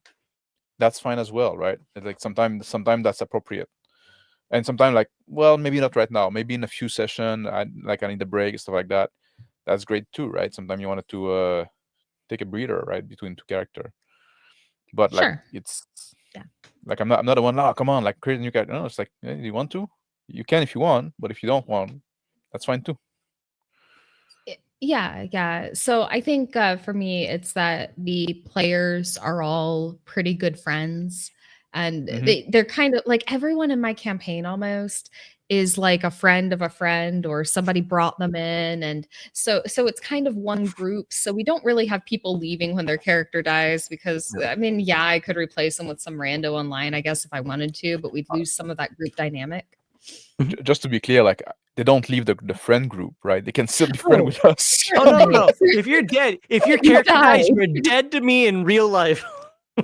You're Man, dead, Max. Better You can't D&D talk player. anymore. You want to? You're dead to me. Yeah. No. Like, I like get that. we still talk to each other. So sometimes, like, we can not play together for a few weeks, and that's fine, right? It's like we still Sure, hang yeah. out like otherwise, right? So, If my friends don't come to my game for 2 weeks straight, I assume they don't like me anymore. So yeah, I assume my friend don't like me for a start. So yeah. why would they? Real quick, what's your name? Anders, can you tell me a little bit more about what you mean? Because I'm looking at the links right now, and they do not go to Legion of Myth. Here, I'll put a title in here, panelists. Those links are definitely theirs. I literally copy and paste what they send me. So they shouldn't be going to my stuff. When somebody let me check that. When somebody like posts in chat, like it say like, oh, check out Unscripted and Unchained RPG review and then it posts a link. Oh, I think that that's what one? he's talking about. The stream. Oh, I got you. Yeah, those don't work. Okay, then I'll check Streamlabs later as to why that is, because those should be going to whatever channel I put in there. So, is it just the one? Is it just Unscripted Unchained RPG review, or is it all of them? Well, I just clicked that one now, and it sends to your channel. That's weird. Okay, well I'll fix that. I'll verify the link. If the link's right and Streamlabs is wrong, well then I'll just turn off that feature. If the link's wrong, then my apologies. So, all right. Yeah, they seem to be all the same link. Well, there's one for Unscripted Unchained. There's one earlier for. I saw Brian's had one, because I have a few in here. I don't have a lot, but I have a few. I think yours might be in there too. I don't know. Yeah, mine is there, and Harmony is there, and Harmony is pointing to your channel as well. Really? Okay, yeah. That's a Streamlabs thing then. I'll fix it. Yeah, I appreciate that. Thank you for letting me know. All right, well, we got to get to the end of the show here real quickly. Or not real quickly. We got to get to the end of the show. I still got to do my final commentary. Honestly, it sounds like your experiences don't relate to the rest of the follow-up questions that I had. So I'll probably address a little bit of that myself. But I'm going to ask one more hypothetical. Or if it's happened, I'd love to hear the actual anecdotes. Oh, Grizzly Beardo actually left. I was about to interrupt. I don't know why I did that. Sorry. Okay, there you go. I don't pay attention. Ask a nerd. I don't pay attention well to people standing down there. But there we go. So how do you guys, and again, this is for everybody, I don't care who starts. How do you address potential out-of-game conflicts that arise from in-game character deaths? I make them fight in the real world. I had a homebrew campaign end prematurely because of player character versus player character death. And I basically I I blocked the doorway, and I said, nobody's going to leave until you guys figure this out. Like physically, I'm a fat man. So I was able to take up the space of the door, and I said, we're going to figure this out. You guys going to keep playing together or not? And yeah, just trapped them in the room we were playing in until they figured it out. And it just turned into the whole, it's the stereotypical stuff. That's what my character would do. He would betray you because of this, and this. Okay, well, we don't want to play with your character anymore then. Does that mean you don't want to play with you anymore? Are you capable of playing a character who's not a dick? No. And he was. At least he was. Well, okay, actually, it was funny. He was able to play a non-dick for 2 campaigns, 2 very good campaigns. And then the same behavior happened several years later. And that was the last time he played with us. Because then it turned out he couldn't.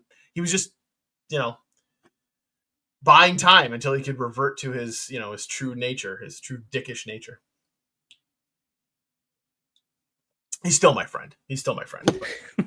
Just don't let him play games with me, but he's my friend. Exactly. And to this day, that mostly that group is still together. That is my group. To this day, I'm not going to use his name. He is a byword for, hey, you're playing like so and so now, or that was very so. He is like the topol. He is the avatar of being a jerk. Yeah. Not all friend are RPG friend, right? Just right. True words. So Harmony, Mr. Mac, well, just go in order here. Harmony, how would you address potential out-of-game conflicts that arise from in-game character deaths? I tend to think that one of the worst duties of a GM is conflict management and or mediator. And to be honest, I don't even really consider that a duty of a GM. If 2 people are having issues that arose from something in game, unless anybody is behaving badly in game, I'm usually not going to involve myself. If there are issues in game, then I'll talk to someone or boot them from the game. But I generally don't think that's in the purview of GM responsibility to manage, because I play games with adults who are capable of figuring their own issues out, and I'm not their teacher or supervisor or whatever. And that's not my problem. And if they can't figure it out, then there are 4 different meets weekly of this game. Like I said, I run 2 of them. 2 of them are run by other players. One of them can move games if they have to, or, that's not my problem. Okay. Mr. Max? No, I big agree with the Harmony there. Like, it shouldn't be your duty as a GM to like do conflict management, right? Just like, you're supposed to be an adult, right? Unless like people that play with me, I accept them to, and even if I play with like a young person, I would accept them to be mature enough, right? That get it, man, it's a game, right? Don't be a bitch, right? Just like, and also like, because in their game, like in session 0, like character versus character is always on the table. It's always something that can happen, right? You need to be in character. Just don't do it to be funny, to be a funny man and to be a jerk, right? Just like, you need to be in character, but it's on the table all the time. So you get to know that it can happen. So if you sign up for that game, you have to be like, it's prevention is the best. Is a dose of prevention is worth a pound of cure. Is that the expression in English? Yep. It's close enough. And also, I think also, like, to be fair, I have like a pretty abrasive personality, so I probably like that's probably a filter. Never as noticed. well. Like, no. There's probably a filter that people that are a bit like thin skin, like won't like, my regular show is called like Tear Off Your Skin, right? That's part of the reason. Like, if you have thin skin, you're not welcome here, right? That's part of the reason, right? So there's that as well. Like, I think like it helps sometimes to be a bit disagreeable. A bit. Okay. Well, all right. I think we have kind of knocked this out of the park again. Is there anything left on the table? Anything you want to talk to each other about, or anything left on the table in terms of player reaction and emotional impact? I'm gonna have some commentary of things that I've seen when I do my final comments, so I won't address them here and now. But yeah, or more cats apparently from Mr. Max.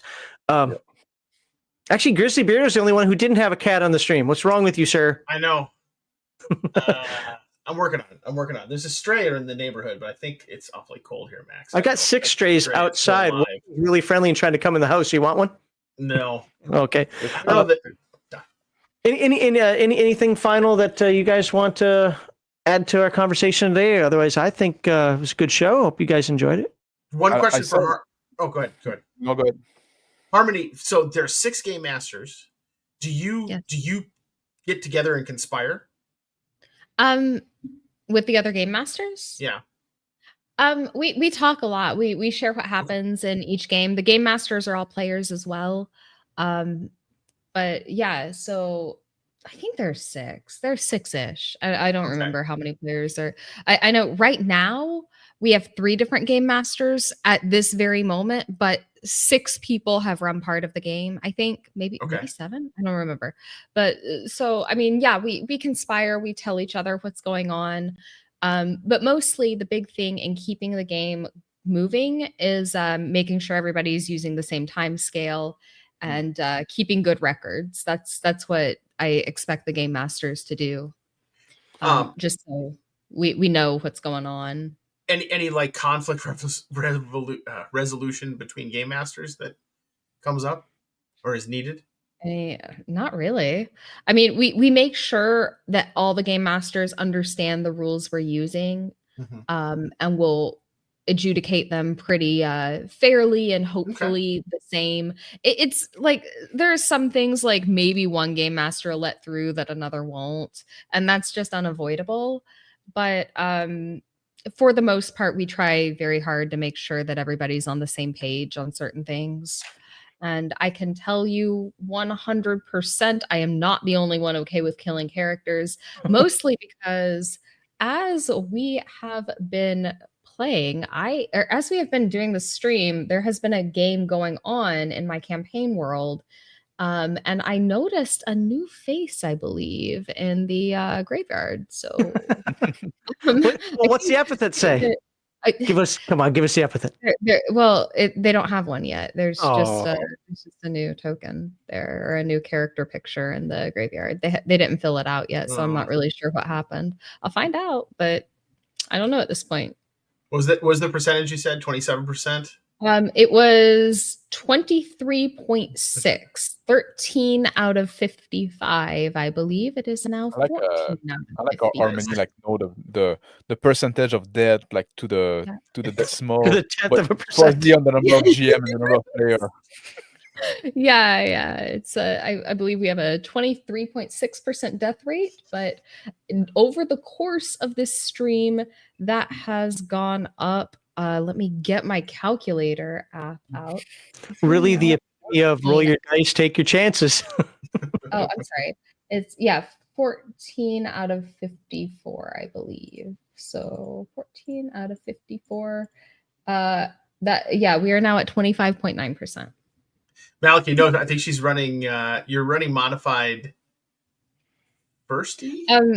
No, I did say earlier. So I'm running with 5e rules, but we use a couple things from AD&D, though it is on a 5e core, just because that is what that's what the majority of my players know, and they really like having the databases out that are searchable for 5e. That's so useful.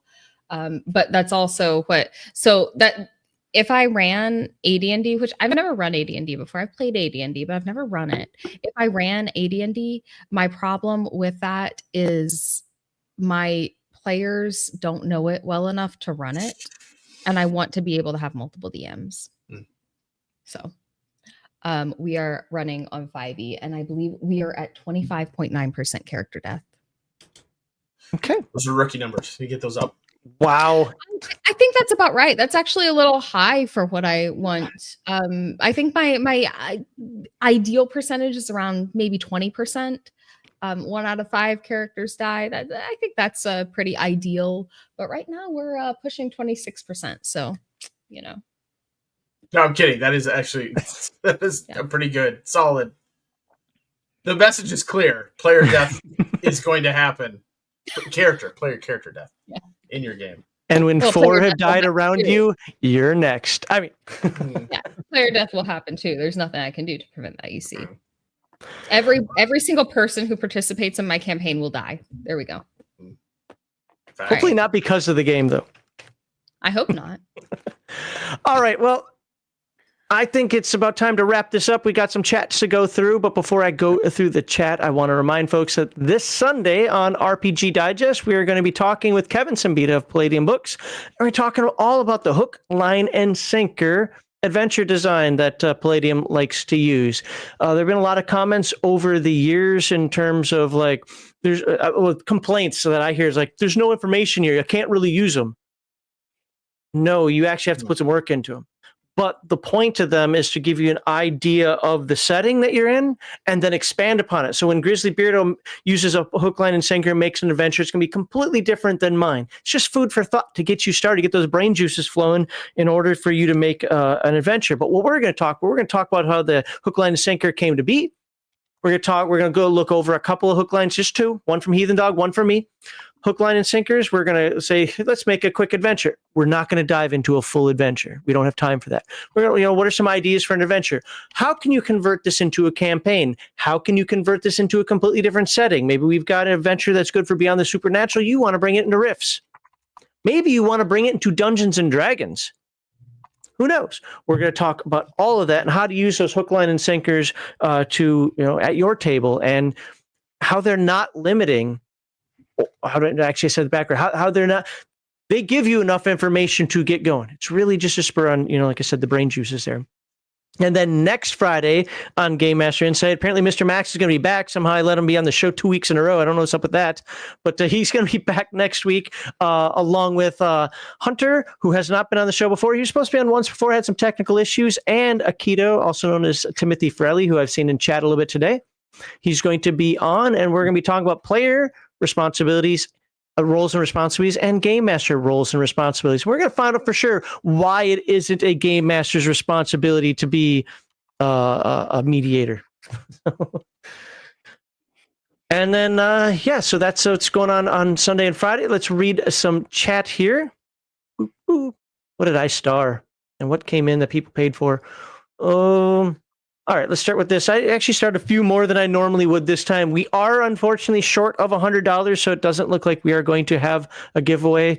We're not much short, to be honest with you. We're only like $5 or something short, but we are still short.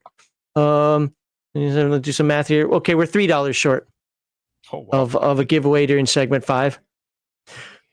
So on the screen here, we have, if my players didn't get a little bummed out when they died, I think they didn't care for the game all that much. I kind of agree with that. I mean, I don't want them to be all freaked out or boohooing at the table where I have to give massages or something. But I want them to be like, oh man. Or there's a flip side to this. If they died heroically, people were talking about the whole Brave browser thing. It just happened. Y'all jinxed me. But Brave's got a problem. I got to refresh all my browsers now. But back to what I'm saying here. If you died heroically, I want you to be like, that was amazing. It sucks that my character's dead, but man, he went out with such a glorious exit there, even without using game mechanics like Blaze of Glory. We're talking like just a cool thing. Heathen Dog has a story about that I'm not going to dive into now, of his cavalryman in my Earthdawn game dying, and he died heroically just by the nature of what he did. No weird abilities to make that happen. So what are you guys' thoughts?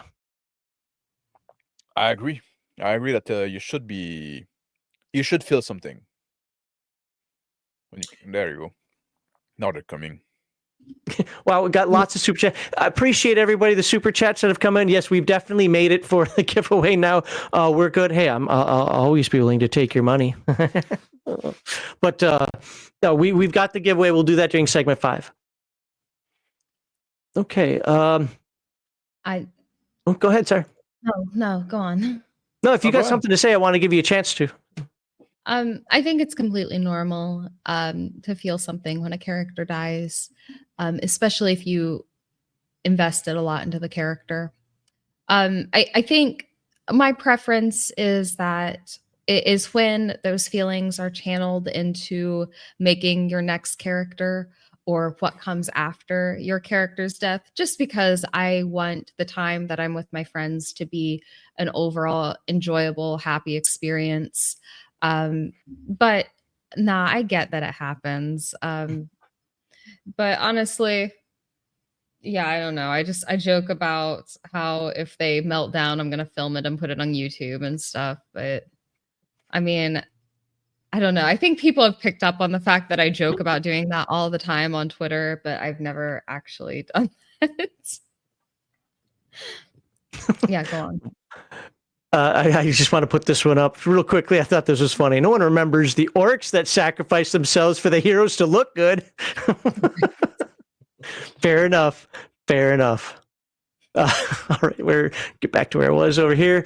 What do we have here? Yep, let me delete that out of there. All right, Not Your Echo says, it's all blurry. There we go. If the human factor of player poor decisions making, the human factor of player poor decisions making, okay, I get it. Player poor decision making can result in player death. So too can the human factor of poor GM decision making at times. I think that's important to note. Is that justifying blaming the game master? I think it doesn't need to be your fault that your character died.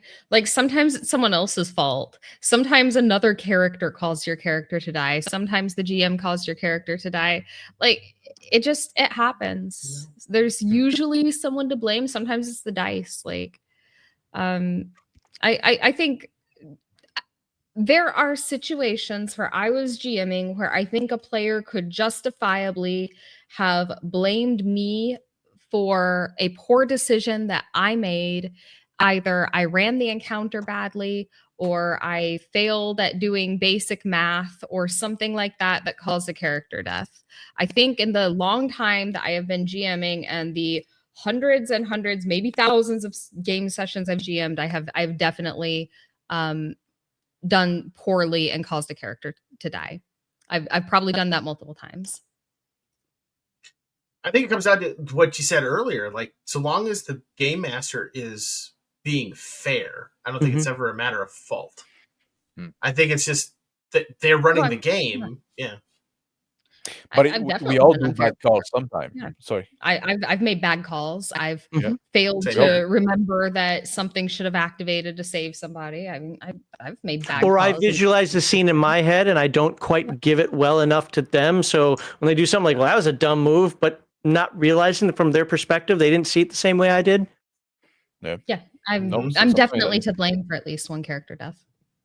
It's part of the game sometimes, right? Just like you, or sometimes like you make your NPC or bad guy, right, overly cruel. Like, we all make bad calls sometimes. Well, you know what? Since this discussion here is about character death, and one of them was alternatives to death, would you being at fault, or me if I'm the game master, whatever, the game master being at fault be a legitimate reason to say, well, technically you died because the dice said you died, but because I adjudicated this wrong, or I didn't explain it correctly, or whatever it happens to be, since it's my fault, you're not going to die?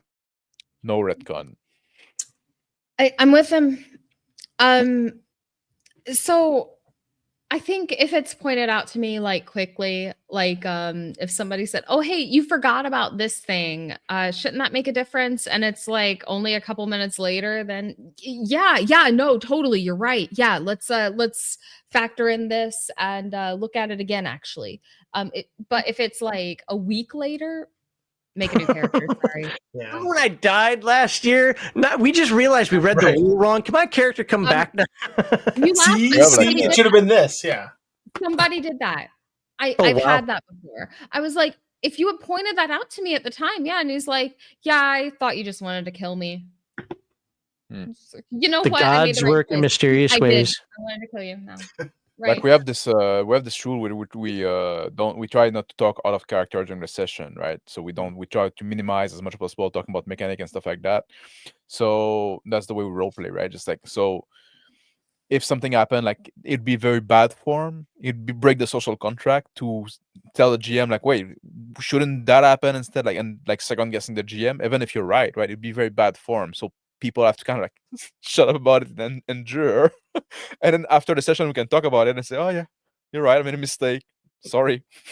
It's just like, and we move on because we're not children, right? We're not like, yeah, happened, right? You can be a bit sour for it, but you've been a GM as well. Like, all my players have been like all the people I play with. We all like been both player and GM, so you know what it is, right? You get how it is. Like you'll make some bad calls sometime too, and we just move on with our life.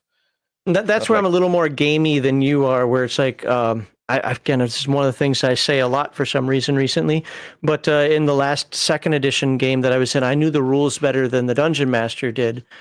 And look, I don't argue with Dungeon Masters. If you've got a reason for your ruling or your house rule or whatever. However, since he didn't know the rules, sometimes he'd be like, no, it actually works like this. And I'd be doing it for your character, other characters, whatever. And if he said, oh, okay, good catch, then he'd change it. Sometimes be like, nope, I want it to work this other way for whatever reason, right? I read it differently. Okay, we move on. I say it one time and we move on. So I can be a little more gamey in that regard there. And some of that's because I didn't know if he was making a mistake or if it was intentional, because he openly said he didn't remember the rules. So Did you like push back your glasses? Actually, the way it works. I probably did say, well, actually, but dude, if I push my glasses, my lenses are like the size of James Webb out there, right? If I push my glasses back any further, they enter my brain. So, no. I shouldn't make like glasses joke. No, I'm the only one like without any. What's that? Shouldn't make He's the glasses only- joke. I'm the only one without any glasses now.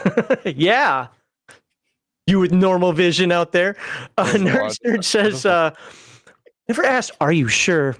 But I've slowly repeated back what that player said they wanted to do and paused, especially for new players. And this begs the question of, okay, do you guys give new players maybe a little break where you're just not going to murder hobo them? I shouldn't even use that term in this case, where you're not going to, you'll kind of give them a second chance, so to speak. Mm-hmm. Yeah, especially if they're younger, newer players. I've been sort of play testing with some of my writing partners' kids this game that we're working on, and they're new to gaming overall. It's very important for me to make certain that they understand there's going to be repercussions.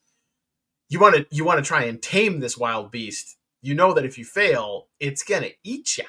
So I mean, being explicit there, but like Nerd's approach with a more mature player, who might still be new to gaming but is an adult. I like that approach better. Just like raise the eyebrows, accentuate the dumb parts of their plan as I read it back to them. Did you ever see the old clip of Troops? It's like a cop spoof with stormtroopers. Oh, yeah, so good. Okay, so when good. you said "eat you" right there, all I envisioned in my head was like, if you do that again, I'm gonna shoot you. So good. Love Minnesota accent, man. I love it. Miss having mine. All right, let's. Where are we going here? Do you have another new player? Do you make like more concession for them? It depends on the circumstance. If it's a new player to my game who has been playing for a while, not really. Sometimes I'll make sure that they understand what they're attempting. If it's like my 8-year-old niece, then like, yeah, but that's, it's different. If they're not a child, no, trial by fire. Okay. Did you want to answer to Mr. Max? Or? For me, it'd been like so long since I had like new player, like people that new to the hobby, right? Okay, fair enough. So I don't have a good answer for that. So I'm not trying to skip anybody here, and you're all welcome to jump in and for any of these comments. It's just I got a ton of them that I got to get through, so that's it. But please, by all means, if I skip you and you want to say something, raise your hand, yell at me. I don't care, whatever you need to do. Now Peter says replacement characters. Do they start back at the same level, or is there a penalty of some sort? I like to start them from the beginning. Like, you start like level, like what would be the equivalent of level 0. But I do tend to play games with the power curve like much shallower. Like D&D, the power curve of D&D and those kind of game are very steep, right? You're very different from level 1 to level 20. I like games that are, you're a little bit more powerful, but not that much, right? You're not like 20 times more powerful. So it's not so big a problem like starting back. And I like party with different level of competency. Okay. Yeah. Go ahead. Sorry. I agree with Max. I also like running for parties with mixed levels. But I mean, I start them at level 1. But like I said, I've said this a few times, players have investment beyond their characters. Lots of them control several characters of varying levels. So starting a new one, hey, that's a chance to play something that you've never played before. It's fine. For us, for me and my players, it's always been a session 0 talking point. It's just like, hey, what are we going to do? Are we going to do average party level -1, average party -2, average party -3, or are you going to start over at 0? Usually it's been average party level -1.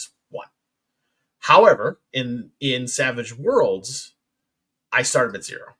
I started because it's not like an actual level thing. And I really, really like it. And I wish that I could get buy-in from my players when we play other games to start at 0, because that would be really fun to do what you just said, Harmony. Yeah. To run a to run a group that's like, well, you got a couple of level 1s, a couple of level 5s, one guy who's just gotten really lucky. He's at level 9 already.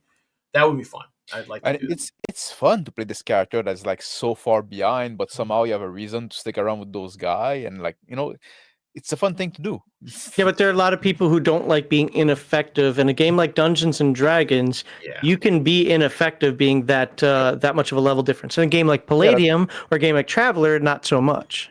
That goes back to the point I was saying, like if you're just looking to win at D&D, right, and you're just looking for the power fantasy, that won't work for you, maybe, right? Just like you're not gonna get the most like damage per round, but that's a different way of viewing the game that I tend to enjoy, right? So I found that that's largely not been an issue in my games. Even low level characters have things that they can do that nobody else can do most of the time. Like low level paladins can detect evil, and nobody else can do that. Low level bards or rogues or skill monkeys still.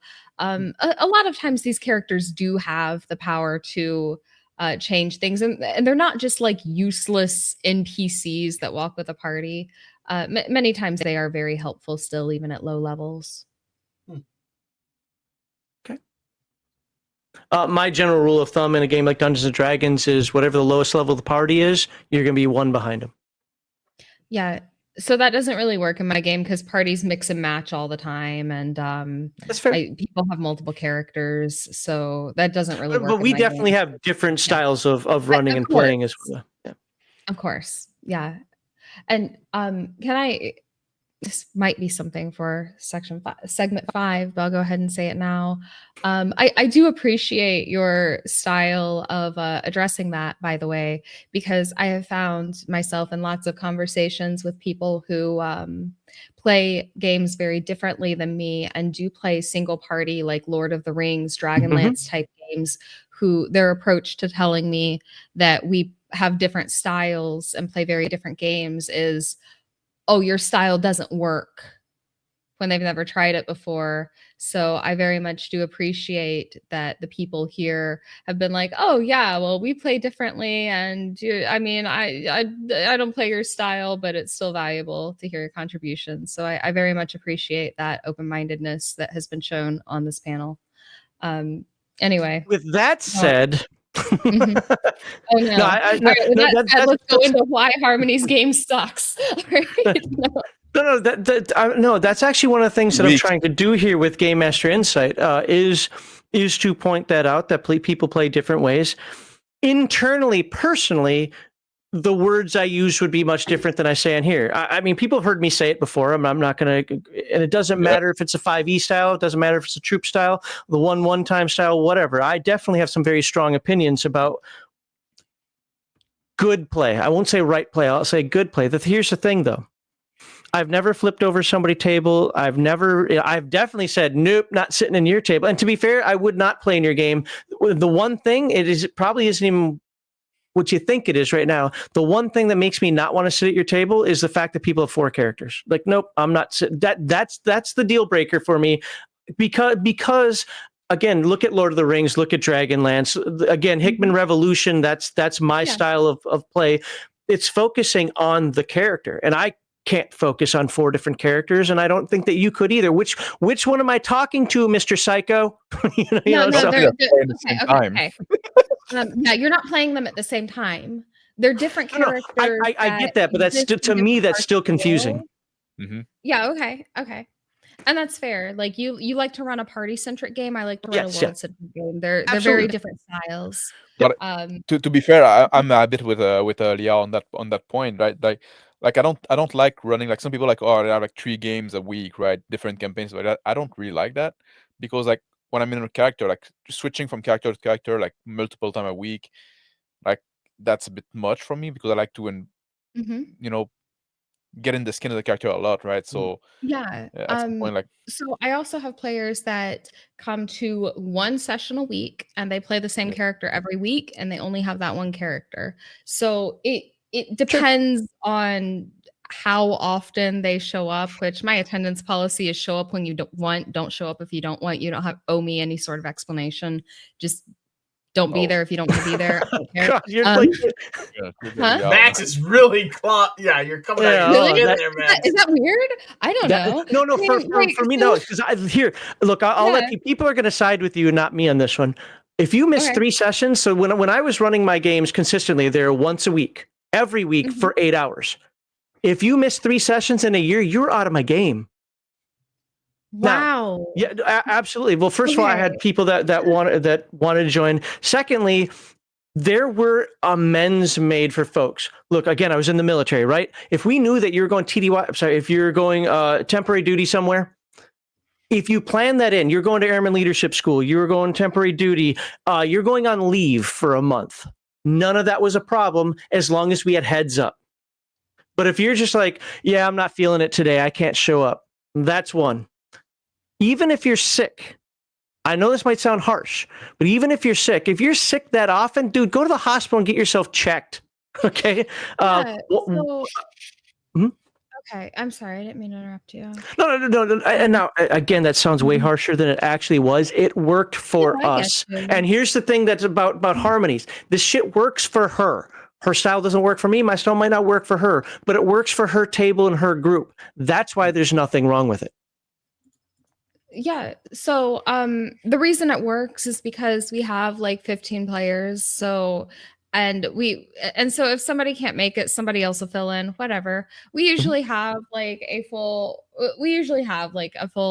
4 to 6 people per session. And like I said, I'll run with like 1 or 2. I don't care.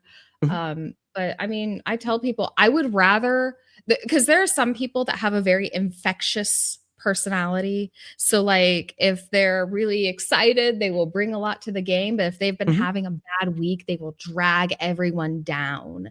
And I would rather that player just not show up if they've been having a bad week.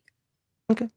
I hear, you know, Crafty, right? I didn't know this came from Alexander McCrease, but the term that I've kind of used, and Crafty drilled it into me because of what McCrease said, and I agree with it, is I see this as an intramural sport. When you join the bowling league, you're now part of the bowling league. When you join the softball team, you're on the softball team. I don't see this as just hanging out with some friends when they want to come over. I see this as actually a commitment. It's just a different point of view. And I want to go back to what Harmony was saying before. This isn't me arguing with her. This is giving my perspective out there. She runs a different type of game than me. I bet you all out there run a different type of game. I know some people are like, I refuse to play a game more than once a month. I refuse to be in a game. Well, Bear's going to call me a liar in this one, but generally speaking, an in-person game, I refuse to be in a game that's only once a month. I can't remember what my character was doing back then.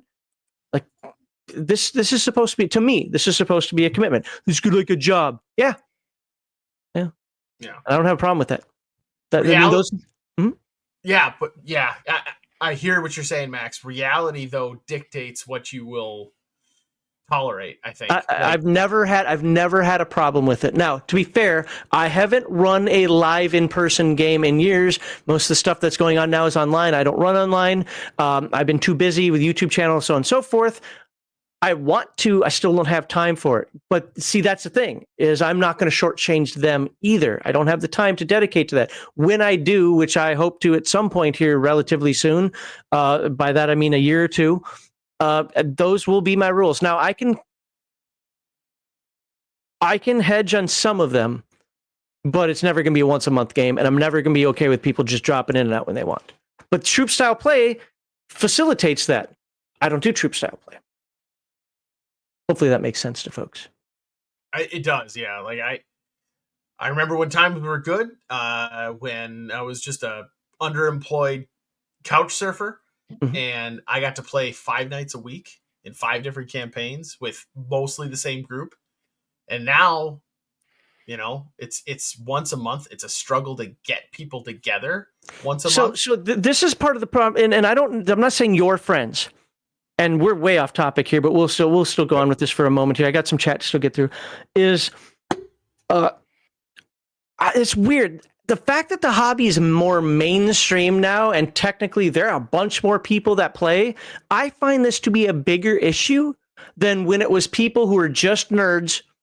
Yeah. And we shared the hobby. I got out of the Air Force in 2001. In 2003, I was playing with some friends in Minnesota, outside the Twin Cities there. And I didn't know these guys really from Adam at that point. Another friend of mine introduced me to them. We started playing regularly once a week, and that was their rule as well. But they kind of grew up in the era that I did. They weren't much younger, but actually they're closer to your age than mine, which isn't that far apart, right? So I find this mainstreaming of it to be kind of the bigger culprit. Well, I don't do anything. This literally happened in one of the games I was running out in Germany. I don't do anything for more than 4 hours at a time. Well, if you're going to be in my game, you do. like that's right. Like for me, 4 hour is a good time, but also like the way we play, we can do a lot in that time. And like playing more than one, like I can play once a week. Sometimes I'm gonna throw another one shot in there and do twice a week. More than that, for me, that's like there's diminishing return, right? I don't appreciate it as much anymore, right? I need some time to be myself too. Sometimes, I cannot always be somebody else, right? Sometimes I need to enjoy being myself. But you also have a different way of role playing. I think, we're a little more relaxed, and you were probably more hardcore in the role playing than most people, but we're not as hardcore in role playing as you guys are. I can see that. Anyway, I somebody put in chat, so we're so far off track that we're in segment 5. We kind of are, so maybe we can talk more about this in segment 5 for the people who are watching the live stream, because I think it is a fun conversation to have. And so, Harmony, I'm actually really happy you brought that up, because truthfully, that's what we want on Game Master Insight. We want people that play completely differently than each other, so that the people who are watching can pull a little from you, pull a little from me, pull a little from Grizzly, a little from Mr. Max, and then figure out what works at their table. Well, sorry, I didn't mean to derail us that far. I did just want to say I do appreciate the open-mindedness shown on this panel and your hosting, but we're getting far off track. It's me. I like to bloviate. Let's Unscripted Unchained RPG review. Said I had 4 of 7 PCs in his convention game at page 2. And J. Scott Garibay did not handle it. Wait. Garibay was in your game? Yeah. Even though his character survived. Oh, dude, come on, DM Bloodworth, we got to talk about that sometime. I'm. Please tell me there's video.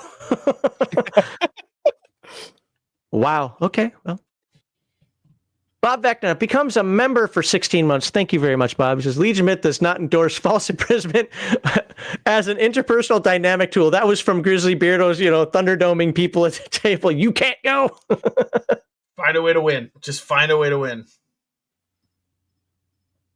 And then we got a bunch of super chats in for folks that wanted to make sure there's a giveaway in segment 5, which we will have. Agile Monk for $9.99. Now you can do a 5-away. A 5-away? A giveaway. I like the idea of only giving 5 away, because I have to give 100 away today. Law Dog, bring on the giveaway. You know that every one of you donated. You're jinxing yourself. You're not going to win now. Hungry Ewok for the giveaway. Thank you very much. Malachi. I want to give it Malachi. Look, everybody else, $9.99, $5, a full membership up here. He's like, I'll give you $3. Sorry, I mess with you, Malachi. Thank you very much for the $3. I do appreciate it. I want to give away. And then finally, Mondohan, he was just trying to rush to get the money and didn't even say anything. But if you remember, Mondohan earlier was the one that did the $49.99 that I drank to. So thank you very much for the super chats. There will be a giveaway in segment 5. I am now going to do my final thoughts. And then let me get this up here.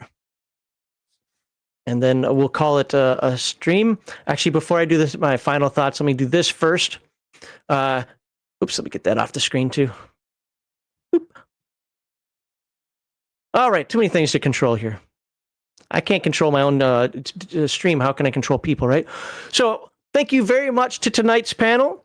I want folks out there, if you can, especially if you're watching live right now, I would really love for you to give a thank you to Mr. Max Bivon. He was a last-minute replacement on here. I literally told him like 15 minutes before the thing started, like, hey, you want to join this? And he beat Bear by 30 seconds. And also thank Grizzly. It's his first time on ever. I thought he did amazingly. And it's Harmony's second time on here, and she was just amazing this time as she was the first time. This panel is absolutely fantastic. Again, I love talking with each one of these folks, and I look forward to doing this again in the future. Well, Mr. Max will be next week. So thank you very much to the panel. Now, whether you disagree or agree with any panelists, I sincerely hope their perspectives both entertained and educated you, give you some food for thought for your future gaming sessions. If you enjoy this discussion, please like this video, subscribe to Legion of Myth, and to all the panelists whose links I'll verify in the description. Now, for my final comments, if I can find my little banner thingy. Boop, look at that. Block all them off. Screw them. Let me go back to the beginning here. I wrote down a bunch of notes, but man, they covered things so well that I don't think I have to read a lot of them. Nicking Death's memorable. I don't know what that was about anymore, so we'll skip that. Just skip that. So I actually like Grizzly Beardo's. I wouldn't do this personally. It's not my style, but I liked what Grizzly Beardo brought up with the whole that they were already dead thing. I thought that was actually really cool. Now, resurrection, how I handle resurrection, I do soul for soul. So if you get resurrected, somebody you know is going to die. It's not going to be another player character, but it is going to be somebody you know, somebody that as a could be a patron, it could be somebody you associate with. It might not even be somebody you know right away, but it's going to be somebody close to the group is going to die. And plus, you have to pay for it and all that other good stuff that comes up with that. It makes them think twice about if they really want to resurrect stuff. Is it worth it? What's your moral code? Is your moral code say that that's even allowable? It's up to you. Per injury, I thought was a good idea. There's certain games out there with Dying Sacrifice and Blaze of Glory. I love those ideas as long as they make sense. I don't like it when it's forced. I definitely do not believe in the idea of, I don't like this character anymore, I just want him to die. Play another character 3 or 4 times. Yep, I don't like this one either, I just want him to die. I just want to play this. No. At some point, you've got to find a character you like. Again, that's just how I run my tables. Your mileage may vary for yours. I don't like people who continually switch characters. You switch once, I get it. You thought it was going to be fun or whatever, but that second one has got to be something you keep unless you die. Just because I don't like chaos like that in my games. Was this a question? How do players react? One of the things that happened in one of my games was that when one of the players, one of the characters died, the entire town came out and had like a memorial for him. Now the players did their own thing, but then the town did something for him as well. And so even though it's a little podunk town, they actually decided that they liked that town quite a bit after that. And so they bought a plot of land. They turned it into a little character graveyard. Unfortunately, we didn't play that campaign long enough for it to fill up or anything, but there are a couple characters there, and they ended up using that as like their graveyard of heroes, which was something that the players enjoyed. I will do on occasion. I already mentioned that. I don't have to mention that again. I think that the players coming up with rights is awesome. I'm accused a lot. Excuse me one second here. I'm accused a lot of not giving players any agency or any effect on the world. I don't let them control big things, but something like that, like setting up some rights. So, if you want to do the Viking thing, put them on a ship and light arrows, shoot arrows at them or whatever, something more interesting, but for the setting that makes sense. I absolutely would be all in on that. I love it when players do that, especially when it's something as meaningful as their character dying. So yeah, I'm all for that. Now, here's a couple of little stories that I got. Some of these, if you watch the stream a lot, you probably already know. I remember my friend Bob. Why is it always Bob's fault? I don't know. It just is. His scout made his rolls, and he was hiding. So he assumed that, well, I made my rolls, so that means I'm hiding. The wyvern were flying overhead. He was hiding beside a rock. He didn't make it. And he was a little miffed about that one. And he argued that for quite a while, and his character still died. Another one that I've kind of talked about is friend Rob. Well, we were talking about moral conundrums, right? Well, I was playing an evil priest in a Palladium fantasy game. His character died. I raised his character back as a zombie. Thank you, because his body was just a tool. He got so angry, his next character he brought into the game targeted me. His character was an assassin, and I was his target because he was mad that I used his other character that had just died as a zombie. Oh well. And my understanding is he's still upset with me today about that. Not like he's in we're not friends or anything, but he's still irked about that today. But I have seen players throw dice. I've seen them blame the GM. I've seen them want to fight the game master. I have heard the whole, meet you behind the behind the stands or the swing set at 3:00 kind of thing. It was when I was at War Games West. I saw people want to get into a fight over a character dying.